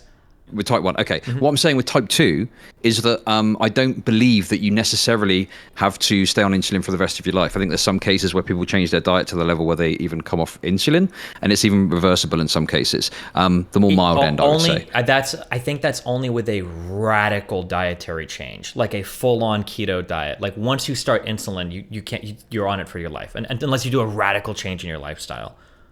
Like, it's not like I'm not going to eat pizza on Fridays. It's like I'm going to cut out, like, a fuck ton of sugars and carbs and shit from my life. And I don't know if most Americans are capable of doing that. Not to say that it's impossible, but yeah. Right. This sounds like the American centrism coming in, I'm not going to lie. I'm pretty sure British people are almost as fat as German people, which are almost as fat as American people. So careful. No, I'm not. Listen, I'm not talking about comparing fatties. Okay, I'm talking about. Well, I suppose there is a degree of like truth in it, in that like I think the American healthcare system is fucked up. And there's oftentimes I'm talking on stream and I say something about the NHS and people are like, oh, but diabetes is so expensive, and I'm like, it's only expensive because the American healthcare system sucks. So this is a similar thing with this idea that Americans are too stupid to go on diets. I think that like a cultural change is probably needed, but I don't think Americans are any more stupid than any other country. I just want to, right? real quick, because a lot of people in my chat are mad because I don't know anything about any of this, which is fine. I do a lot of reading on random shit. So I'm just reading right now. A large study by Kaiser Permanente found that a diabetes remission rate with standard of care is 0.23%. That's with standard of care. Now, another thing that I've found is that apparently 40% of people with type 2 diabetes can reverse their condition with drastic changes in diet, exercise, and body weight. Now, another thing that I've heard is that, and I don't know if this is true, but of all the people that reach obesity BMI, I think that it's like 0.1% will ever go from obese back to a normal BMI. So while people in chat are saying like, oh, it's possible, it's possible, yeah, it's possible, but unbelievably unlikely and incredibly difficult. Okay, sorry, go ahead. Okay, but I mean, I guess you're presuming then that if you're a fatty, you're going to struggle to not become a fatty to get rid of diabetes, basically. Well, because a lot of type 2 diabetic stuff comes on from like poor dietary choices, I think. There's a genetic component and then poor dietary choices. By the way, none of what I'm saying right now contradicts anything you said earlier. I was just talking about type 2 diabetes. Sure. Yeah, sorry, go ahead. Yeah, no, sure. I mean, I think that, I know chat can be annoying sometimes. But yeah, sure. I think that... I think we broadly agree, to be honest, on a lot of this stuff. I think it's maybe just some semantic things and a few bits here and there. Yeah, but I think my issue is I think you and, not to trigger either of you, but I think you and Erudite, I think broadly agree. You're just caught up on like this very narrow, like how should you talk about a particular thing type thing. Yeah, no, I think I agree, and it did get a bit spicy. I mean, I was being a bit of a dick, but that's just kind of what I do. Yeah, that's and then fine. I don't know anything about that because I'm usually very measured in all my takes. You're very measured. I've heard people have problems with that sometimes. Yeah. Do you know, it's a bit weird because obviously we had that panel recently, and it's fine, if people want to criticize me, whatever. Right? I'm so sorry. Listen, I muted at some point, and I'm like, my goal is just trigger the fuck out of I know. I fucking know you did. I didn't know he would actually kick you from the call. No, I know. It was crazy. It was crazy. Listen, I was pretty, I was honestly pretty chill at the start. And obviously, listen, it was all banter for me, between you and me. But like, and Doobie, I think, was trying to wind me up too. But then when I got a bit agitated, it was like, I was getting fucking like hardcore criticized. It's fine. Me and Fnatic have somewhat sorted it. But, I don't think I'll be going on that panel again anytime soon. Yeah, that's not good. But, oh yeah, anyway, wait, sorry, what were you saying? I cut you off. I was just going to say, yeah, I don't know. It's like, I feel like people, I think getting agitated is fine. I appreciate I can be a bit hot-headed sometimes, and that's just how I am. But yeah, I think this is something that I've been quite passionate about, and it's been frustrating to see some of the discourse around it, and so many people defending Dr. K when I think that there are things he can definitely be criticized for, and yeah, I don't know what your thoughts are on that. Yeah, I mean, it seems to be the case, yeah. But that I mean, obviously he's not beyond reproach, and there are definitely practices or behaviors he'd engage in that are worthy of condemnation. Has there been a lot of pushback from people who are like super ultra fiercely defending Dr. K? Because I feel like most of the stuff I see about him is pretty negative at this point. Well, you know how it is when you're streaming. There can be like 4 or 5 people, and you see the people that are idiots rather than everyone going, "Oh, I agree with you." So you just end up going off on the idiots. Sure. But yeah, I think broadly people have been quite open to it, and I think that the people that are kind of got their minds closed. Some of them are just like hardcore Dr. K simps. Others are maybe more supportive of alternative medicine. But there are some good faith people in there who have maybe just got a different perspective. So it can be difficult to figure out who is who, because when you're angry, you just see red, don't you? Sure. I've heard that can happen with people, yeah. Okay. Well, I don't know. I feel like we've just had a kind of relatively friendly conversation. This isn't going to be very good content. What are we going to argue about? I don't know. Do you have any strong opinions on Ukraine or Russia? Yeah, Putin is a based giga-chad. I think that, honestly, the only option is for America to nuke Ukraine to show Sigma dominance. Okay. Based. I don't know, man. I don't know. Like, I've been accused of being a Destiny Orbiter recently. I don't really how's know. That going? We've talked now, so now you're gonna get that like 15 times even more. Well, the thing is like, you know, I've got friendships with people that you literally despise, and I've managed to sort of retain that those. Ico person. Every time I hear in your stream, I just fucking lose my brain. Oh my god, yeah. But sorry, go ahead. No. I mean, I'm friends with like Demon Mama, who I know you've got like a lot of issues with. You two don't really see eye to eye, to put it lightly. I mean, they're fucking insane. No. So yeah, of course. But yeah. But yeah, I don't know. I've never really seen it as like it gets a bit high school sometimes with some of this stuff, and I just kind of am over here doing my thing. Okay. You know, making memes, stuff like that. Well, that's cool. Yeah. Well, good luck with everything. I love you a mate. lot, buddy. Thanks for the conversation. Have fun. Stay safe. Pleasure. 1 second. Burgers and sandwiches are different because you're providing it as a whole piece of food. The burger is one piece of food, okay? Different things put together on the plate separately are not one thing of food. The reason why food mixers exist is actually an ancient tradition. It goes all the way back to when whoever decided to eat fucking turkey on Thanksgiving was trying to justify the most dog shit meat being used for such a based holiday. And food mixers came up with a solution, and they said, well, we can make turkey bearable by mixing it with nasty fucking cranberry shit. And that's where food mixing started to take on. And people were like, oh my god, if we can make this dog shit fucking meat actually edible by mixing it with cranberry, maybe we can take other types of shitty foods and mix them together and have our nasty food milkshakes on our plates, okay? Just, okay, hey, how are you doing today? I was doing really good until I heard you talking about food mixing, and I feel... Oh, that's the same way I feel until I hear you talk about psychology, so that's great. We're in the same fucking boat. Yeah, I feel really upset about your food mixing take. I'm not gonna lie. I think it's extremely uninformed. Why the fuck? See, here, the reason why you don't put it in a blender is the textures matter. Oh, you know? okay, wait, real quick. If you have like, if you want to share your thoughts about this, potatoes. yeah, you should write all of this down in Discord and then send it to me so that I can ignore it easier. Because when you're talking, I almost have to listen to the stupid shit you're about to say to justify food mixing on the plate. So just put that in a text. Email it to me. You could title the email shit you need to delete immediately so that I know what to do without even having to read the body of the paper. But wow, I feel really bullied, and as a white woman, I feel like that's not okay, because I'm a white woman, and you should just kind of cater to my feelings and opinions. oh, so we're doing that right now. Yeah. Okay, well, I'm here to learn and listen, so. No, I don't want to go down the white woman bad today. Can you tell me, of course not, that's your whole existence, right? I'm just kidding, partially. Okay, why do you want Western medicine to be replaced by Ayurvedic practices? Just be honest, don't lie, because now you're in a safe space. I too am a huge proponent of pseudoscience and dislike conventional thought. So why you like that? Yeah, I mean, I really appreciate that you're making it safe for me to just unmask and reveal my deep, deep personal passion for Ayurvedic medicine. It's good. Are you a pseudoscientist yet, or are you still in school? Do you have your diploma in pseudoscience yet? I'm working on it. Wait, I have to say one quick thing in my chat. I'm sorry. Hold on 1 second. Oh my god.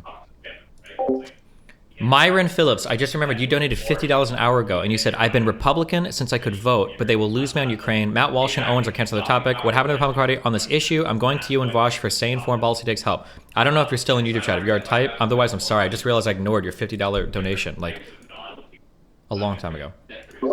Okay, sorry. I'm back now. I just realized I ignored, like, a $50 dono, like, an hour ago, and I felt bad about him. Okay. Good. What is... That's not me in the background, right? Is that your husband, or... Yeah, that's my husband screaming. Okay. Screaming and streaming. Okay, gotcha. I just making sure I wasn't echoing.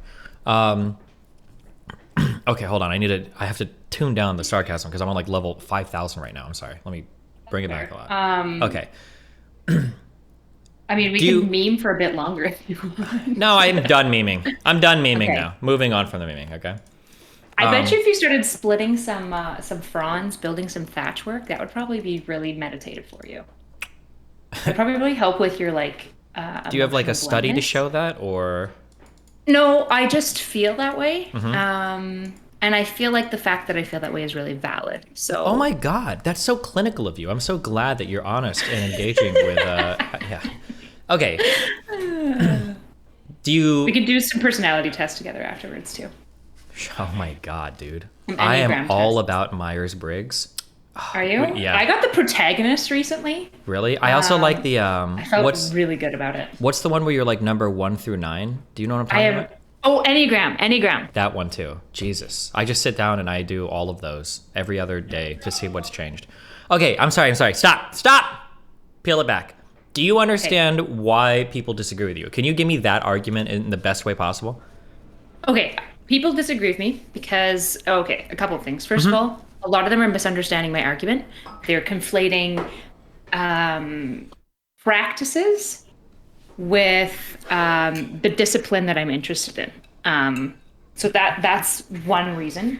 Another issue is that I did a pretty bad job. So first of all, the first 35 minutes of the conversation is pretty much a dumpster fire. Re-listening to it was slightly mortifying. Wasn't strong. So my rhetoric needs to get improved about outlining specifically what pseudoscience is for the framework of the conversation. I probably would have been benefited as well by bringing in the word proto-science. I think proto-science is a very helpful term in this conversation, and I don't even mean it meaningly. I just think that it could be helpful for kind of exploring a traditional, like a 5,000-year-old tradition of medicine that doesn't have the like empirical history to it is more proto-scientific than it is like necessarily. It might also be pseudoscientific, but it's a bit of a rhetoric issue on my part for sure. That's my biggest understanding is people misunderstanding my argument. And I think, there are genuine. People, I was gonna say there are probably people that understand your argument and disagree though. Can you summarize what you think their position might be?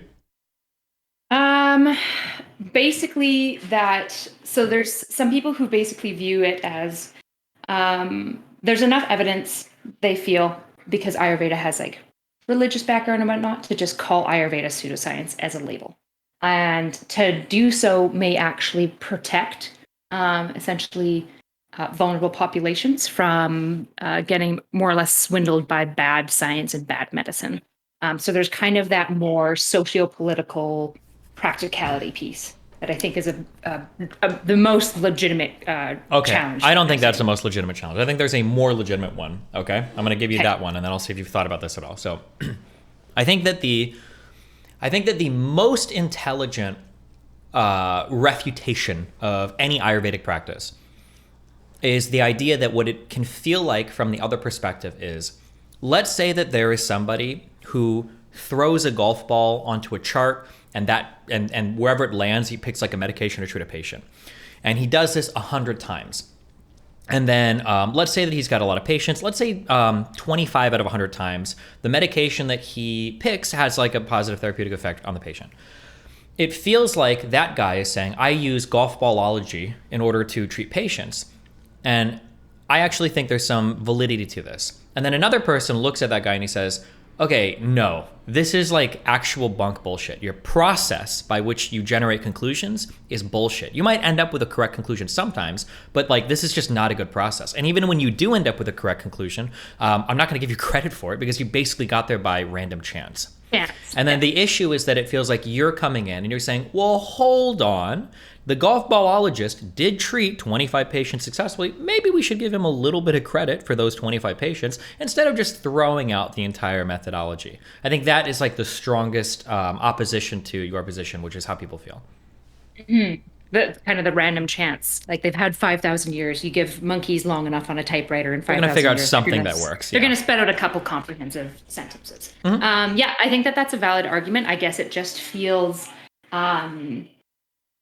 I don't think I would have an empirical argument for why that's bad. It's just more or less, if something's stuck around for so long in a culture, it feels to me that there's like a reason for that. And it might not be a great reason, but the fact that like human brains are inclined towards patternicity, and then this like massive doctrine has like built and grown on itself and then like persisted within a culture and been valuable to that culture.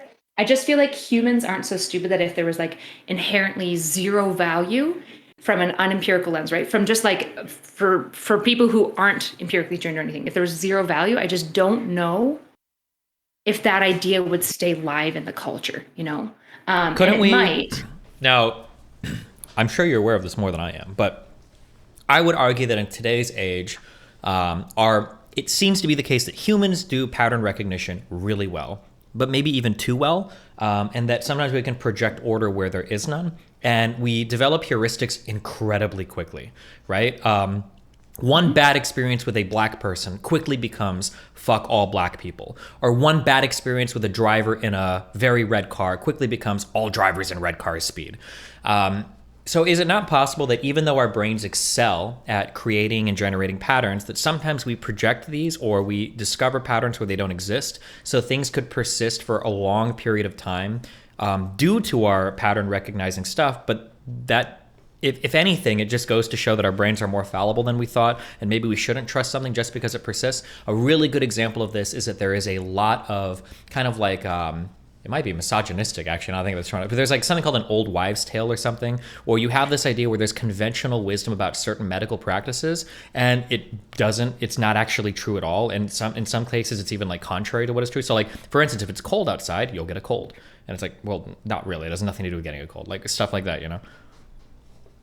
Right. Yeah. These kind of like these bad heuristics. And I think that definitely happens, which is why I'm willing to say like, unquestionably, there are pseudoscientific claims within Ayurvedic doctors. Unquestionably, there are pseudoscientific practices within Ayurveda.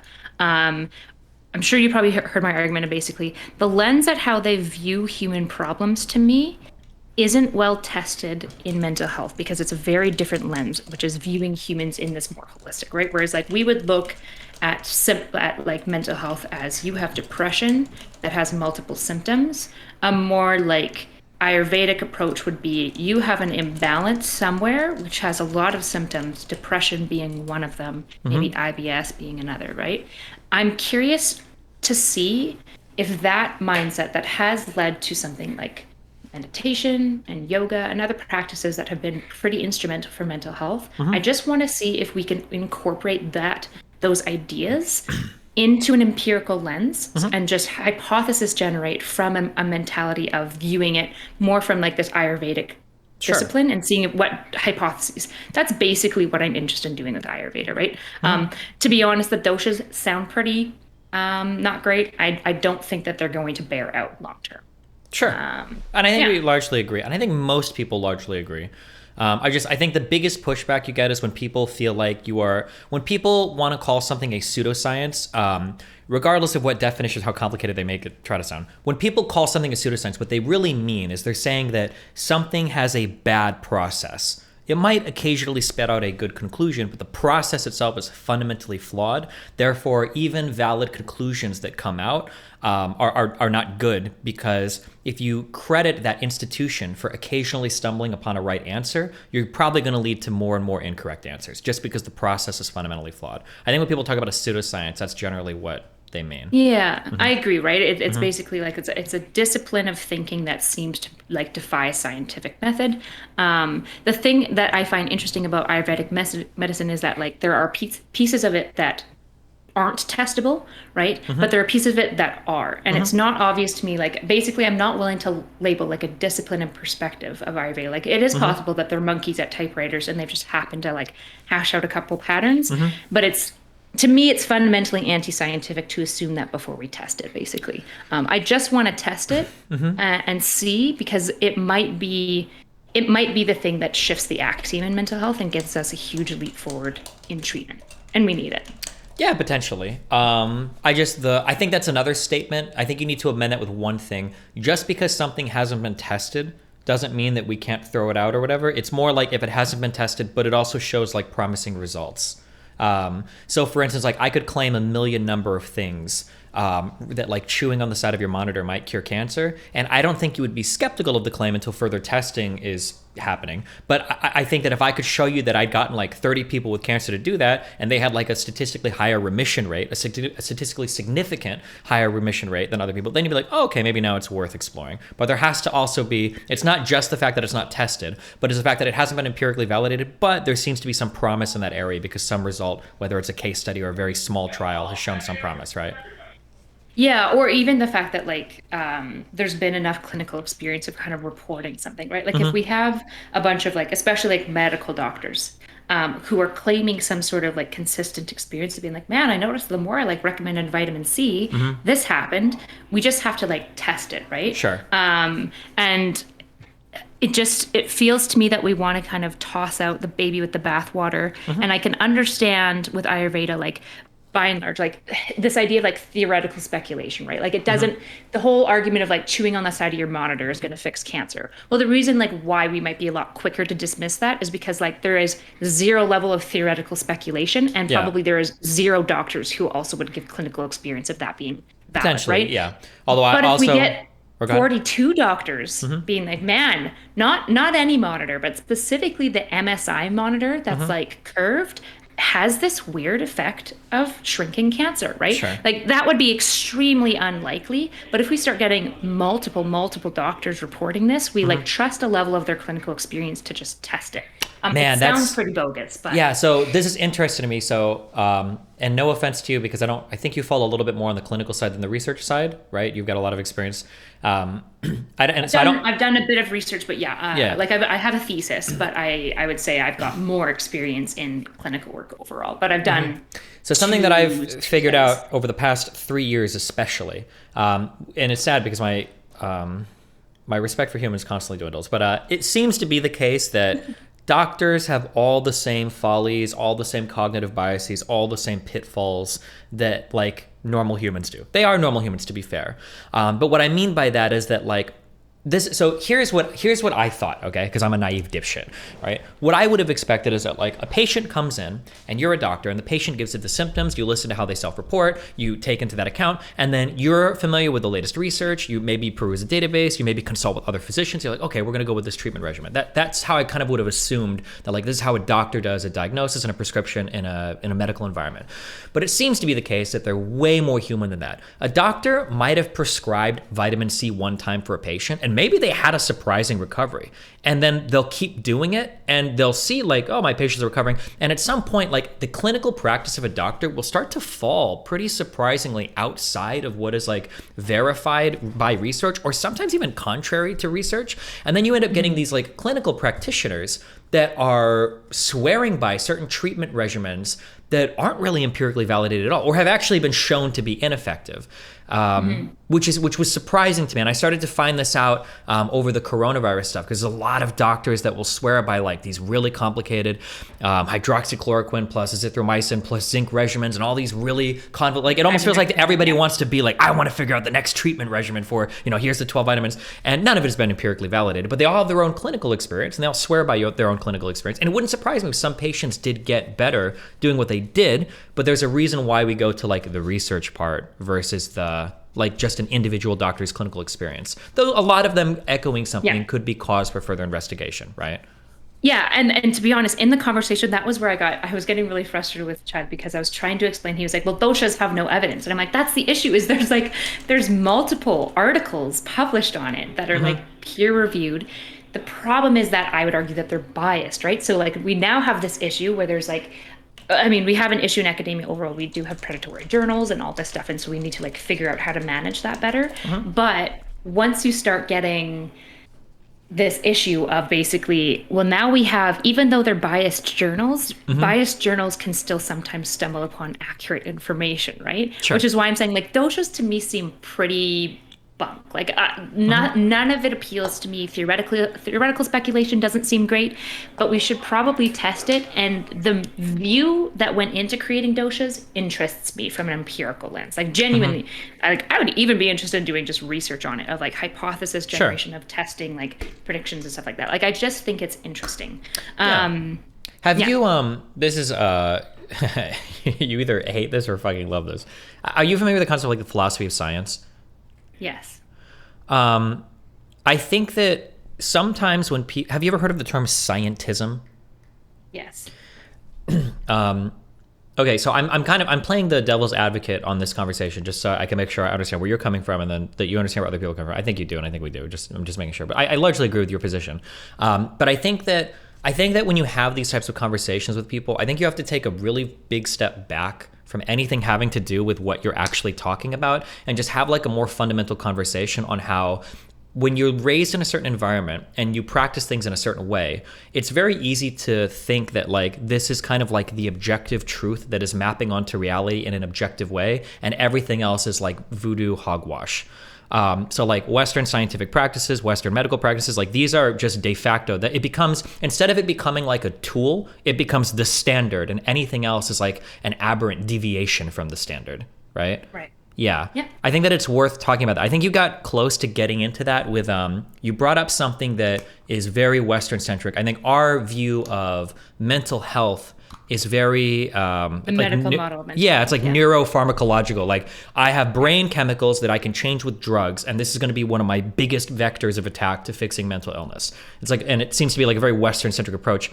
And I think, as you've pointed out, it's questionable if that's the best approach, because a lot of the data on SSRIs, I mean, they show improvement, but like not like the greatest, right? And there's a lot of issues with prescription. There's a whole bunch of issues. That's a whole rat race you have to run through when you get into that. And the underlying mechanisms are not very well understood still for things like antipsychotics, for SSRIs. Like neurotransmitters are incredibly complicated. People think serotonin is just like the happy brain chemical, but it's not. It controls like 50 different it's like, there's incredibly and it's complicated. in your whole body, Yeah. and serotonin like can cause both schizophrenia, it seems, and is also related to depression, which just seem like unrelated, right? Yeah, So, and appetite and like wake, like there's a whole bunch of stuff that like serotonin has to go through, right? And in some of the functions will even overlap with things like dopamine and other neurotransmitters as well. It's like it's very, very, very, very, very, very, very complicated.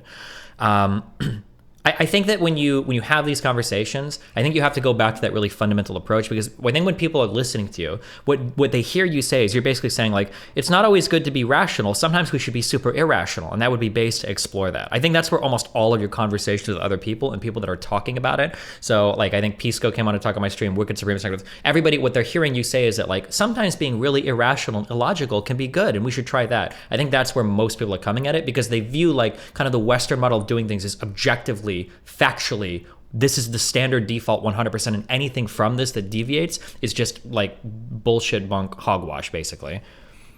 Yeah, I guess I'd be curious about like the rhetoric that I need, because like I get frustrated when people like have this like idea of like when people feel like I'm saying it's based to be irrational. I'm like, that is like, it feels to me like so obviously the opposite. I guess I shouldn't say obviously. It's fundamentally opposite of what I'm saying. Like I'm very pro the scientific method, actually. My issue is that like when you label things with certain titles before they've been tested, this actually is called scientific dogmatism, and it actually like kills science, and we've seen this historically over and over. Like some of the most, like imagine if we just like shouted out Niels Bohr and like shamed him out of like academia because he was like, we called him a quack or whatever because he was like this undisagreeable. We would have never had quantum mechanics, right? Or same with like research into like axons.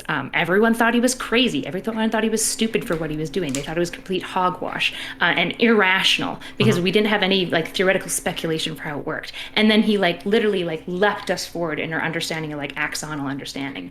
So I get that people are saying that it's like based to be irrational, but it's like I'm not even trying to say like let's be irrational. I'm literally just saying test things. Like if an Ayurvedic understanding of mental health has led to a major breakthrough, which you could argue might be this fourth wave of therapy that we're seeing with the mindfulness meditation work, should we maybe not just research that? And anything else that comes out of it that is pretty clearly pseudoscientific, that is doing harm, you can call those things that, but like it feels preemptive to throw the baby out with the bathwater. Sure, and I agree. And then to be clear, so I'm curious, like you would agree that largely, in general, the way that I'll say broadly speaking, some Eastern medicines, it seems overwhelmingly like the way that they kind of figure things out of general is probably not the best way, or probably isn't like the most empirically validated way. Would you agree with the statement? Oh, for sure. Okay. Oh, yeah. I mean, I love modern medicine. I love modern empiricism, like 100%. Yeah. Gotcha. That's why we've come up with some of like the best treatments for most things. Like. Yeah. I think we like. Okay. My biggest issue is I think you would like, because a lot of people seem to be attacking you for what you're essentially.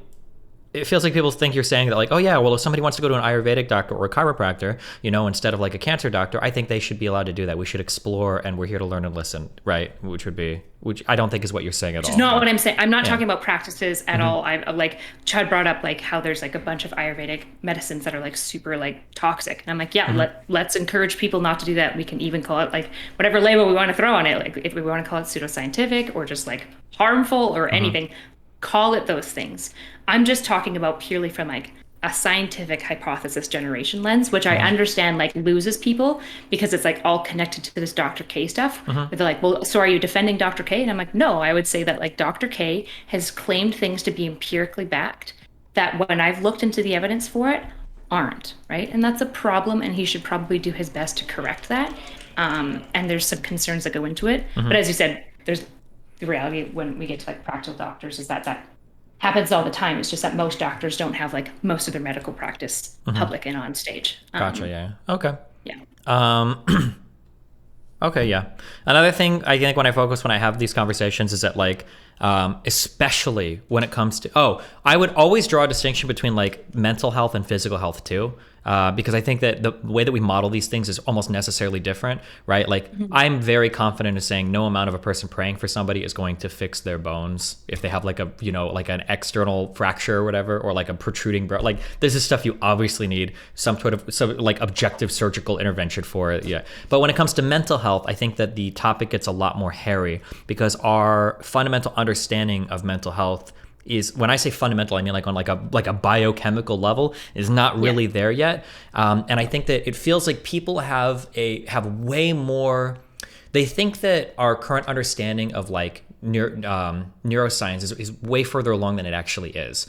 To where like a lot of these chemicals are still very not understood. Like even the basic neurotransmitters are not very well understood. Like a drug might make one person more suicidal and another person less suicidal and another person just fat and unable to orgasm. The people think that we have so much of a greater understanding of these drugs than we actually do. And I would focus on that sometimes. Like, hey, you know, sometimes a perspective shift could be good. I guess when I have conversations with people, because there's a misunderstanding that medicine is so much more figured out than it actually does. Yes, I think that's a really good point that I need to caveat more with people is that like when they're hearing this, they're thinking probably Ayurveda as a medical health practice. And to be honest, it seems like everything I've read from Ayurvedic medical practice, I'm also willing to be like, yeah, there's basically no evidence. There seems to be actually some significant harm. And so like certain medical health practices of Ayurveda, I'm totally willing to just be like, it seems to be pseudoscience, like absolutely. And I haven't disentangled it. Like my whole focus in trying to like see some value in Ayurveda comes from this mental health lens because we are, we're let down. Like the medical model isn't sufficient anymore. Like it's been important, right? But we still don't even have we don't have biological markers for basically any mental health disorder. Yeah. Or something that somebody put something in my chat that's actually super true. A huge problem with mental health is that we don't even have an understanding of the fundamental structure of consciousness, which is a massive portion of mental health. And that's true too. We don't even really know what that is, but like your day-to-day conscious experience is a really important part, obviously, of your mental health. So it's a little silly to try to claim that like, oh, well, all of mental health is in the domain of Western science and anybody else is a fool for even trying. Yeah. And so I think like as I've been working through this, I'm glad that you brought that up because I think like that's probably my biggest weakness. I think any academic's biggest weakness is our rhetoric game. It's pretty bad. And it's the one thing that I've been like improving on, like how do I make certain things clear? Because I think as an academic, when you get like so niched into your field, you kind of forget the need to even caveat being like, oh, just by the way, I'm not talking about physics. I'm just talking about psychology, right? Because you're used to just talking to your peers, that fundamental assumption is kind of already being made.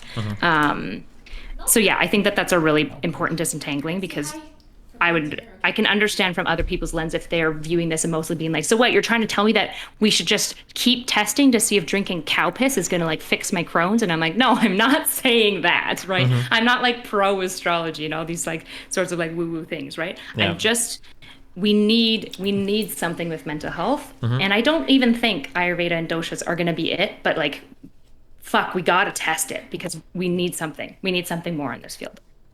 True. Yeah, okay. Well, anything else about this? I guess, is there any other feedback? Because it feels like there is a lot of misunderstanding. So I'm guessing that the way I'm communicating this is flawed, right? And I think the medical to mental health disentangling is really important. Do you think there is anything else that you heard that would help me communicate these ideas? Because this is something I think is actually really important. I would just focus on the on the lack of understanding that we have right now about mental health. I think that people dramatically over exaggerate it. That's I guess that's the biggest thing. Like people think we over exaggerate our understanding of mental health. Yeah, our understanding of mental health, because people feel like Western medicine or like our modern day like medical institutions have a pretty good understanding of like, oh, these drugs, especially people that have never tried these drugs before. And I'll caveat and be careful here. Like SSRIs have been shown to be effective. They have good outcomes with people that use them on the whole. But it's not as easy as like you take a pill and you're happy. And it's very rigorous to get on a medication that works for you, and the whole prescription process and everything is incredibly difficult. I think that people have a way more. They're overconfident, in our understanding modern days of how any of this stuff works. I would start there. I think in these conversations, and then. Yeah, the thing too about like alternative hypothesis generation, I guess because I'm old enough, maybe I've seen myself get stuck in certain things where sometimes somebody can suggest an idea that you would have never thought about before because it just seems so stupid and outlandish. But then like when you start looking at it more from that angle, like, oh, holy shit, this is like a totally different way to look at this problem that in my prior paradigm I would have never even considered. And even if they are using a bunk pseudoscientific way of doing things, I think one example I pointed out was like astrology. Like, let's say a bunch of astrology people claim that like people with certain star signs can, weather diseases better, and they're like really confident about that. And let's say you empirically try to validate that, and it ends up being true. And then you try to dig more into it, and then you find out that like, oh, well, babies born during these months because they're colder, the mothers tend to stay inside more, which like boosts the baby's immune system, and it has like lifelong positive effects. Maybe you end up discovering something weird like that traditionally you would never think to look into. I would never think about correlating health with star signs. Kind of like what you're talking about with like doshas, right? That maybe there's some weird physical characteristics those map onto, and we can investigate that. Like, oh, cool. That sometimes for hypothesis generation, totally different paradigms can help you look at problems in different ways. Yeah, and which is basically kind of my underlying argument is being like, maybe we'll get a paradigm shift, and that would be good because we need it. Yeah, for sure. Okay, I'm trying to think.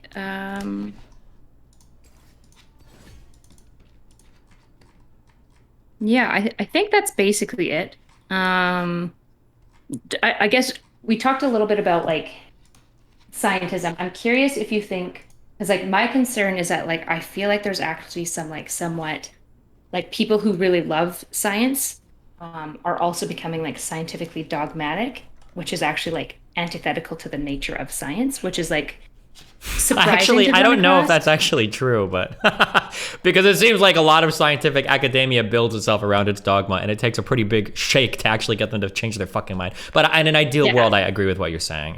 Yeah, I would. So that's fair. I guess like maybe I haven't experienced it a ton, or like probably I'm biased because I probably have my own like science dogma. I'm sure you absolutely, being in psychology, I'm sure that you motherfuckers will fight to the death about like particular therapeutic models or particular ways of treating things, or where I think we even talked about this before, that like some people like borderline isn't real, that's just extreme OCD, and OCD isn't real, that's just extreme depression and anxiety or whatever. Right? I'm sure that there are people that will fight dogmatically about particular things of psychology as well.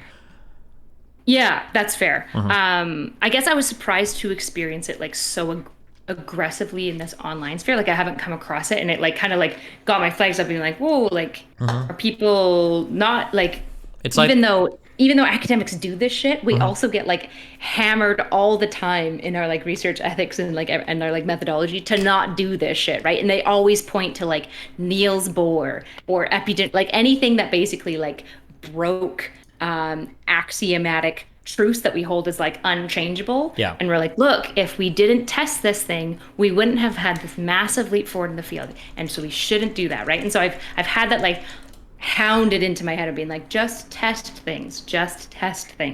And so I was really surprised, but like it maybe the reaction to me was in part because people just like, I wasn't explaining it well. Yeah, I think that understanding the concept, I think of like scientism is really important, because it kind of became, there's a lot of like, someone in Twitch chat used this phrase, there's a lot of 2009 atheist energy, I think, behind kind of like this modern day concept of scientism, where like science gives us like philosophy, meaning of life, truth, epistemic values, that all of this kind of comes from Western science, and anything outside of that is just kind of wrong or dumb. And everybody needs to just kind of like hop off their high horse and get on like the Western scientific training and they hop on that trend or whatever. That definitely still exists. I can understand why, especially for people like me that come from religious backgrounds. It feels better to hop on the other train. But yeah, it can be really hard to break people out of that, because so much of what you've argued against is going to be genuine quackery or like crazy people online, where you have to be like, well, no, I think we should follow an empirical process. I think we should do this. And then you argue against people that say, well, no, I prayed for my dog and he lived, so fuck you, you know? I understand where the feeling comes from, but yeah, especially like in like COVID-19 land, where like it feels like people are even more up in arms about like the lack of like scientific literacy within like population. So I can understand for sure like that kickback of people being like, this person's new, don't really know her, sounds like she's trying to be like some weird hippie advocating for like astrology and crystals, which is like not what's happening at all. But I can definitely understand how that perception comes across. I guess I'm like, how do I go forward from here to like disentangle that view, because that's more or less not at all my position on things, but I can understand how people like get there. Yeah. Anything else? Do you think I should just keep talking about the stuff then? Why don't you flaunt your credentials more? You should have done that. Would have been a good rhetorical. I know. Fuck. I was so mad. Okay, the reason why I didn't is I felt like he was trying to like pin me into an appeal to authority argument, and I was really trying to be like, I don't want to just sit here and flaunt my credentials and be like, you're wrong, I'm right. What I want you to do is like hear my argument. The problem is that I was mad, right? So I was just condescending as fuck about it. So it like backfired, which was like, in fairness, Chud and I have talked about like we're good, and like he was like, yeah, I was mean too. Okay, also, appeal to authority could be totally valid, right? Yeah, it can be. If my mom tells me something and 7 doctors contradict her, I can just say to my mom, sorry, those are doctors. I'm not going to fucking listen to you on this, right? Now, if she's giving me research and I'm trying to discredit the research based on what they're saying, that's like a fallacious appeal to authority. But generally, we appeal to authority all the time. When I go to a car mechanic, I trust he knows more about my car than I do. When I go to like a tailor, I trust he can fix my clothes better than I can, right? Yeah. And you know, those it's just like in the one-to-one with Chud, I think like when people engage in appeal to authority in a one-to-one with somebody, when like both are bringing data forward, it feels a little bit weaselly. And so I should have just said my credentials, but the reason I didn't is I was like, I don't want to play that game, right? Because if he like asks, it's like I do have a fair bit of credentials, like not all of the credentials. I'm very clear about what my credentials are and are not. But yeah, in hindsight, I'm just like, I'll just like fine, I'll say it. I just didn't want to like seem like I was trying to like dunk on him through. The only reason I bring this up is because for people who don't know who you are, when I listened to that conversation, you sounded like you had nothing. You didn't know anything about it. When not for what you said, but when he challenged you on credentials and you were like, oh, well, I don't want to bring this up, it sounded like you just had nothing in the area to bring up. Yeah, I know. And so many people are like, this weaselly fuck doesn't know exactly. anything. And it's like, shit! yeah, exactly. And I was like, you're right. I'm too small. I'm like way too small. Literally nobody knows who the fuck I am. Yeah. Is it worth letting your chat know what my credentials are? I right guess, now? yeah, if you want to, yeah. I have an undergrad in honors psychology, so I've done a thesis in psychology there. I'm a licensed addictions counselor, and I've done a graduate diploma in psychometry. And in the fall, I'm going to school for clinical psychology. Don't say, hold on. Don't ever use that word. What is a graduate diploma? You mean a master's, right? No, a graduate diploma. What is graduate diploma? What's a better name for it? There isn't one. Most people just haven't heard about it. It's just, so after you have most people honestly do it after they are, so most of my peers were psychologists, actually. It's basically like a graduate level extra credential you can do. It was about 1.5 years with like training. That's how I'm a psychometrist. It's just like extra training with a long intensive practicum. Fuck it, call it a master's. There isn't. No, I know. Yeah, like people are like, you should just call it a master's. And I'm like, but that's not really true. And it makes it seem like if somebody pushes me on that, then now I seem easily like I'm overstating my credentials. Where it's like, it's not technically a master's. It's like 2/3 of one. Gotcha. Okay. Yeah. Whatever. And I don't do a thesis in it, so. You're gonna get a ton of people. There's a ton of people from my community who are very much like into that idea. So I'm getting DMs from Kelly, and then Pisco's in my chat raging. Have you listened to any of these people talk about your stuff? I've listened to Pisco. I haven't listened to like Kelly or anything like that. Yeah, I know I'm gonna get a bunch of people. You can figure out how to navigate this conversation. I think the whole thing, all they really want you to do is say that like these are a pseudoscience, and that's like the entirety of they're obsessed with that word. They very much want you to just say that thing. I feel like I've outpaced him. Why? Why is everyone so obsessed with? Is it just like the buzzword of right now, or? I think it's because they feel like you're endorsing the process. And if you say pseudoscience, at least they don't feel like you're endorsing the process. Yeah. I can understand that. Okay. Well, if you end up debating these people later, it's going to be a big talk on that. So. Yeah, it is. And so I'll just need to like figure out what I think. Like, it's just like, what do you want me to call pseudoscience? I'll agree to calling whatever, like for the most part, most things. There's like a couple of things that I'm not. Mm-hmm. So yeah, I think they just want me to call all of Ayurveda pseudoscience. And so it's like, basically, yeah. Yeah. And so I'm like, okay, at a political level, if that's what you want to call it, like fair enough. From a scientific lens, it doesn't seem categorically accurate, but like, sure, at a political level, do whatever makes your heart happy, I guess. Yeah, so you would call it like, you'd be comfortable saying, yeah, sure, it's pretty pseudoscientific at least, right? Yeah, sure. Yeah, cool. That's good. You said everything I thought you would say, okay. Not not that you're predictable, but that you're not insane, okay? Because I think people have really weird ideas about... Crystals. Yeah, okay. Okay, well, Pisco is going to be blowing up your chat, and WickedSupreme and Kelly Jean probably later because they want to scream at you, so... Well, I chatted with Wicked a fair bit last night, just over DMs, and we mostly like cleared everything up. I don't know Kelly Jean, but she's welcome to chat with me, I guess. Okay, she's British, so careful for that. And then Pisco very much likes definitions for words, so make sure you have the wiki up on pseudoscience because you're gonna get hammered over that too. Okay. Fun. I feel like a bunch of people are advocating that we should go on Fresh and Fit. If I bug them a bunch, would you go on Fresh and Fit with me? Wait, do you even live down here? No. Wait, you're like Canadian, aren't you? Yeah. Listen, if you want to, sure, go for it. Good luck. I'll be there. Okay. I think they're down here in Miami somewhere. Do you know anything about that podcast? I know a little bit. I don't know like their location. I assume they're American based. And so when Obviously. they're American based, I assume they're either Miami, Texas, or California, because that's where most people are when they do podcasting. Close enough. Okay. All right, well, just give me the time of the date, okay? Have fun. Okay, sounds good. Good luck. Okay. Bye. Bye. God, Pisco is just fucking... He is wound up in chat. Now I just need to find a pseudoscientific terrorist on my stream that I don't want to call pseudoscience or terrorism, and then Pisco will just explode, and that'll just be the... People are doxing with pictures of Pisco being posted in chat right now.